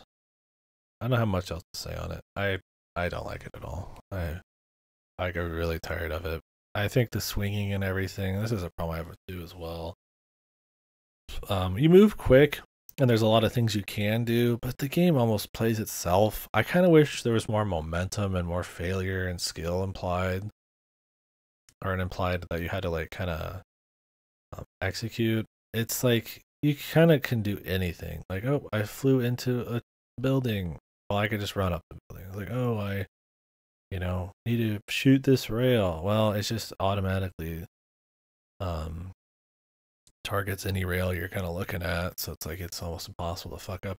There are like slight failures, like in terms of like vaulting off of stuff with the correct like speed boost or something like that. It's not like completely mindless. It's still probably the most fun part of the game is swinging, but something more deliberate that has a bit more of a feeling of like momentum. It does have momentum. I'm not saying it doesn't exist. I think I'd prefer just I don't know. It's not. It's flashy. It doesn't feel like shit, but I just kind of get tired of it. It doesn't. You don't get it often enough for how many cutscenes and shit there are and how much action combat there is. Yeah, I need to play the original Spider-Man too, but it's hard to set. So yeah, I think it's the only like okay thing, and even then I find it to be a little weak. And the Batman combat, I love Batman, and I don't think the Bam combat works pretty well in that. But like, I would say, in Spider-Man Miles Morales, like it's you feel like a wet noodle smacking everything. Everything takes forever to beat up. There's so many goons. It's still piss easy. You just take whatever hit you have, but you still have like big bursts of like a wide burst of fucking like counter time you can work with, and it doesn't have that same kind of like that visceral like Batman's like he's going up and he's like snapping dudes' legs and he's like smacking them across the room and he's using gadgets and there's different kinds of enemies you need to use different kinds of shit on. I feel like, and this is kind of a critique of I guess Spider-Man 2, but it's just kind of it's cooldown spammy again, especially Spider-Man 2. And it's just like I would prefer. I mean, it's cool having some cooldowns, but I like give me some tools that I need to use at certain times, or that I could use my brain to like work through to like combo or use in better situations. And I mean, there's technically some of that. Like I could go jump away and then sneak back up on somebody, or I could shoot them with the web instead of smack them. There's like some stuff, but there's very little reason in these games not to just use everything whenever you have it. Whenever you have your gadgets, you get more. Whenever you have your abilities, they're gonna fucking they have a cooldown. Whenever you have your webs, they're on a cooldown, right? It's just the only thing you need to hold is sometimes your like kill meter, your Batman breaks arm meter, because that's what you heal with, and it's just like I don't know, that just gets old. And I do not like the Ubisoft style open world, just millions of checklisty things. It's not as full of bullshit as like an Ubisoft game with thousands of flags, but it ain't super far off, Jimmy. It's pretty fucking close. Just assume everything I just said is also for Spider-Man 2. I remember Spider-Man 2, but more clearly than Miles Morales, but they're like the same shit. They like clean up some of the gameplay in that, and it's obviously got more budget stuff, but it's still the same shit. I mean, that's what people's problem with the test of the second game is. It's just kind of the same thing. And I don't think the original thing was like all that amazing, anyways. Anyways, let's move on. Digital Exorcist Case Zero. Did I have a trailer for this? I think I found something. Yeah, Steam. So this game. Oh, Elden Ring DLC.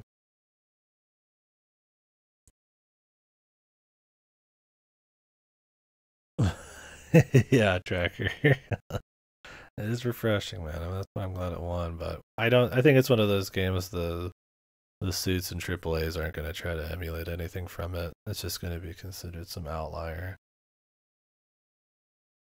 But yeah, anyways, Digital Exorcist looks really cool, doesn't it? It's free. Go ahead and play it. I respect that. They threw out this little freebie. I'm willing to play the full game when it comes out, but it is. I did not like it a whole lot. Would I put it as a worst? What did I put it as?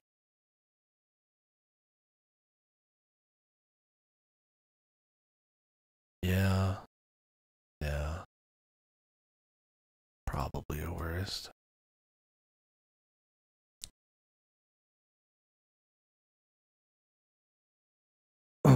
um, it's got some cool visuals. It looks like it's gonna be a pretty neat little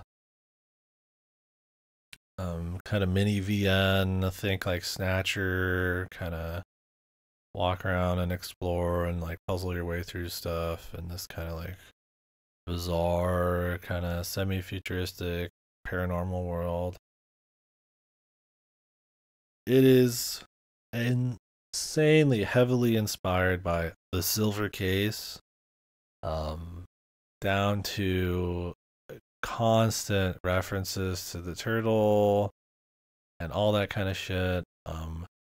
But like, and it's trying to emulate that kind of like offbeat, kind of wacky, like smart talking, like Suda 51 Silver Case style that I fucking don't even like in the first place. But like, it's failing at that too. So a lot of jokes and meme shit and references, overly detailed explanations of stuff to try to be stylish, like a Kojima thing. Um, it's nonsense. It's barely comprehensible at times. People mostly like it. I'll play a full game of it. I hope the dev is successful. I don't like hate the fucking dev or anything, but I don't like the game. We'll see. It had some cool art and atmosphere, and they mixed in some fun little gameplay. You're browsing on like computers, and you're doing a little bit of turn-based battle stuff, utilizing like exorcism materials you just found around. But it tries so hard to be funny and wacky and quirky and Suda Silver Casey, without really establishing a super interesting world or characters other than just being a weird one-liner machine. He just like curses a lot. That's like his. It's just like so. It's free. Go play it. Try it for yourself. I'm always down to support indie VN type of stuff. I love VN, so it's cool to see more like that. It's more of an adventure. It's kind of like more like Snatcher. Silver Case. It's a fucking VN. No Silver Case hater. Everybody here. So I not a big fan, so but give it a go if you like. Look, Dev. I bet if I went and checked my VODs for that on YouTube, probably people would hate me in the comments, but whatever, dude. Silver Case fans and hating me. Name a more iconic duo. So next up, Endling Extinction is Forever.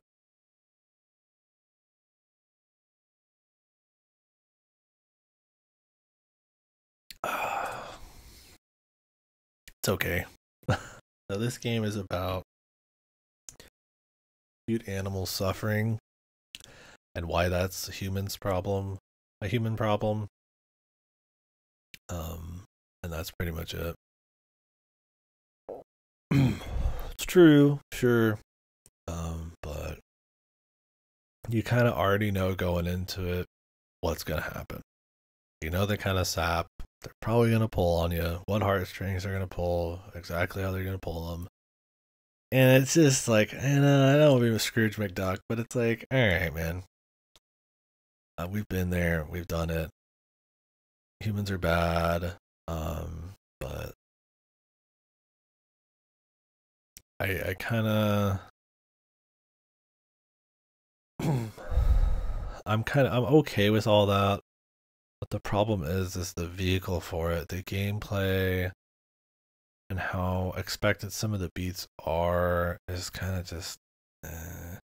that's a, that's where it really falls apart. Not really the message, you know. Humans suck. They ruin fucking um nature and homes. Absolutely.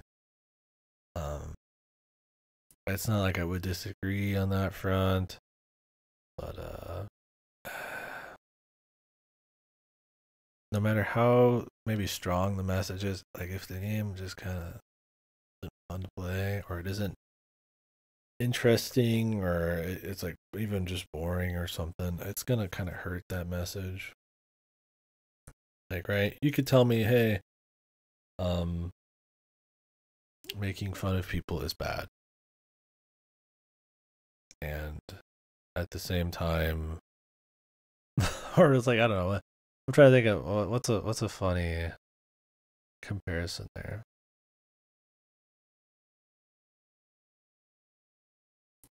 I was gonna say somebody smashing a nuts with a hammer while they're saying making fun of people's bad or something. It's like I'm not gonna like probably really listen or care a whole lot about the message when my nuts are getting smashed with the hammer. So it's like it's kind of like similar. I wouldn't say this game's akin to getting your nuts smashed with a hammer, but it's like if you, I feel like the package, the vehicle for the message, there's a certain quality, I guess, to it that still needs to be there to make it more effective. Like I could just say, "Hey, don't be mean," and you're not really gonna give a fuck because I just said it. It's not. There's nothing really fancy about how I said it. There's nothing really like persuasive or touching about how I said it. Am I wrong? No. Well, some people probably do. Not many. So it's like that's kind of what I'm trying to say. So what I'm trying to say is the game's kind of dull. Um, it's got the heart in the right places. It's got cute little animals. They lean into that, like any of your cat games, right? They really push that. Give it a 10 out of 10. It's got a cute little animal. But hey, animals are cool. But um, I just don't find it terribly interesting. I respect that they're trying to have story, but it's pretty much a limbo like. I'm just gonna say it. It's a limbo. So how the gameplay works is it's a left to right cinematic platformer, except you can take branches and go to different left to right or right to left, whichever way you want. It's kind of open world um, paths. So like this here, you can see them. It's like, oh, here's the left to right. You can climb up that ledge. Nowhere else on that ledge, just at that one spot, and then you could go in a linear kind of. So think of it as like a piece of paper being like you just kind of go on this like straight line, but only at these like certain spots. There's little things you can find. It's technically a survival game, so what you're supposed to do is you're supposed to go out, find food, eat stuff for your animal, or give stuff to your kids, your cubs. You're the mama. You maybe have to feed them trash. Maybe you can teach them some stuff, and they can, get some worms. The idea is, yeah, I get stuck in bear traps. The idea is as you go, things get harder for you. Humans are more asshole. They're kidnapping your kids. They're shooting you. Your kids can just die. They can die if you somehow fail. It's a piss easy game, so it could happen. And they will suffer. It's not going to pull your heartstrings that much because, like I said, I don't think there's really an interesting progression of story except the environment around you becomes more and more barren and chopped down, and the humans are more and more desperate, and they've got like gas masks. It's cool in a bubble, but it takes a really long time to get there, and there's not much else going on. And the gameplay is it's limbo like. It's a shame, but it is.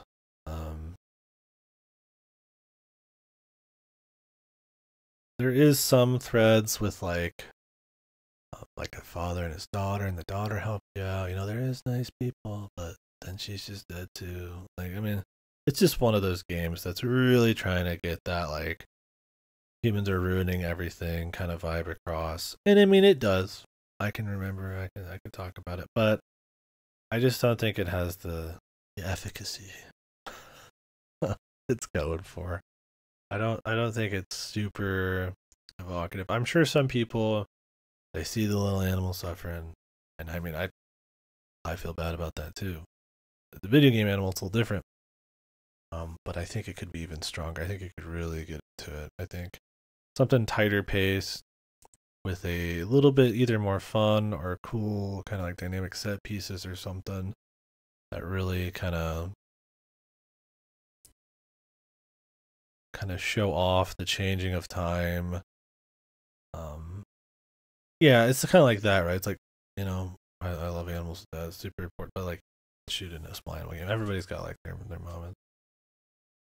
But a weird game. If you want to talk about it, you can. I didn't. I just kind of sort of explained the premise that it was extremely obsessed with like Snatcher and especially the Silver Case, and that I'll play their full game, and I hope that it's the best for the dev, but it sucked. And it felt like it was trying way too hard to emulate those styles forcefully and didn't really have much of its own stuff going on writing wise. And those aren't great things to emulate. Well, Snatcher's good, or it's fine. But I don't know. I'm saying a lot for Endling. I don't know why. It's because I've been up fucking ever. It's a game with a nice heart and a good message, but kind of just stole limbo like gameplay. It's a shame.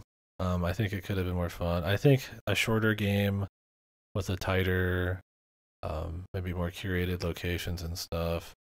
I think if they wanted it to be open world, having it actually be full open world would have been fine. It being a cinematic platformer and gameplay, it's like that's having branching open world stuff with that is kind of like, I don't think it's interesting. I think the gameplay hurts what's otherwise a fine idea of like a survival thing where you can't truly ever win completely, and you get to see the world around you kind of shittier. Like the places you go to, you can't, forage from anymore. Not there anymore. Humans live. I think it's cool in some ways, but I think in execution, there's a lot. Sorry, I thought about putting it on worse, but I don't think I am. I think I'm just Game of the Year's coming. Mail Mall. Surely don't mean Game of the Decade. Raincoat. Oh, yeah. That's Game of the Century. Show some fucking respect.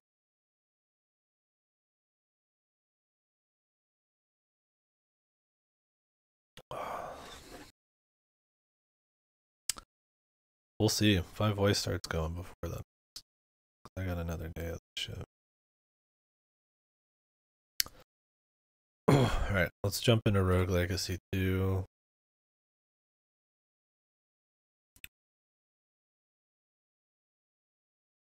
I got some sangria. I don't have any wine, man. Okay.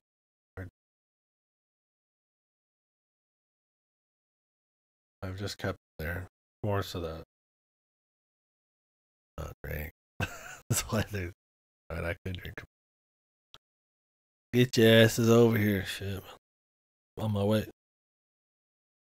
Can you just pour some in my Country Anchors big red truck? Apple cider, please.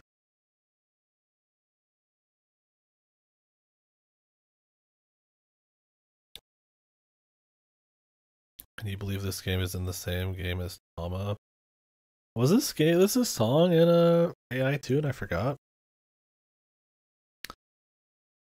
Oh man, AI 2. I'm glad that wasn't this year too. I'd have no voice left. Oh, other. I was like, what?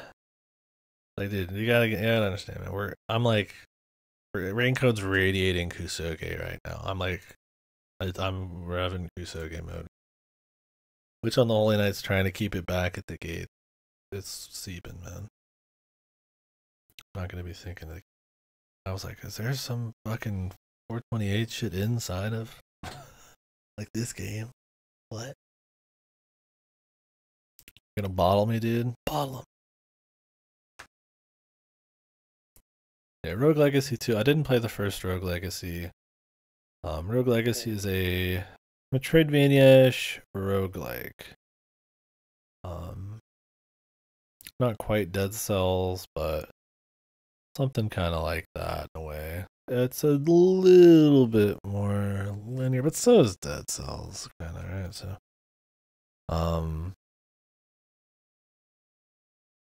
So the meta progression is you building up your castle, your keep, and upgrading NPCs and upgrading yourself. Yeah, I never was super when Rogue Legacy 1 came out. It always kind of felt like, it wasn't banking off of that like roguelite bad, but it kind of was in there. It was like, oh, you got FTL, you got Isaac, you got Spelunky. It's like, then you got Rogue Legacy, and you're like, okay, I mean that's cool, but all right. And then that was kind of you don't hear really people liked it, but you don't really hear it talk about like that same vein as like a Binding of Isaac or something. But I don't know. I liked Rogue Legacy 2 enough. Would I call it good? I guess. I suppose it's good. I don't think it was. I mean, it's barely up there. I mean, it's good. It's not gonna be best, but I enjoyed it. I think the actual progression was fun. It was cool. Upgrading everything. It felt like you're always, making strides every time you're going through the levels. I mean, that's how roguelike is, but some of them, it's more boring than others. Getting builds it wasn't just stats. It's not like Undermine where it's just stats and it always plays the same. It felt relatively different to get certain things, and there's definitely god builds and stuff. It's not gonna be probably your best roguelike where I just get all these crazy things and I'm somehow playing a different game. But it kind of goes for some of that. You have different classes you can pick, which can start with certain things and have certain gameplay styles, and then you could build up different relics and shit, or play off of like certain passives, or do like special challenges with them to kind of build up, carve out like a build for the run and shit. It's I had fun with it. If you just like roguelites, it's just a fun kind of little action platforming time.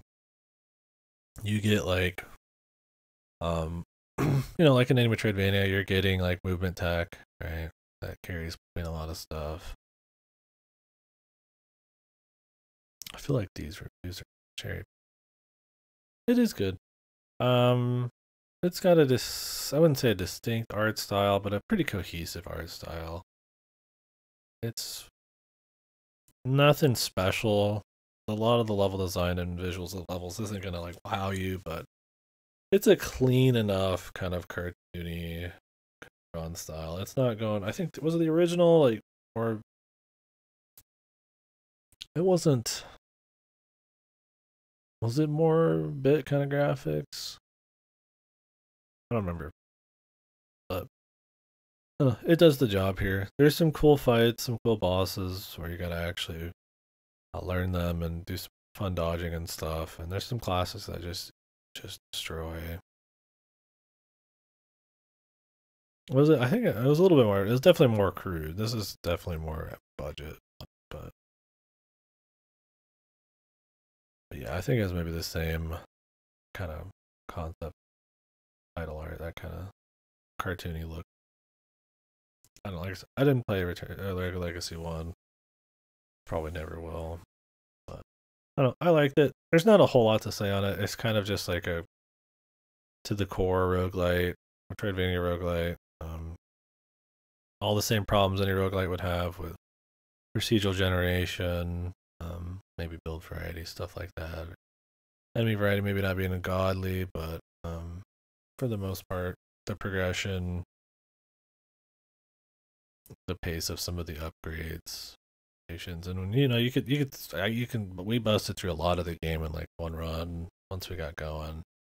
with the right setup. So, also, if you want to play a game forever, this game has quite a bit of post game replaying stuff for like marginal stats for the rest of your fucking life. So, if you like meta progression and you're like, damn, it sucks that these games are the meta progression's gone. So, I'm done. It's like, no, this one you could keep going, man. And so if you like the builds and you just want to keep playing, they've definitely got a lot for you there. I thought it was a little threadbare on that front, but it exists. It's for people who just want to have something to go for instead of just coming back for its own sake. But it can also get pretty difficult, like any roguelite. It's got some tough parts, especially in the challenges. But the thing is, because there's stat progression, the challenges are going to just get easier as you go. So they're kind of geared towards that. There's challenges you can do anytime you want to kind of get like certain currencies and upgrades one time. Those are kind of over time. You play with like every class or some challenge. Do good enough with every class. Something. I don't know. I'd recommend it. It's cool. I like that enough. On PS Plus for free. Well, with PS Plus. Not too bad there. I feel like I should stop.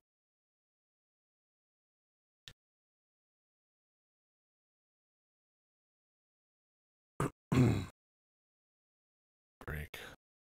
Stop that. In the 90 zone's pretty good. Stop after rank cut. Yeah, maybe we'll do that. We're at 90 or something.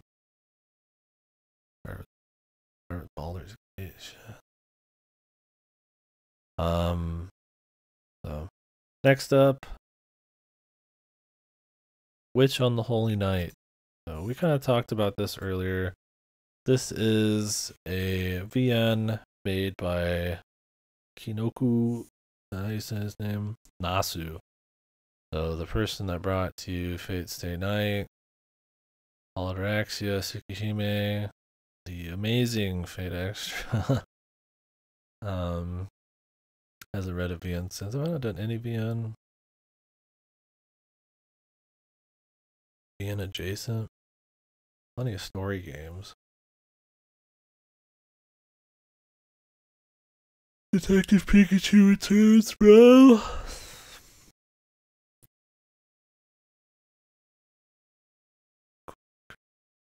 Bookwalker was kind of like a complimentary VN. Honorable VN, I mean.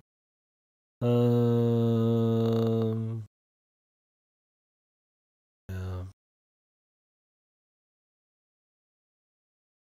We'll get there.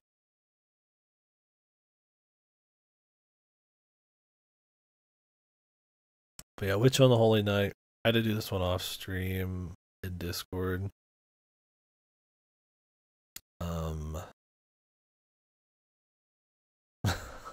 Isn't Goto doing a playthrough of that? Or has he not been? But yeah, Witch on the Holy Night by Nasu, the man that brought you Fate. This is the highest budget. I don't know if it still is VN. At least of the time of making it, of all time. Definitely tell when you're in there. Lots of animations, a lot of crazy shit. It looks like this when you're just actually reading it, like a lot of the time. The Umineko PS3 port. I mean, shit. Nowadays with stuff like Brain Code, which probably has a big budget. AI, I gotta wonder. But then again, those don't look as good as Witch on the Holy Night either way. So, what it is, it's a story about a mage who lives on the top of two mages who live on the top of a hill, who meet a kind of odd boy, finds out they know how to do magic, and that is something people aren't supposed to know. So they need to kill him, but they're not assholes, so it kind of just goes from there, and escapades continue. Other people start appearing, other stuff happens. Not gonna get into that. You just describe Fate. I mean, it's different, right? And it's definitely, it's still the same, some of the same artists, and it's not Fate, right? It's just mages. There's no servants, right? There's a talking bird. It's not Fate, right? He's a smart mouthed, crass asshole, dude. He's great. He's like a New York asshole. Was it New York? He's like Chicago. He's like a asshole bird. Anyways, it is very nuanced, very character focused, very slow build, very focused on just these, mostly these three characters. There's plenty of other stuff going on. Kind of their world, their philosophies of stuff, their world views, especially with the guy. It's mostly, is it mostly internal narration? Is it third person? I can't remember. Is it jump around? It's one of those like Fate where it's kind of important to a certain extent, which is another reason the movie's going to be fucking horrible. But yeah, very nice art, zillions of variations on scenes, just to squeeze the right atmosphere out of each scene. Like I was talking about earlier, the living room alone had, when we looked through the gallery, had like a dozen fucking different versions for different times of year, just a little bit different weather and stuff. And then those scenes will kind of, a lot of the scenes in writing will kind of like capture that kind of vibe. Like they're kind of like all working together pretty well, and it's pretty important. All of that stuff, is it works all pretty well together. It's really the only big problem I had with it was that it's part one of three, and the other two don't exist. This came out like 10 years ago, so it's laying a lot of groundwork in a way on the characters and the world. It's criminal, yeah. Like it has its own little problems within it. Some scale stuff gets a little goofy. But for the most part, my only like big problem with it is that, yeah, that it's just kind of the beginning. And that wouldn't be a problem normally, but it does kind of feel like, oh, we're gonna keep going, right? Like it feels like it's like there's more coming. It's a good thing, like I said, I think I gave it like an 8 or 9. Yeah, I gave it a 9 on the VN tier list. It's good. But yeah. So on a personal level, the only problem with it is that it's a really cool characters. There's really cool stuff going on. Really nice art. But it's the last good thing Nasu wrote that I know of.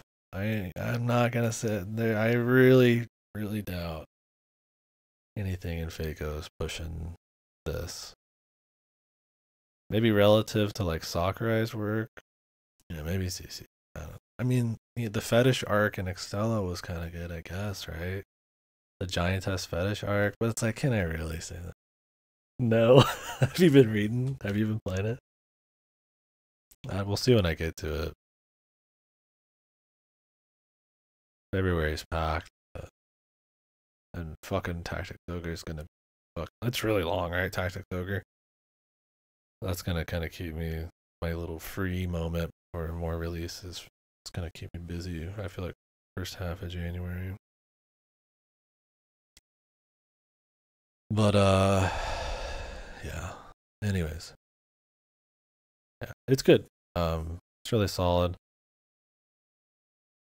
I would recommend it to anyone. It finally got an English port. That's what we're kind of talking about right now. It was going to have a fan translation, but the English port kind of came out around the same time.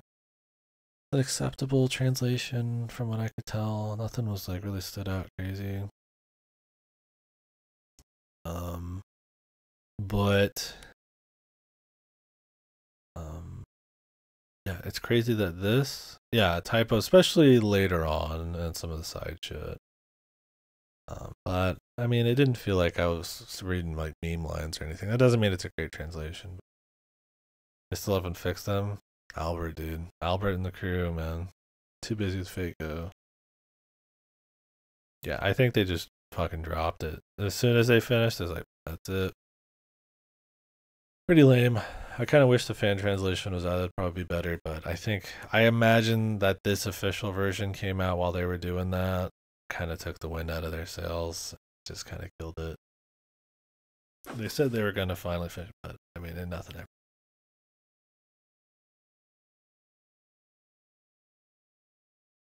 I hope they still put it out. It's nice to have more translation options available.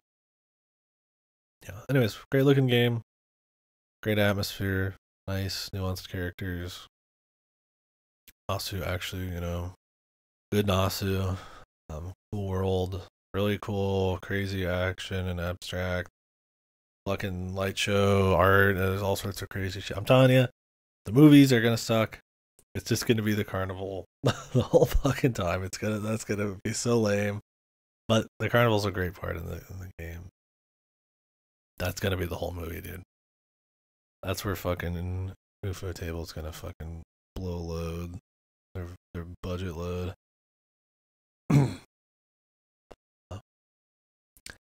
The VN does not have actually that much action. That's the joke.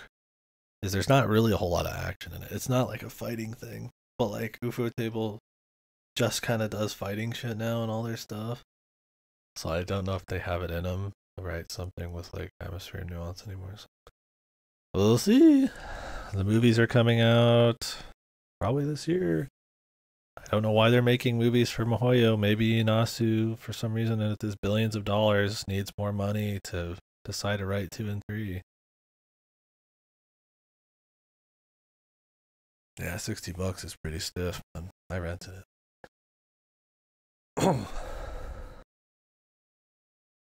Rough.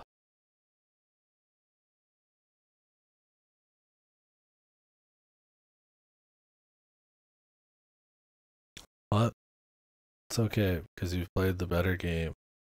Master Detective Archives Raincoat. That bad boy got a nice fat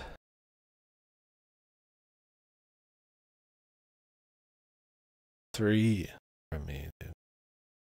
The interior list. Very good.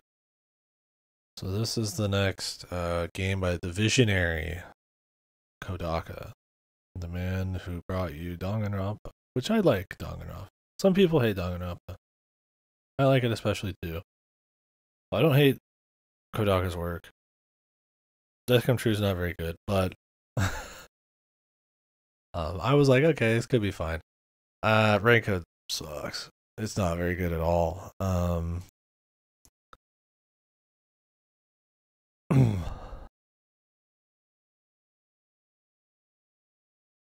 It's like so Raincoat.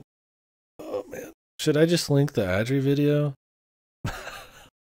Just where's let me see if I should have it in my reading list. I still need to listen to the whole thing. I just really want to like focus in on it. Where is it, man?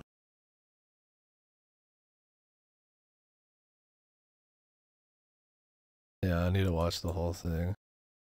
Right, here's a video by a friend of the stream breaking down all of Raincoat and its problems. It's not good. It's extremely, I mean, you could just start anywhere. I don't know. So I guess the idea, what is the premise? It's about a society of almost like an elite FBI of detectives. We're trying to find the truth. And it's not just like we're just trying to find the truth like we're law enforcement.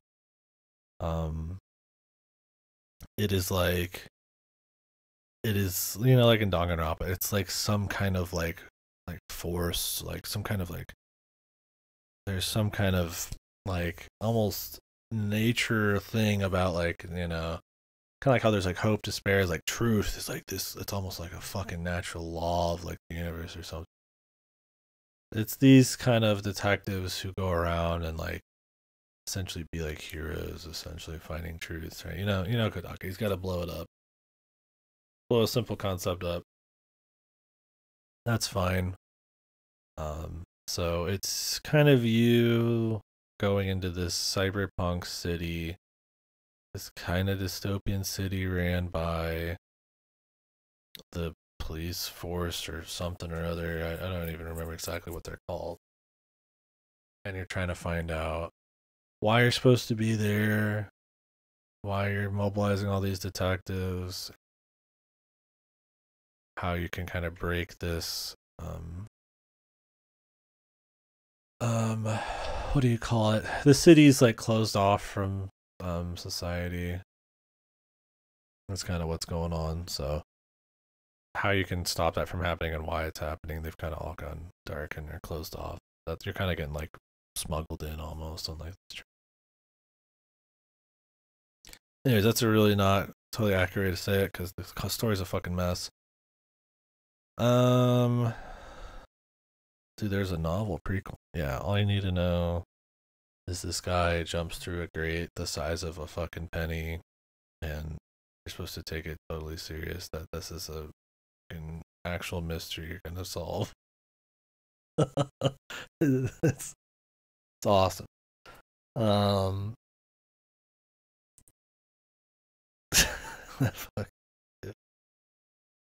So yeah, it's problems. I mean, the characters go nowhere.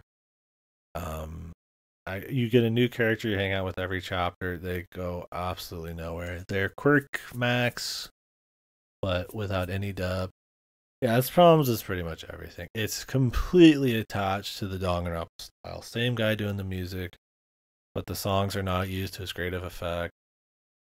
Same fucking Pink Blood, even a fucking twist in the game. It's so I'm spoiling part of it. I don't give a fuck. I spoil this all the time. It's a twist in the game, and it pisses me off because it's a twist that's only for fucking Danganronpa people. Same artists, and it's like that's fine. You know, maybe they do good work, but it's so attached to that same kind of vibe and like tone and stuff that it's not even just Kodaka's um like style at this point. It feels like it's like afraid to move away. I mean, I think it's hilarious. Yeah, I liked it in that sense, but I don't think it's like awesome or anything. It's like wow, really? Um, so the difference here between Danganronpa and this is instead of a court case, you go in like a mental labyrinth where the game just kind of essentially does what it does during the debates in Danganronpa and just kind of goes through each thing and you just solve it. But the difference is that is all you do in this. It's kind of just linear labyrinths that take like 30 times as long as a Danganronpa case to go through to fucking explain in excruciating detail every bit of the story with a mini game all the time. But there's only a few mini games. And super long cutscenes where you like run down hallways, or just scenes where you just run down hallways, the same hallways in every fucking level. It's just extremely, yeah. There's like Hangman's Gambit and shit if that's what you're after. There is mini games, but they're just kind of dull. The problem is everything's padded out with way too much dialogue, way too many cutscenes of people just fucking around. Way too many things being explained that just don't need to be explained at just this glacial pace. And that's just when you're in the labyrinth. So in the main outside of the game, the labyrinth game where you're inside of their shit, you just walk around like a overworld essentially. It's open world kind of, depending on what part of the story you're in. You can run around, do extremely boring, slow side quests like in a Yakuza way. But without actually being cool like Yakuza. and you just walk. That's it. You kind of just walk around the world. It tells you where to go to get to the next story beat, to learn about some clue or detective thing, and then you just move to the next area, and it's just extremely slow walking speed. Everything's slow, everything's drawn out. There's no character progression. The world building's like glacial. And then when you go into these labyrinths, it's also really slow. And there's really the twists aren't really all that interesting. And you don't really have to think at all because the game kind of tells you most stuff. Even just on a fundamental level, I feel like the labyrinths are just kind of like fuck. Because of how on rails everything is. I mean, you could say that about like the Danganronpa trials. I feel like there was more input you had to put into them. I don't know. Maybe not in some cases, but that's the thing is you'll fight little bosses, right? Where you have to like jump over like stuff that comes at you, or dodge stuff that comes at you, and then you have bullets, like in Danganronpa, but in this they're swords, and then you like cut the right false thing with the truth, so it's like evidence in Danganronpa. It's like it's all the same shit, but in a worse story, the worse world, with no characters. They're just quirk. They have nothing. Like even at least in Danganronpa, some characters would have arcs. They'd have certain chemistry. Um, they could like die, something like that. Like there'd be some stakes. There's just nothing going on in Raincoat. So it's like an openish world Danganronpa in a city, but really shit.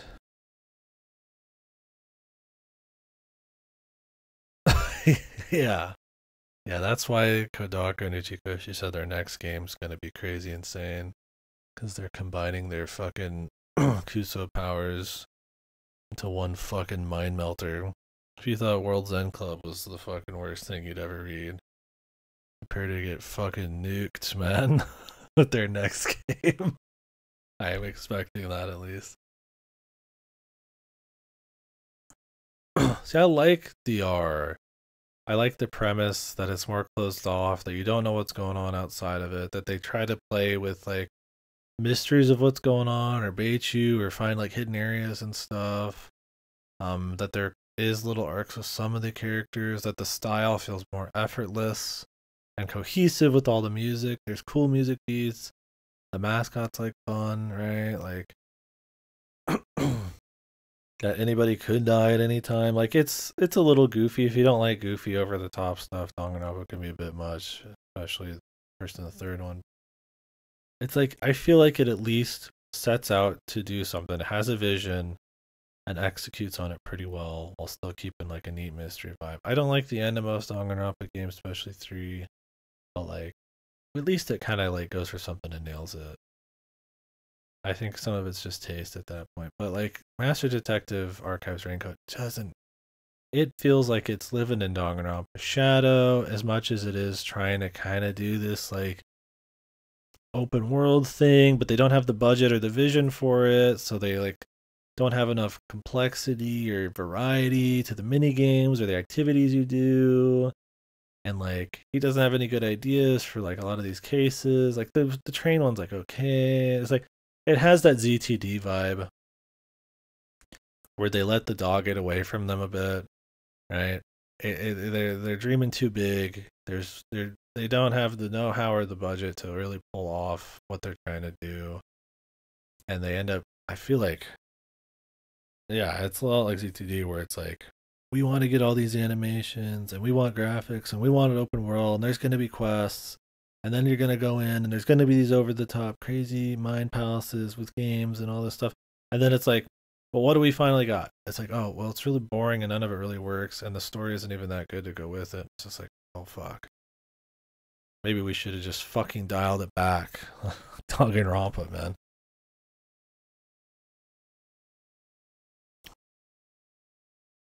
I don't know if anybody really likes Rain. Somebody has to like Raincoat. And there's somebody in here who's looking for the DLC. I don't remember.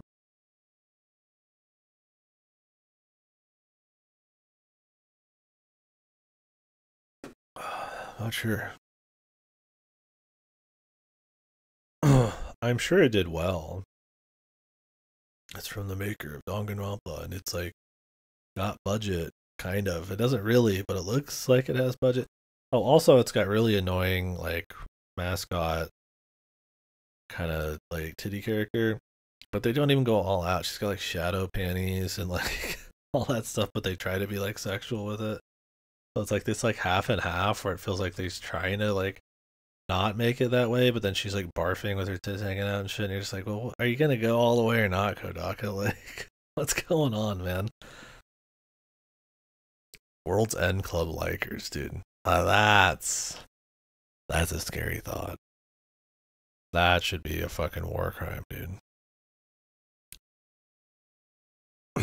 So I don't know. It's really hard to get into the Master Detective Archives rain code because most everything is a problem. There is like on a conceptual level, maybe okay stuff happening. A detective goes to a cyberpunk city and uncovers a conspiracy or solves murders. Sure, that could be cool, right? Like a fucking like a stylish or noir, like hard boiled, or maybe even not. Maybe it's just a stylish kind of like dystopian city where you dig into themes of sci-fi or futurism or transhumanism or fucking who knows, something to do with sci-fi or cyberpunk. This game has nothing to explore, nothing to say. And even when it's just being quirky fun, it doesn't have to have, I guess, themes. It doesn't even pull that off really well. You're not, oh, what's gonna happen? You already know. You already know what happens. You gotta wait 4 hours to get to the point where they tell you what happens.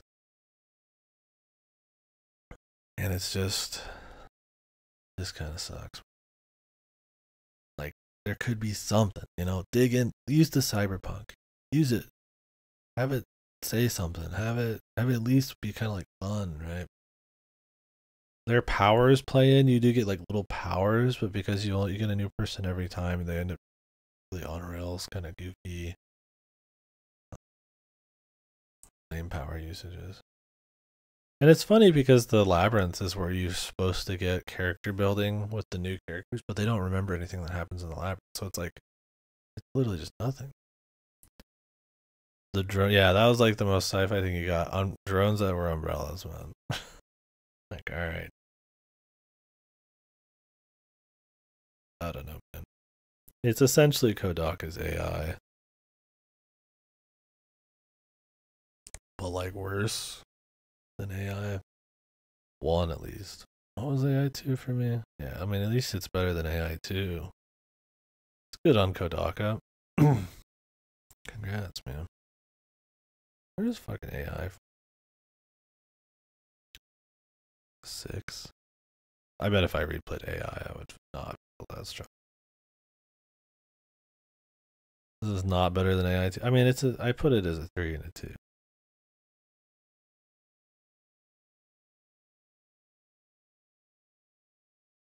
We don't want to have that discussion. Look, AI 2 was mind-meltingly disappointing to me, empathetic. Brain Code was really shit and slow and pathetic. Kodaka's at least not got the body of work that Ichikoshi.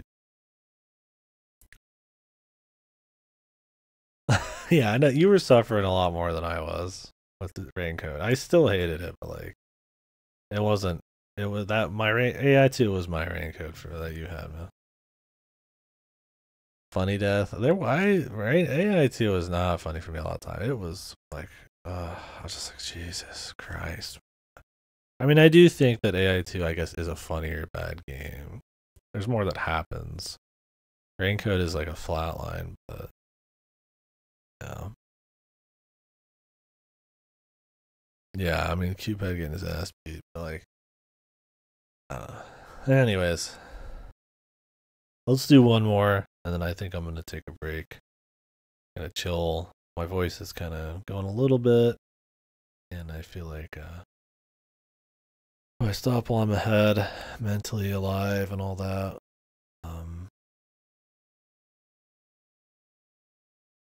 Yeah, we'll do Goodbye World now. Odd one to end it on because I barely remember what the fuck happened. It wasn't very great. It wasn't very memorable. I don't even have a fucking trailer for it, brother. Oh, I did it in the wrong order. No, wait, Killer Frequency. My bad.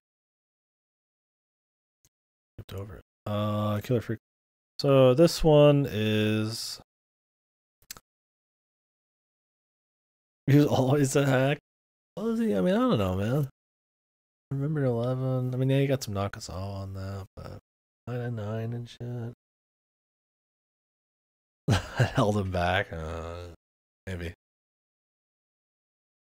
I don't know. I think he had more fun ideas. Yeah, I don't know. Maybe people handled the app. I mean, either way, I mean, you could say about that Hodaka too. Who held him back on Danganronpa?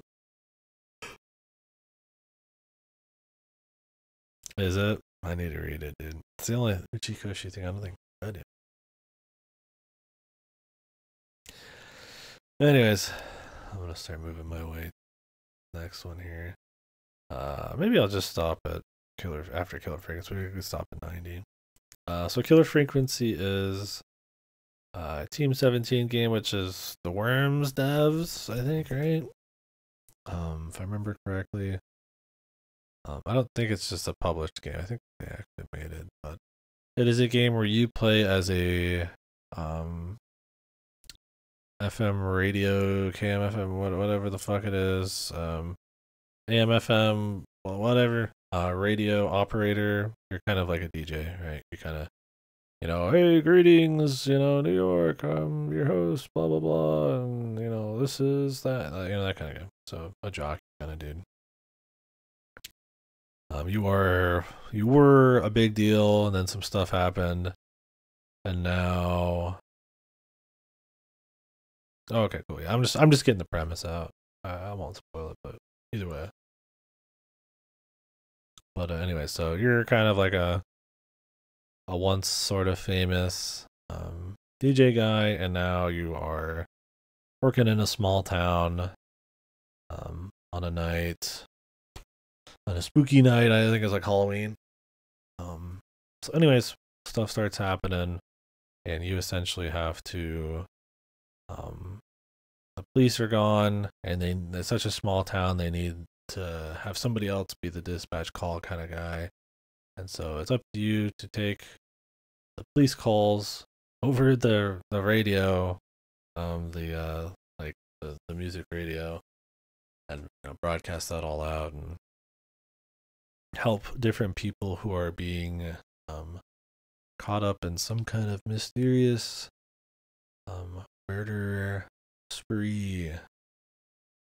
You also get to explore around the station and find like little secrets and fun stuff and throw paper balls and kind of mess with the machinery and all sorts of stuff. So it's kind of like a first person exploration thing, but also like just a DJ kind of puzzle sort of game. You might have to check like maps and like tell people where to go and stuff. It's not like super hard or anything, but it's cool. It's a cool idea.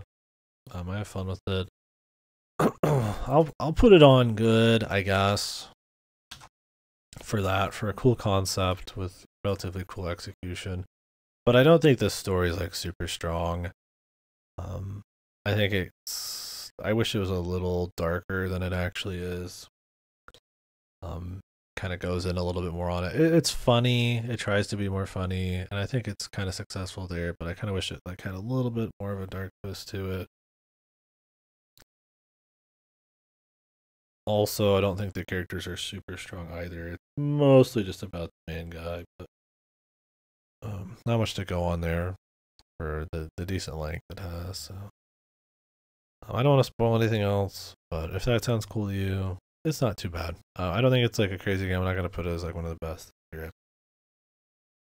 It's a cool premise, and it's worth it on that alone.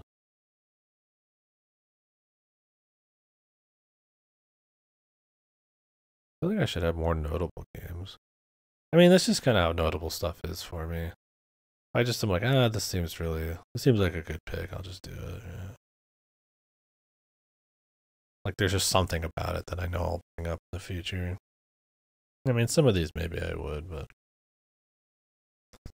it's very personal category. I'll look through them again here. Ace of Seafood is notable. I mean, will I ever bring it up for any reason other than just saying how it looked funny, but it wasn't, or something? Kind of funny. I will. Yeah. I mean, I guess it's notable. I already put it in one of the worst games. That's the note enough there.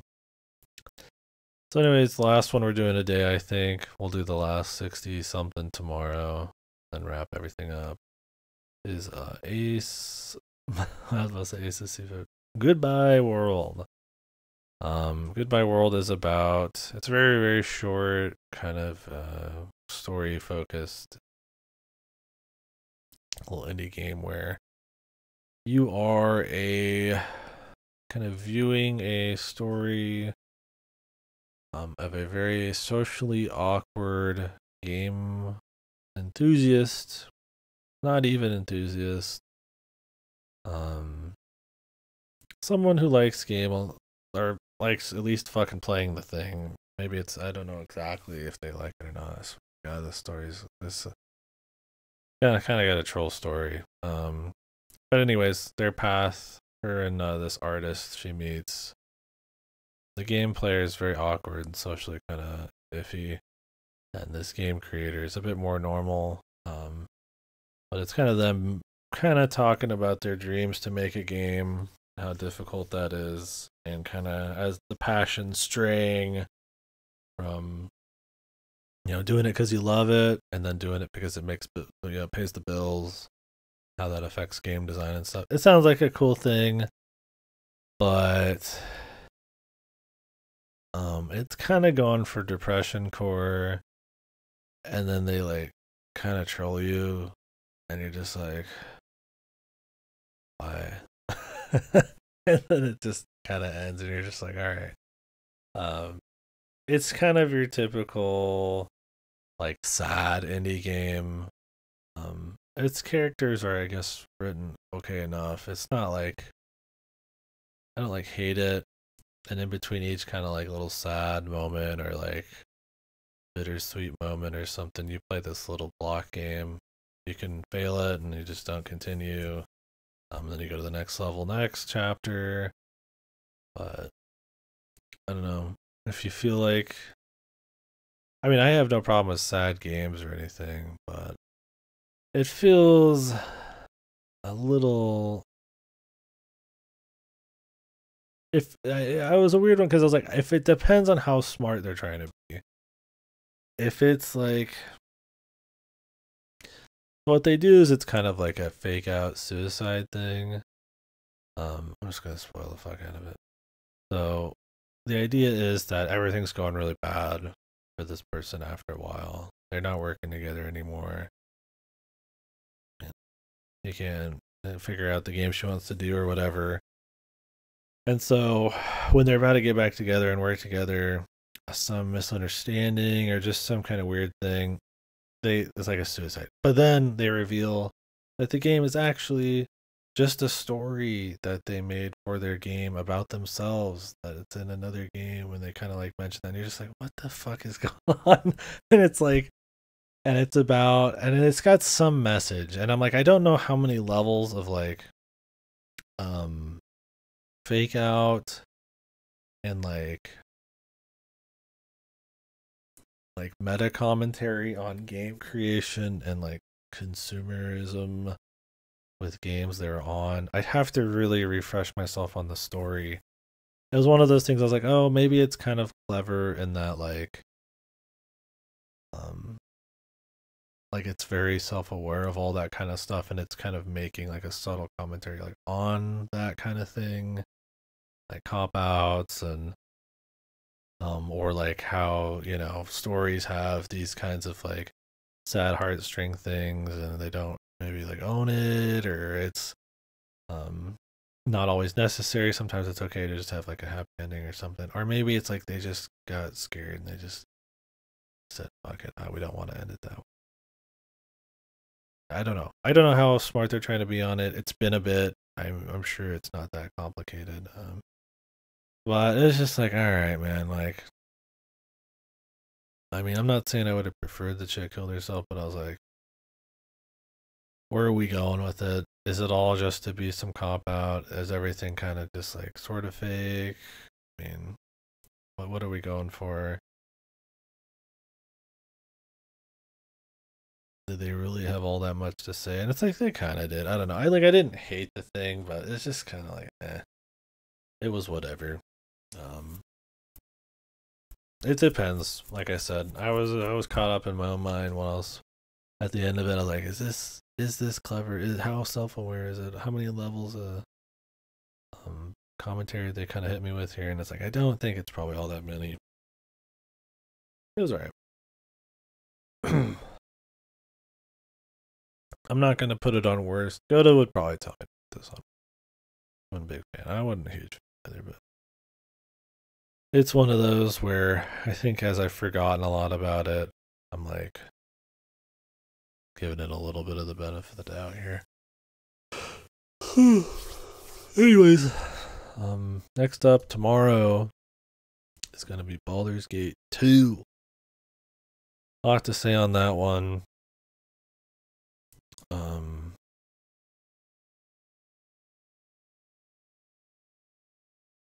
We got Baldur's Gate 3 this year too, so we'll be following that up with Throne of Ball, which is essentially Baldur's Gate 3 for real.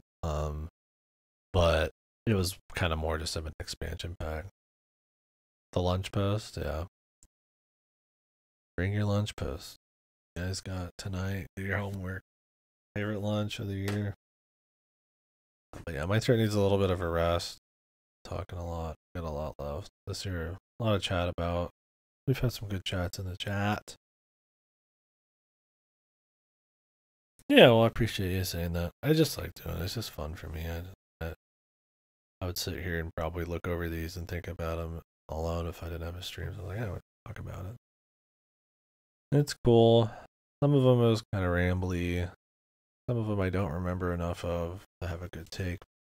Somebody's really interested. It's the idea is more to just like say what the game is, show it a bit, and then get like the general take without feeling like a total poser about it. It's like if somebody really wants to hear for some reason more of me talking about these games, like you can go to the pods. Yeah, I appreciate you guys coming out, man. Lurking our chat. It's just fun to go back and look here, revisit some of these games and the year stacked up compared to other years. We'll look through the other years for shits. And I use these lists throughout the years. Ooh, I forget a lot of shit. But yeah, pretty tired. 18 hours on this one. In the past, I would go for like 18, 19 hours and just crank out. But then my bed. Also, we only made it to 90. I got 159 of these fucking things, dude. 158. The first row doesn't count as a number. A lot of big ones coming up. Armored Core is going to be kind of a blast through. Even when I was doing the Armored Core tier list, it's really hard to like, oh, this one's this way, this one's this way. Most of them are expansions. Should be able to kind of explain a few of those away because I've kind of had to wrestle with that before. Core 6. Will it be my game of the year? I don't really usually do games of the year. I mean, I'm fine with it. There's some games that are just that good. I've mentioned that with Outer Wild. My top 3. I really liked Armored Core 6. I think some people just, I'll say, don't get it. They don't have that like particular interest in like some of what Armored Core is going for. You'll see people say it's just really easy. I just built something and I just went and did it. And it's like, yeah, but there's so many builds you can do. And if you don't have any kind of like interest in being creative with the builds, I feel like you kind of miss out on like what Armored Core 6 is all about. I feel like FromSoft doesn't give a fuck, which is cool. I do think the difficulty maybe could use some tuning, but then they did, but they made it like easier. I think there's some expectations there, but I really liked what. I don't want to get too much into it. I really like. Big fan of Armored. Did not expect that too, because the rest of the series is decent. It's fine. It's not godly. It's got its moments. 6 completely shits on the rest of the series. It'll be cool to talk about. This year's is Tevi. Tevi's gonna stay right where it is. Nowhere. It's gonna just stay right in the mediocre pile, dude. I mean, if you guys want to talk Tevi now, because we got most of the Tevi here, we could probably talk Tevi. Is the second to last.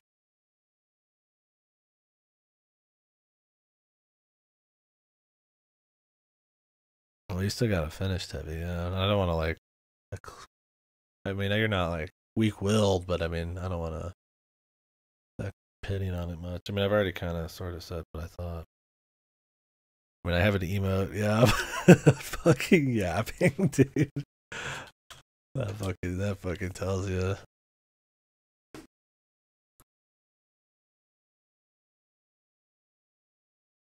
I don't hate Tevi.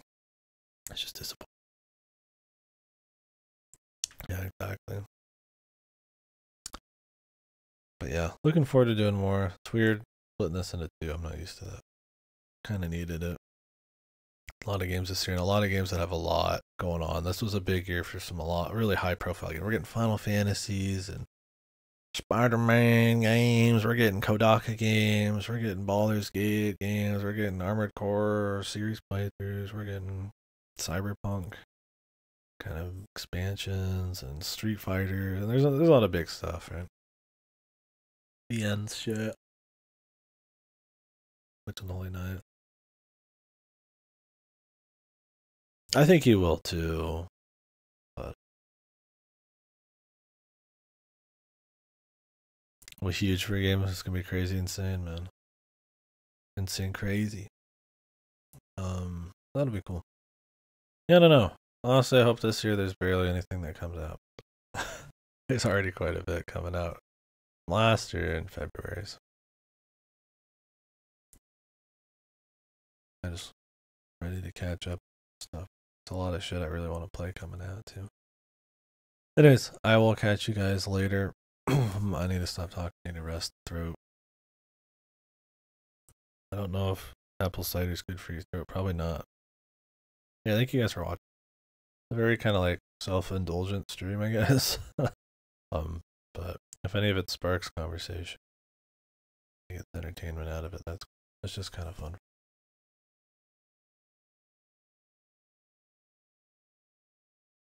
Right, Tim. Yeah, no, that's my thing. Is like I only play stuff I'm interested in some kind of capacity. There just was that much stuff here. I mean, I still made it through multiple. I mean, series playthroughs and stuff that wasn't this year, right? I mean, that's my thing. Is I'll do prep work. Like I don't go through all of Baldur's Gate, every Armored Core.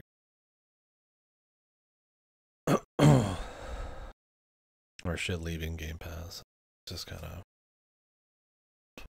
shit keeps me busy. Yeah, I should have. We will next. 2 2023 releases. I don't know how many I did. I'll count them up maybe tomorrow.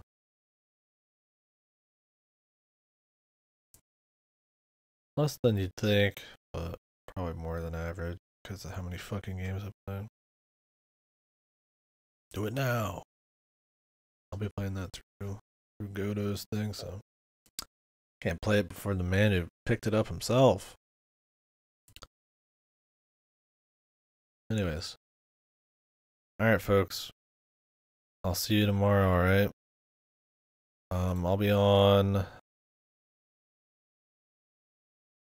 Yeah, that might be a betrayal of Kodo there. Well, I'm gonna play it anyways.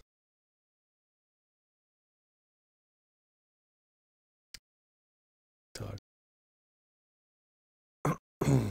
But anyways, yeah, be back tomorrow. It'll probably just be this tomorrow, and we'll get into Tactics Ogre the next day. Tactics Ober? Tactics Ober Reborn. I might have to do some car shit. I need to get into some tax shit.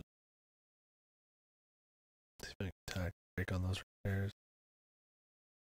But I think for now I'm gonna chill. Bye bye, folks. Thank you very much for hanging out on